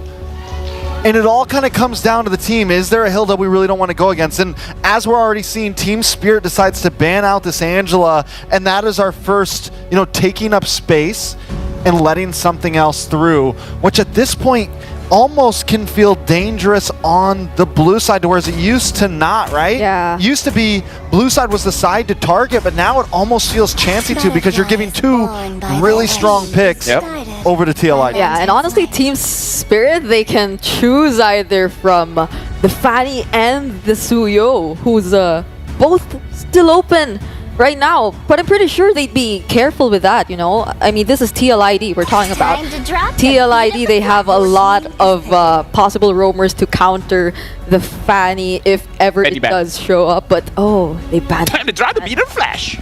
They drop it out. The joy. They ban it out. Suyo open right now. It's been one of the most popular pick ones of today, at least. And I think that could just be the lock on. Bruno is open too. One Shot's had a great job on it, so. Bruno is open too. Do we see Hiko? Finally? What's more important, though? Because I feel like Bruno has been getting dealt with. Yeah, but I the agree. Suyo, you can build around the Suyo. The Bruno's a bit more like if you don't have a decent jungler, your Bruno doesn't matter.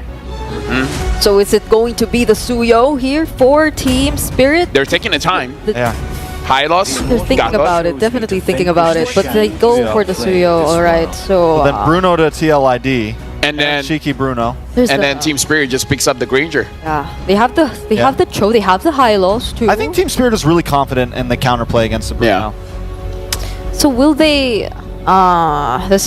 This is Aaron we're talking about, though. I think he has a lot to bring out. Aaron. Oh my! It's not the high loss. It's not the Cho. It's the glue immediately. And it's a nice steal from. It is a very good steal from Kid Bomba because that's been his go-to throughout all of Wildcard. So I think it's literally one of the only heroes he played during Wildcard. So now we get to see him forced into something else. So I think really good drafting from St. Dela Cruz there. Bruno also in. Team Spirit, do they lock in the Granger immediately? St. Lucas, by the way. Sorry, I went full there. It's all right. My line saw St. Del. Yeah. I should not have called you out. But it's okay. I just heard it was like, that doesn't sound right. I should not have called. It's been a long day. We've been here since 1 p.m. 1 p.m. We've been here since 1 p.m. And we got 3 more games to go. Possibly. Oh my goodness. Okay, do we go for the mage here? There's the Granger. Oh no. So... Does Yehez... it's okay. So if it's Yehezkiel, I'm not sure anymore. Like honestly, Yehezkiel can just pull off a surprise hit anytime he wants. But yeah, actually, or they go jungle right Eve here. is still open. Yeah. Alpha straight away. Alpha straight away, or they try to pull a RQ and like there. last pick in a sap. Yeah, right? the Eve's still available too for Team Spirit. So would they want to go for it? Alpha. Oh, so they still go for the Alpha. I feel like Yeve's not even prio anymore. Like it's good, but it's not always prio anymore. Yeah, but we saw that Eve is still good. Yeah, still good. Very still good today. Yeah, but a lot of teams are willing to like. Okay, Eve is the guy or girl, probably genderless. It's an alien, I think. Right, it's an alien. So okay, Eve is the type of alien that plays Magic Chess Go Go. Oh, and you know the macro of those players. Yeah. Big macros. We're just like going, player. It's a we're just long going thing. everywhere. Yeah, you gotta understand. We've been here since. Well, anyway. Sicilian band. Okay. Sicilian band. So now, honestly, if they do consider the Eve though that we were talking about, the Valentina is also still available. So like, Team Spirit could also have it for themselves. Wait, let's consider this. This is actually quite a good Sicilian band here because just in case if the Granger doesn't work out well, which it's Seiko, it should. You have late game possibility, right? So I wonder if, because it's TLID, I always consider, what if they want to go crazy something like Xavier again, right? Yeah. Just outrange the Granger. Which is why right, they ban out the Sicilian.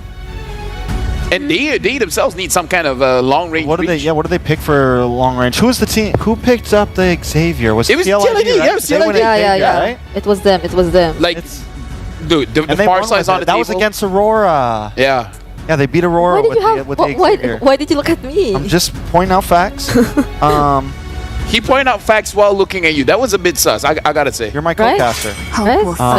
But they're yeah, I think those mages who would do well in the early stages too are kind of out of the picture right now, at least for Sunset Lover. So Team Spirit, what do they want to take out here? If they're focusing on like the possible roamers, there's a Gatot's still open. They can ban out the Gatot. Tigreal. They can ban out the Tig.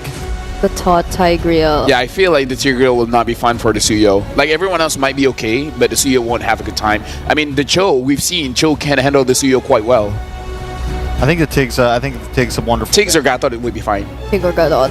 Okay. Then TLID's on the gun. They get first pick after all of this. They still need a roamer. They still need a mage. You mentioned the Xavier could definitely be a pickup here. But now, they go for the Eve. But then there's the Valentina. I was made for. I mean, we saw the matchup just now. Eve just outranges the Valentina. That's true. So it depends if they want to like play it very aggressively in the early two, or just if they're loco, they could go Faramis. Against the glue. But because Marksman's already picked. Mages, like there's definitely it's a just lot that of possibilities. Faramis is not good against the Eve, but still, you know, like just play around it. Yeah. Take your pick. Honestly, that sounds good. I think so. Does sound good. I don't know if we'll see him pick it, but it does sound good. Blue Yi's also still open. Blue Yi's here would be clean. Blue Yi, and what else is available for Sawon? Where there is light, there are also so they go Blue Yi. Your team is picking. Blue Yi. Arlet. Haven't seen Arlet. OG. Yeah. The OG duo. Do we think it's going to be this is Kid EXP Bamba? Arla? Yeah. Kid Bamba Arla. Kid Bamba Arla. Which fits his playstyle, honestly, because even I think him and Chicken kind of have a similar playstyle, like an aggressive, putting them on someone that can be get into the back line. I think this fits Bamba very much right here. That's a nice way to put it. Like how aggressively Chicken played. Yeah. If they are able to do that. M5 flap TZ, you know, like players who want to try to make plays for the team and not just be a walking Hylos, you know? Yeah, replicating that up against this lineup of TLID. Nobody likes Hylos. I do. LaFell does. I do. I mean, it's powerful, but it's like... Yeah, I know. I like it. It's annoying. I get it. I like it. And now it looks like the Khalid has been picked up by TLID. So a pretty aggressive lineup here coming in from TLID. And Team Spirit, honestly, their draft can be a little bit more reactive. So definitely can see a difference of play style here. Thank you, bros. Thank you, Bro Gita. Thank you very much, T-Bro. Thank you, Bro. Now we're giving Mer-Bro as well as Night-Bro. Thank you so much, panel, for breaking it down. I'll say this. I like Hylos. Do you like Hylos? I like Hylos. I don't know what Trex has against the Hylos. I don't know what he has against it either. What is up, guys? A centaur? He's a centaur? He's a centaur. I'm Nice-Yo, Mirko. We're bringing you the action here. Last match of the day. It's taken us a little bit of a trip to get here, but hey, it's Team Spirit versus TLID. One last look at the lineups, of course, to bring us into this best of three. It's game number one. And I don't know, man, looking at this, we've seen a lot of these compositions utilizing some of these big picks, but also the R-Lot. I love that it's coming into play. And we're going to be jumping into the land of Dawn here. Once again, the Dragons versus the Cavalries. And this is where it all starts to see who moves forward and who's going to be going down to that lower bracket. Let's see, ladies and gentlemen, There's a possible RQ versus Liquid rewind of the MPL Indonesia Grand Finals for Season 14, or a possible rematch for Spirit up against RQ Hoshi. And this in itself is already a rematch, Naisu. We saw this matchup in the Swiss stage. It was a best of one, and it was TS who got the dub against Team Liquid ID. Now, if you guys want to get the dub in-game, go ahead and check out the M6 pass that is still available from the 18th of November all the way to a flicker from Bamba. That's 29th of December.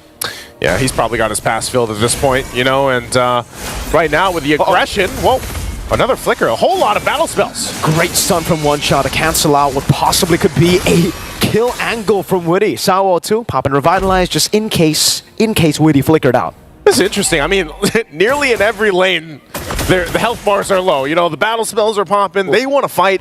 They've waited for this matchup now and finally able to break it out too. We get a little glimpse here of the emblems coming into play. Anything standing out here? Yeah, the Master Assassin for the Bruno. It's interesting to see this. I would definitely think that, you know, he would try to go for a little bit more mid-game or even more defensive. Fabian goes over the Spear of Alpha over to Kid Bamba. He's going to be able to get some resets here. A bit of sustain under that turret. They're hovering over. Is this a possible dive? Witty's rotating too. There's an angle. Bamba's walking up. Fabian shoots the swing on the other side, and the Ran just flickers out. Here's one shot. He might be looking for that moment. They know that they committed a lot on that play to Kid Bamba. Of course, with Quicksand Guard, Witty's going to be fine. Heals back up. But now, this is the interesting part. Turtle's up. Kid Bamba. Just taking a lot of damage. Nice flicker out. Kid Bamba taps into Vengeance. It was a mistap, and now he gets slain. First blood over to Aran. Now with the split, Sunset Lover won't be able to take him down, and TLID will get the first neutral objective of the game. So unfortunate there that Kid Bamba, you know, ended up getting a little bit out of position with that Vengeance, but that is objective secured for Team Liquid ID. On top of that, a kill. And that going to the hands of Aran is also going to help him, you know, win the matchup against Kid Bamba there in the XP lane. So we'll see how that adjustment goes. Again, a lot was thrown up there to go ahead and take care of him, but you can see this again. Hiko, man, Hiko mania. After everybody got to see that first Savage, of course, for M6. We'll see how he continues to play against another player, Aaron Shiki, who has, I feel like, gotten a lot of eyes towards him so far. Just in the Swiss stages alone, his performance was phenomenal. Yeah, he got a Savage in M6, Hiko. Really phenomenal performance on the Beatrix, you know. Changing to weapons that normal players would never think of swapping into. Hiko's not normal. He's not normal. He's Hiko. That's why I got his jersey. I just got to flex that real quick. But yeah, Spirit are just going to take it slow right now. They know that they can actually scale into the mid-game quite well too, and there's really no crazy pressure on them to actually get a snowball. Obviously, it would be great to have, but only the first neutral objective so far. Both of them will still just be waiting for turtle number 2. Yeah, with this again, it's kind of the, early pickup too. See Halbert already locked in. Whoa, Saul. Raging Sandstorm and the real-world manipulation from Yehezkiel.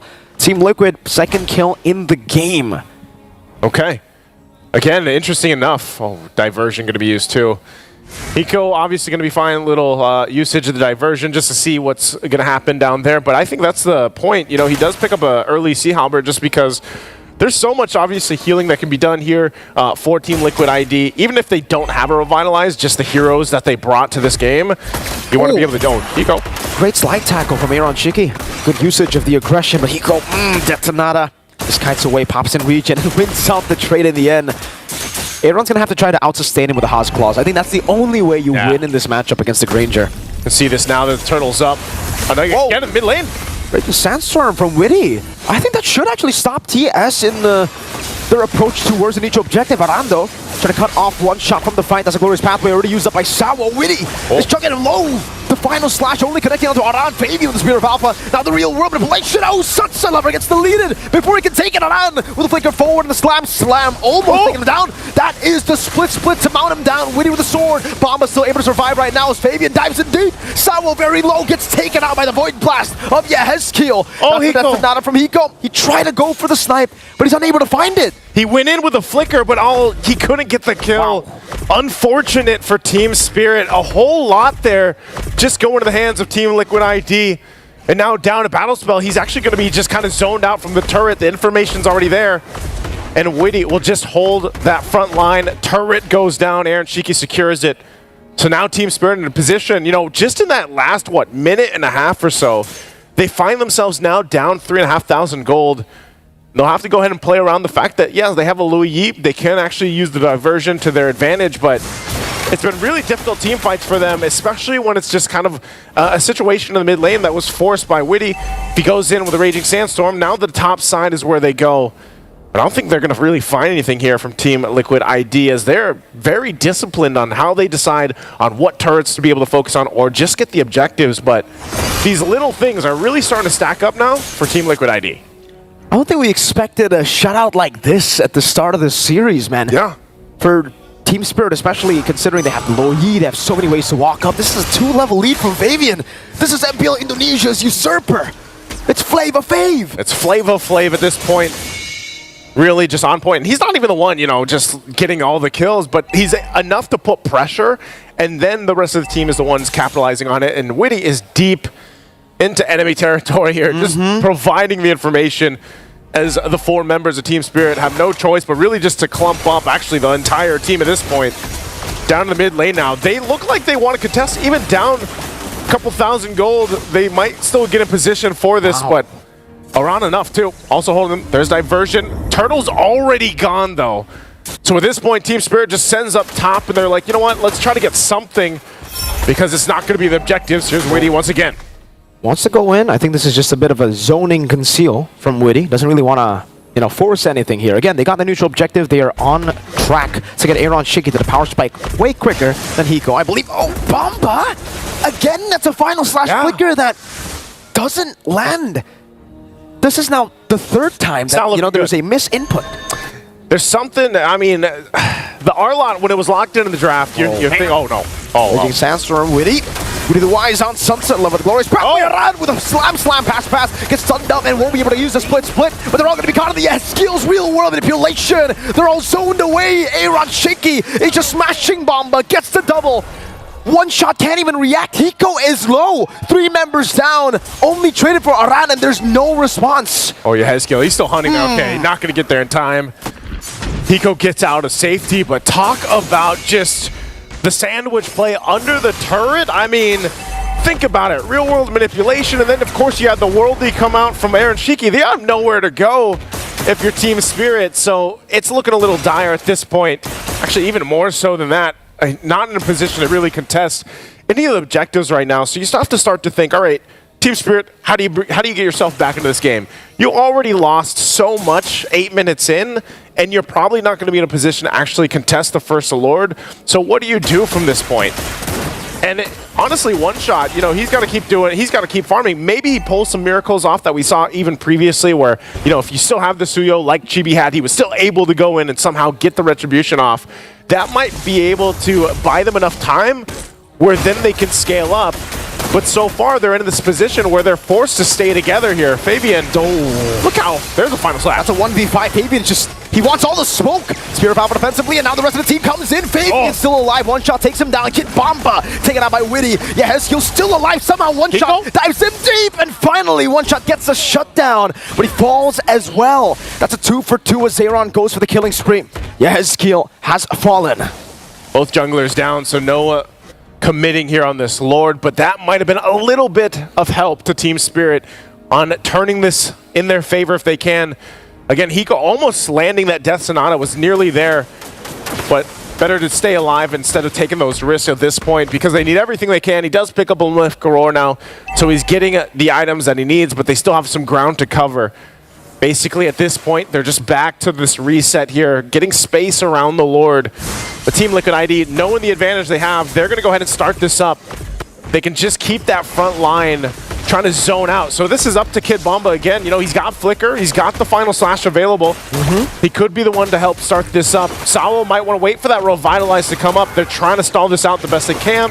Lord will go and reset back and forth until both teams are ready. But look at the back line. Look where Witty might be going. And he tries to put pressure on the backside, gets spotted out. And they might just be getting in formation to go ahead and secure this Lord. But right now, Hiko taking a couple shots with the Rhapsody, keeping Team Liquid from actually fully starting up the Lord. This is great from Liquid. They're playing the Lord dance. At least a new version. Oh, Raging Sandstorm from Witty. Catching Sunset Lover's Arrow. Chiki goes in deep. Gets caught by the in-air reaction. Now the real world manipulation will lock Sawo down just a bit. One shot. Goes to the arrow. Retribution needs to be on point. Fabian, resets it. One shot caught in the midst of it all. The Spear of Alpha catches three. Sawo dismantled. Hiko, the grid, almost fade away. Aaron might be diving in. He's going to go for the lifesteal. Ooh, needs to slide tackle away. The Death Sonata almost caught him. TLID got all the dubs in that skirmish. The idea was correct. You know, One Shot was waiting on the side, maybe for that opening to go in and take the Lord, but then Team Liquid ID, showing their experience and veterancy, were like, you know what? Let's bait One Shot in, and then they punish and collapse down. Oh, man. So at this point, they get the tier 2. Lord making its way to the top side. It's up to Team Spirit to defend. It's only that first one, so they should stay in the game, but they are going to lose a lot of these turrets now outside of the base.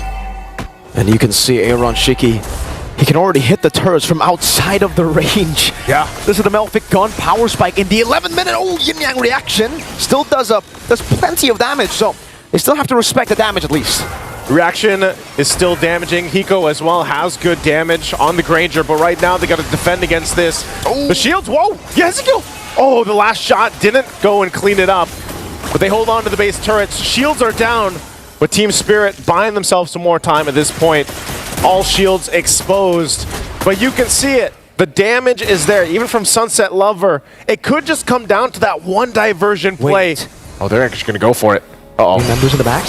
They're going. Give it to Ovan. Slide tackle into the Purified Kid Bomba. Still going for it. Aaron Shiki kiting away. Hiko left all alone. The glorious pathway can't be taken. 2 members have fallen from Team Spirit. Seems like Liquid ID are the ones running in. They're going to go for it. Aaron jumping in. Sunset Lover's in trouble. Raging Sandstorm from Winnie the Wise. Sunset Lover is down. So is Sawo. The Cavalry just keep on charging, and Team Spirit's formation cannot hold. They can't hold. No minions pushing in just yet. They got to wait for that mid lane. Aaron Shiki. Wow. We'll just go ahead and work on it slowly but surely. Slides on through, and they'll get the turret off the exchange. Team Spirit, oh, they might be looking for more. Mama's gonna be caught, but Spear of Alpha and Yehezkiel will just gun them down or drop down that damage from afar. Aaron Shiki is godlike. Hiko tries to go in with a crown from Fabian. Oh, he's ticking down earlier. Hiko still able to escape with just a little bit of HP, and they will be able to keep some of the turrets alive. But in 12 minutes, it's a 10,000 gold lead for the Cavalry. Massive, massive lead right now, and it's Team Spirit holding on to their spirit, trying to stay in the game. But it's looking really tough for them to actually turn this one around. Even earlier, that started that whole chain reaction. I'm surprised, you know, Hiko went in with that diversion. They tried to make a play, and even when they had that, I don't think he had the flicker. It was still on cooldown after he was taken out. He just burned it again recently, so interesting how they're going to use that diversion. And I was saying, you know, that might be the move that they have to make. But in that case, that wasn't it. So now they find themselves massively behind. They're going to go it again. Witty. Okay, they're going to go all in onto Witty, but I don't... Oh, Raging Sandstorm, no way! Witty the Wise to survive a 4-man gank! And that was a very, very costly Gambaran. Split in the back with the Mount. Aaron Shiki just going to be able to ball him down. Fabian comes from the side as they all get caught by the RWM. Aaron's just going and taking everyone down. It's a double already. Sunset's going to be taken with 3 hits almost. The fadeaway, Sunset gets out. Here's the waves pushing in. They're looking to cap out the game. Mid lane, Fabian goes in with the Spear of Alpha. And that's the nail in the coffin for game number 1. A decisive victory in game number 1 for the Cavalry. Coming out swinging fast and strong. 14:08 on the clock. A lot here that Team Spirit has to adjust from if they're looking to go game 3. What happened? Very tough. I don't know, man. You know, things just weren't in their favor from start. Let's go ahead and throw it over to the panel to break down game number 1. Is that new music? There was definitely a nice... that was different. There was a beat of the Flash. That was, right? There was time to drop the beat of the Flash. But yeah, we got to talk about that game right away. Relax, chill. So I feel like, okay, number 1 is one-sided, but we have to address that Team Spirit, their initiators, the one that starts the fight, has been heavily punished in this game.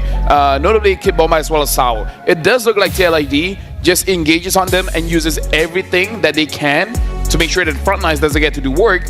And then that makes it that the backline, Hiko, as well as Sunset Lover, really couldn't do much in that game. Yeah, and Hiko, I think he had a great time if it was just based on his laning up against Aaron Shiki in the first few minutes. It was more of like TLID even focusing their rotations towards Kid Bomba. I think we've seen a number of rotations towards the XP lane, forcing out battle spells here and there. But it didn't really matter because even despite all that, Aaron, for the first few minutes, it's like, no, I'm okay here. I can handle it. I'll just have to sustain and play a bit safe, then focus on the turrets. Because TS, they weren't really fighting aggressively. You know, I want to point something out here because we saw it at minute 9. Aaron Shiki locked in his 3rd item, which wasn't too crazy. But then from then until 14, he finished out everything else. Yep. I mean, and from then on, he was completely online. He was already online before that, but always a thing to point out, 9-0-4 for Aaron Shiki. Yeah, here's the thing. Like, Bruno has already been proven to be quite busted, and you give it to one of the best in the business. Aaron Shiki. Yeah, I feel like giving Aaron Shiki one of the best heroes that you can use in this patch. Team Spirit has used the Beatrix to handle the Bruno as well, but I kind of feel like the Bruno itself isn't the problem. It's just that the Bruno in the right hands, in the right team, is allowed to do whatever he wants. And you kind of don't want a good player like Aaron Shiki to do whatever he wants. Unless you can like heavily focus that lane and find some sort of answer. But even here, we see Aaron Shiki go complete damage build, no defense at all. Hiko also goes for a big damage build, which maybe was the overconfident thing to do. Maybe should have picked up the tenacity or something. It's back to the same bans that we've seen earlier, actually. So, butterflies born by the oh, wait, I think this is one of the differences. So let's see if the Tsuyo will remain as a priority here for Team Spirit, because it's kind of like exactly the same. No, this looks like a bait, because TLID, they ban out the Joy, and the Joy is good against the Suyo. So it's actually saying, if you guys don't get it, we're going to get it. But the thing is, now that they take the Suyo, what is the other counter? I'm looking at the likes of Cho. Is that going to be the other priority here for TLID? I mean, they just played the alpha, right? They just played the alpha, did well with it for TLID. They go for the Eve and the glue once again. I mean, there's no point in changing anything. They still get the steal away from Kid Bomba. It's going to be TS that has to find the answer here, right? I mean, they've been reserving Kid Bomba's picks always for second phase, for last even, for like how many games now in a row, but we've seen how it could go wrong for them in game number 1, when they were just forced to pick up the Arlot, and I mean, at the time there was the Khalid still available, I think, but they really went or chose to go for the Arlot. So let's see this time around for Team Spirit. There's the gold laner still available, but do they still want to go for like... I think the Granger's still good. I think the Granger's still really good. They just need to have the right EXP laner in to hold down the front line. And they get the Hilda. We didn't even notice it. Oh, that's huge. Paired up with the Gatot. And now they have... Hiko can play wherever he wants now at this point. Yeah, now it's like it's harder for you to take down the bodies in the front. Though, just saying, Hilda should be in the EXP, but that kind of just changed it a little bit, where Sao is usually the front line and Kid Bomba is the setup for the team. Yeah. So I do see the Hilda going to the EXP, but that's going to be a little bit different. And now the counter, true damage, the alpha coming in is a good answer towards Team Spirit's lineup. This is so similar to what we've seen earlier. So if they do wanna deny that, even if you, I think actually if you give Hiko any of the gold laners, he'd be pretty much fine.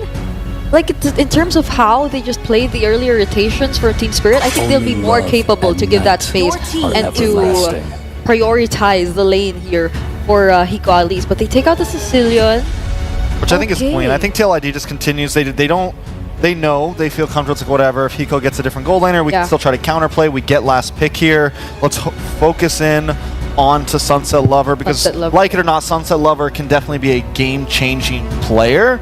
And once again, just like last time, you get rid of some of those late game possibilities. You completely cut off the head of like, oh, if this gets to 20 minutes, it's a guaranteed loss with Sicilian on the field, you know? I feel like if they want to maintain tempo, they should try to consider something with a little bit more damage coming in mid. Like if you want to fight range for range, you can start considering something like the Farsa as well. Because I feel like between the Farsa and the Xavier has a lot of control, but it takes a lot of time. Where Farsa, you get level 4, and then that's most of your damage there. Yeah, and I'm not sure if they'd still consider the Louis if we were to look at that. Since compared to earlier, I think they have a lot of decent front. Like they can be a lot more aggressive when they go in with the diversion plays, but they have to make it work this time around. So they take out the 1-1-2. My mission. Take out the 1-1 for Hiko. Well, because the thing is, this TLID is gonna. My thought is maybe carry, so you just get rid of some of that range. They can still go Granger. They do pick up the Granger, so there's the Granger, and then pretty much the 1-1's the next, like, the only other poke marksman other than the Beatrix, of course, but. They definitely want to go into. But Hiko will get his hands on the Beatrix once again. So what will be the hero for Sunset Lover? Could go to Luyi again. I mean, I don't think it's bad. The problem is you get so outranged from this Eve. Yeah, I almost want to like Veil. The Faras, the what? I almost want a Veil. A Veil? Oh, yeah. We saw a Veil before. Yeah, like a little bit longer range. Yeah. I mean, it's not completely out of the question, and it has been working for teams. It's just that whether he uses it or not. The Vexana is open if he wants to pick up the Vexana. Yeah. But I want a little bit more control, a little bit more damage. Even when all is forlorn. Yeah, Vexana, yeah. Go for the safer pick. And then last pick for the side of TLID.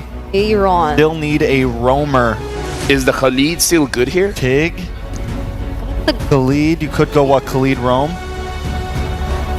I mean, they did in game number 1. It was clearly effective, Surprisingly, it just might not be as good against the taunt and the Hilda. The Khalid might have trouble against the Hilda and the taunt from the Gatot and everything, but... What else is there? The Tigreal?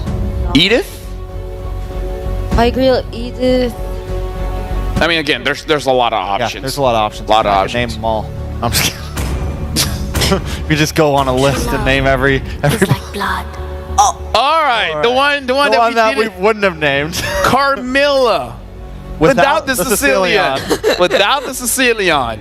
Well, it's going to be very dangerous if the Curse of Blood hits, and then you get hit by the Rhapsody. There's a lot here. Thank you very much to the bros, and now we're sending over to the other bros. Yeah, that would have been on my list. That wouldn't have been. The Carmilla locked in here. Thank you for breaking it down, panel. Once again, this is the last look at the lineups here. Mirko, what do we think? It would be on my list, actually. The Carmilla? Because this is a witty special in MPL Indonesia. When all the other picks are banned out, or if it's not viable up against these opponents, go for the Carmilla. The good old for witty man. And hey, Witty the Wise has a Revitalize.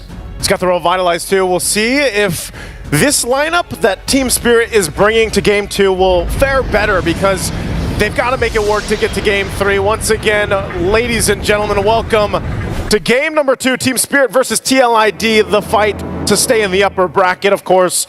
Again, no teams exactly getting knocked out today just yet, but it's match point right now for TLID. And this time, like I said, you know, Team Spirit, they had a rough start in the previous game, and things just kind of got out of control from there. This time around, we'll see how it plays. Look at how this rotation is happening, by the way. Kid Bomba and Sao staying together. They put the Sunset Lover down to handle and get that XP on the bottom side. Yeah, good damage down here. Back to Kid Bomba. Yeah, you're right. There's going to be a lane swap here, actually. Tenacity is the choice for Aaron Shiki in the gold lane on the Granger. It is the Master Assassin for Hiko on the Beatrix. One shot with a stun. A lot of damage onto Witty. Revitalize already. Aran will just respect the damage here that TS can provide, and it will be the lethal take for one shot.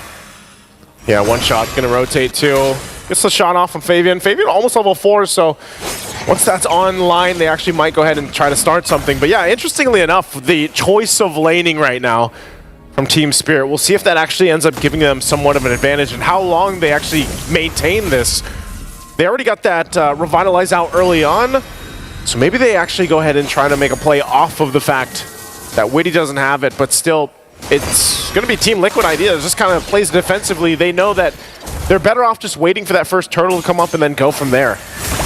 This lane, though. Oh, a flicker out from Sunset Lover. The respect instantly to a possible pickoff from Witty and Aran, knowing that Aran could have possibly just slam flickered into him. So Turtle coming up. Sunset Lover not level 4 just yet, but you can already see the damage coming out from one shot. Sawa 2, Kid Bomba, almost the level 4 himself, the Unbreakable. Tempting, goes in.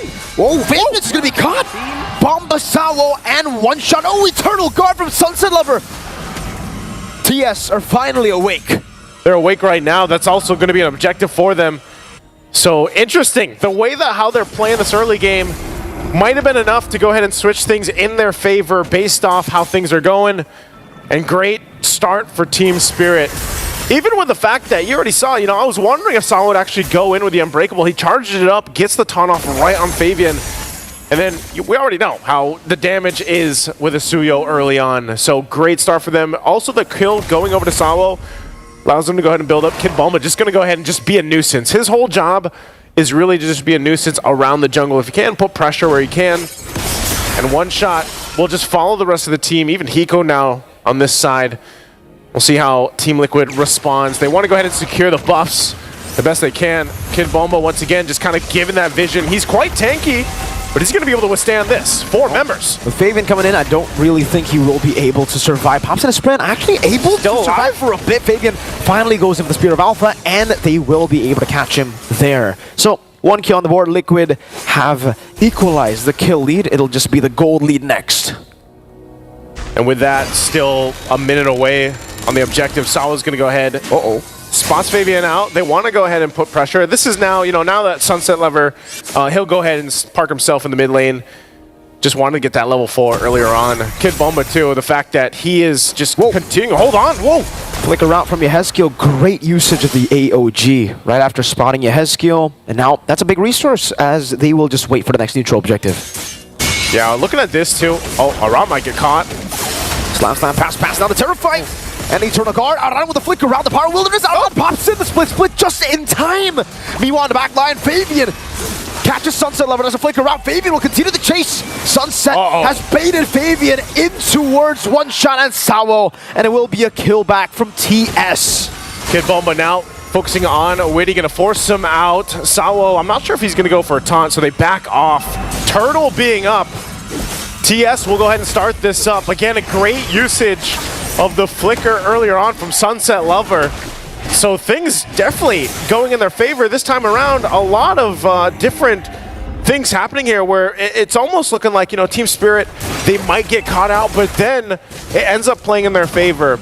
Even the amount of time that Kid Bomba bought earlier on, it was enough time to go ahead and make all that happen. So they find themselves with a minor lead now at this point. Some key items being picked up here too. Hiko just got the BOD, Hunter Strike now for one shot. And they'll continue to play around the fact that they've got the momentum. They can put pressure on the jungle. And it's up to TLID to kind of rise to the occasion and adjust now to this point. It could be here. Nope, great stun over. Aaron's looking for the Rhapsody.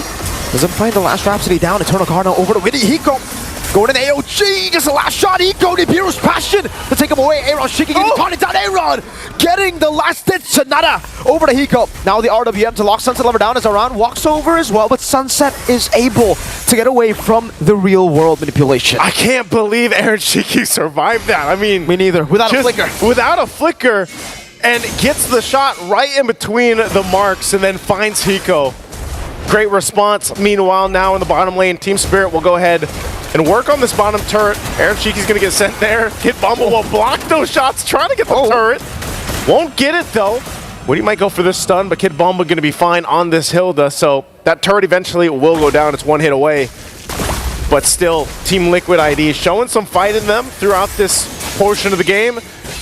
And adjusting, again, 30 seconds away from the turtle. Kid Bomba will have to hold his own against two there. AOG. Whoa! Puts a Spear of Valor forward. And now he's going to be caught in the bad spot. Sawo. There you go. The chain CC. Fabian taken down to give that kill over to Hiko. Trading right now, 10 seconds on this. TLID in position. That turret down to the bottom did go down, so it was worked on, and now it looks like Kid Bomba is going to go ahead and get that last hit as that turret falls, and now they'll fight for the turtle. RWM over to Sawo. Oh, four-man Eternal Guard from Sunset Lover. That was massive. It stopped any way from Liquid actually go in. Fabian's back up, but Yehezkiel has to recall. TS have full control over the neutral objective thanks to Sunset Lover. Literally, that Eternal Guard changed the course of that fight, breaking out. Able to just keep them zoned out from committing to that. So right now, I gotta say, Team Spirit's pretty much locked in across the board. We'll see if they can continue to maintain it. Just barely holding on to that gold lead, but everything in their favor is working out. I mean, even Sawo able to just zone out members of Team Liquid ID with an AOG alone. Avatar of the Guardian. They're gonna break out possibly here in the jungle. Kid Bomba, tanky enough, does back off. You know, he's nearly, I mean, his only completed item, at least for right now, is the Athena shield, but that's enough, you know, to keep him tanky enough, to keep him healthy enough, and he can rely on Sawo to do the rest. He has the antique Karas, so they're working together here. And now Warax and Hunter Strike now for a one-shot. Turret finally going down there. Mid lane might be the next focus for both teams as they try to get in position once again, but I gotta say, Team Spirit is in a comfortable position to lead themselves into that first Lord about a minute away. It'll just be a waiting game now as Team Spirit are actually positioned to go for the ambush. Bomba walks up forward, beating up Slam here. Taking a bit of poke. That's an out of two. Witty with the stun. Real world manipulation. The Eternal Guard whiffs, and that's going to be Aran. Takes the kill over onto Kid Bomba. Snipe. Last shot. Oh, Witty. Jiggling back and forth, getting away from the Renner's apathy of Hiko. Not landing those shots. Would have been great if he could have, because then they could go ahead and try to focus down on the tier 1. But right now, TLID, that's playing around the strength of the real world manipulation. You know, you can go ahead and get that slow in, get the damage off. No extra slow just yet. Only the glowing wand right now for Yehezkiel. And then even this, you know, Aaron Shiki building in, already hit BOD, Hunter Strike, working on the next. Defensively, you can already see it. The glue alone, I mean, Aran is actually able to do quite a bit just by being a glue. But now this Lord is up. And with the lead that Team Spirit has, they should be able to go for it. Malefic Gun there too for Hiko. So we'll see if the spacing is right. He's only got that flicker really to rely on, so. But they got a double revitalize. That's always something that Team Liquid ID has to worry about. The amount of sustainability and healing that Team Spirit has on their side. So they'll take their time going and starting this up. Hiko will clear out that top side, and this will be a full-on 5 versus 5. They look for the right positioning. They jump in. Witty. We'll take the Terrify. The Eternal Guard will connect to Aran. The Bennett's Rage too. It actually clipped Yehezkiel. Half HP taken away. Team Spirit with the resource advantage now. And they will just look to get the Prime in the mid lane. Sunset Lover, that's a Wishing Lantern, a Sea Halberd for Hiko. They know a lot is down already. A lot committed to that, and then still it's Sawo kind of checking things out. He could jump in if he wants to. The Avatar of the Guardian, Kid Bomba, will play that front side too. It's up to them how they want to play around this. But it's more so just a standoff. Either team has multiple options to go with, and it might be better if they focus on the tier 1 turret. Looks like Team Spirit will go ahead and do that, put pressure, open up the map a little bit, but here's the clap back. Good Terrify down, Aran with a slam. That's the AOG defensively from Sawo. And TLID go back towards the neutral objective after clearing the wave in the mid lane. Sawo stunned again. No one wants to go in. It's just a battle of poke, and Hiko's winning it. Curse of Blood. Renner's apathy from Hiko. Now he finds his mark. Fabian forced to go with the Spear of Alpha Sun over the Yehezkiel, and one shot almost takes him down. But Fabian goes in. Aaron Shiki does the same to Sawo. 2 for 1 in favor of the Cavalry. Man, both gold laners just playing a part in these team fights. You know, what is a standoff and just a range check from both. Able to capitalize out, but TLID comes out top, sends a Lover in trouble, has to get away, Aaron! Hiko! Now that was a mistake, the dash forward into Fabian's Spear. Liquid have taken down Hiko. That should be the green light to actually go onto the Lord, and that they do. Aaron in the mid lane, just shoving it back in again. One shot, getting poked down by Yehezkiel, and Aaron has gotten the Sky Piercer. Witty, look at the screen, one shot, look at his zone him away from this neutral objective, forcing him to use that skill 1, and it will be a free Lord towards Team Liquid ID. A mistake punished. And TLID will go ahead and swing it in their favor now. Even then, Team Spirit still in a position to go ahead and defend this. It is that first Lord, of course. But they'll lose some turrets, lose some space to work around with, and that's what they really needed. Leading into that fight was to be able to move around the map a little bit more. Hiko not even burning that flicker earlier on. Just out of position. So now TLID, they'll go and take whatever they can. I'm not sure if they have enough to actually knock on the base turrets yet. Like, to get the shields down, they might at least get a tier 2 down if they can continue on in the mid lane once those waves match up here as Lord makes its way down the bottom. But Hiko will be sent there, one shot just around the corner. And the rest of the team will try to hold on to the mid turret. As you can see, Hiko's just going to clear this out. Fabian making his way, though. Wow, with the Spear of Alpha, Retribution to slow him down. Aran cutting him off, Flicker from Hiko. Trying to run away, gets caught by the real world manipulation! And Yehezkiel just drops him together with Aran. Aram from the side, one shot taken down! That's a Spear of Alpha over to Sawo. And now the Rhapsody, the full dive onto Sawo as Aaron gets the double. They'll clean up the kills under the turrets. The cavalry is out, and right now, looking now at the base turrets. Even after that Lord was taken out, it's up to Sunset Lover and Kid Bomba to try to defend against this. Spear of Alpha over to Bomba, unstoppable, Aaron Shiki! Just Sunset Lover left to defend, Team Liquid ID! That's Flavor Flav! That's Aran, who is running towards the side of Team Spirit! The cavalry charges forward, trampling the Dragon of the North with the unstoppable force. On Team Spirit falls as Liquid marches on towards their next opponents. It's a sweep for Team Liquid. It's getting hot in here. Whew. This reminds me of M5 Geek Fan Deus Volt. Only a different generation of Indonesian stars. It's Fabian, not Nael. And man, it's Aran, not Luke.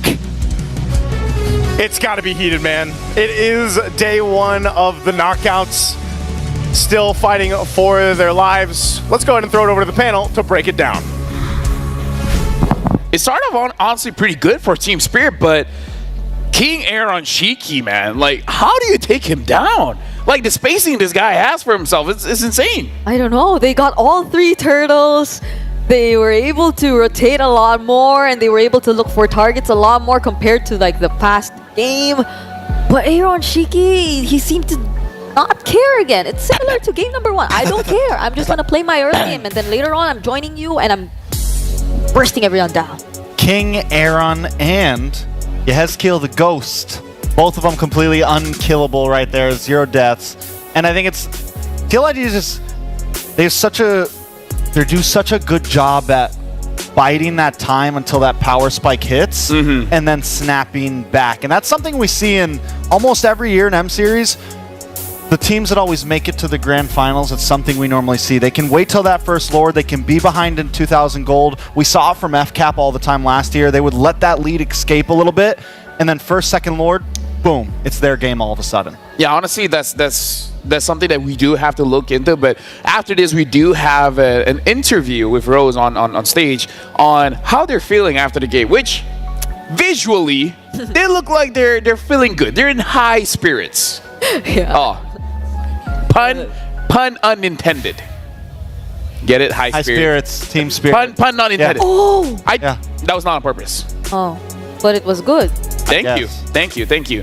While we're waiting for them to set up for the interview, Aaron Shiki did amazingly well. But again, Team Spirit, I kind of feel like there was just small mistakes here and there where I feel like Hiko, he wanted to make a play, but the timing wasn't really correct where he got caught. Yeah, and I feel like we felt the effect of like all the power picks that went into their hands, right? They're the Hilda? Being more aggressive with the Hilda on the XP lane, the Gatot Kacha setting things up, and them having a clearer response to the real-world manipulations here and there, to all the team fights that were happening here and there.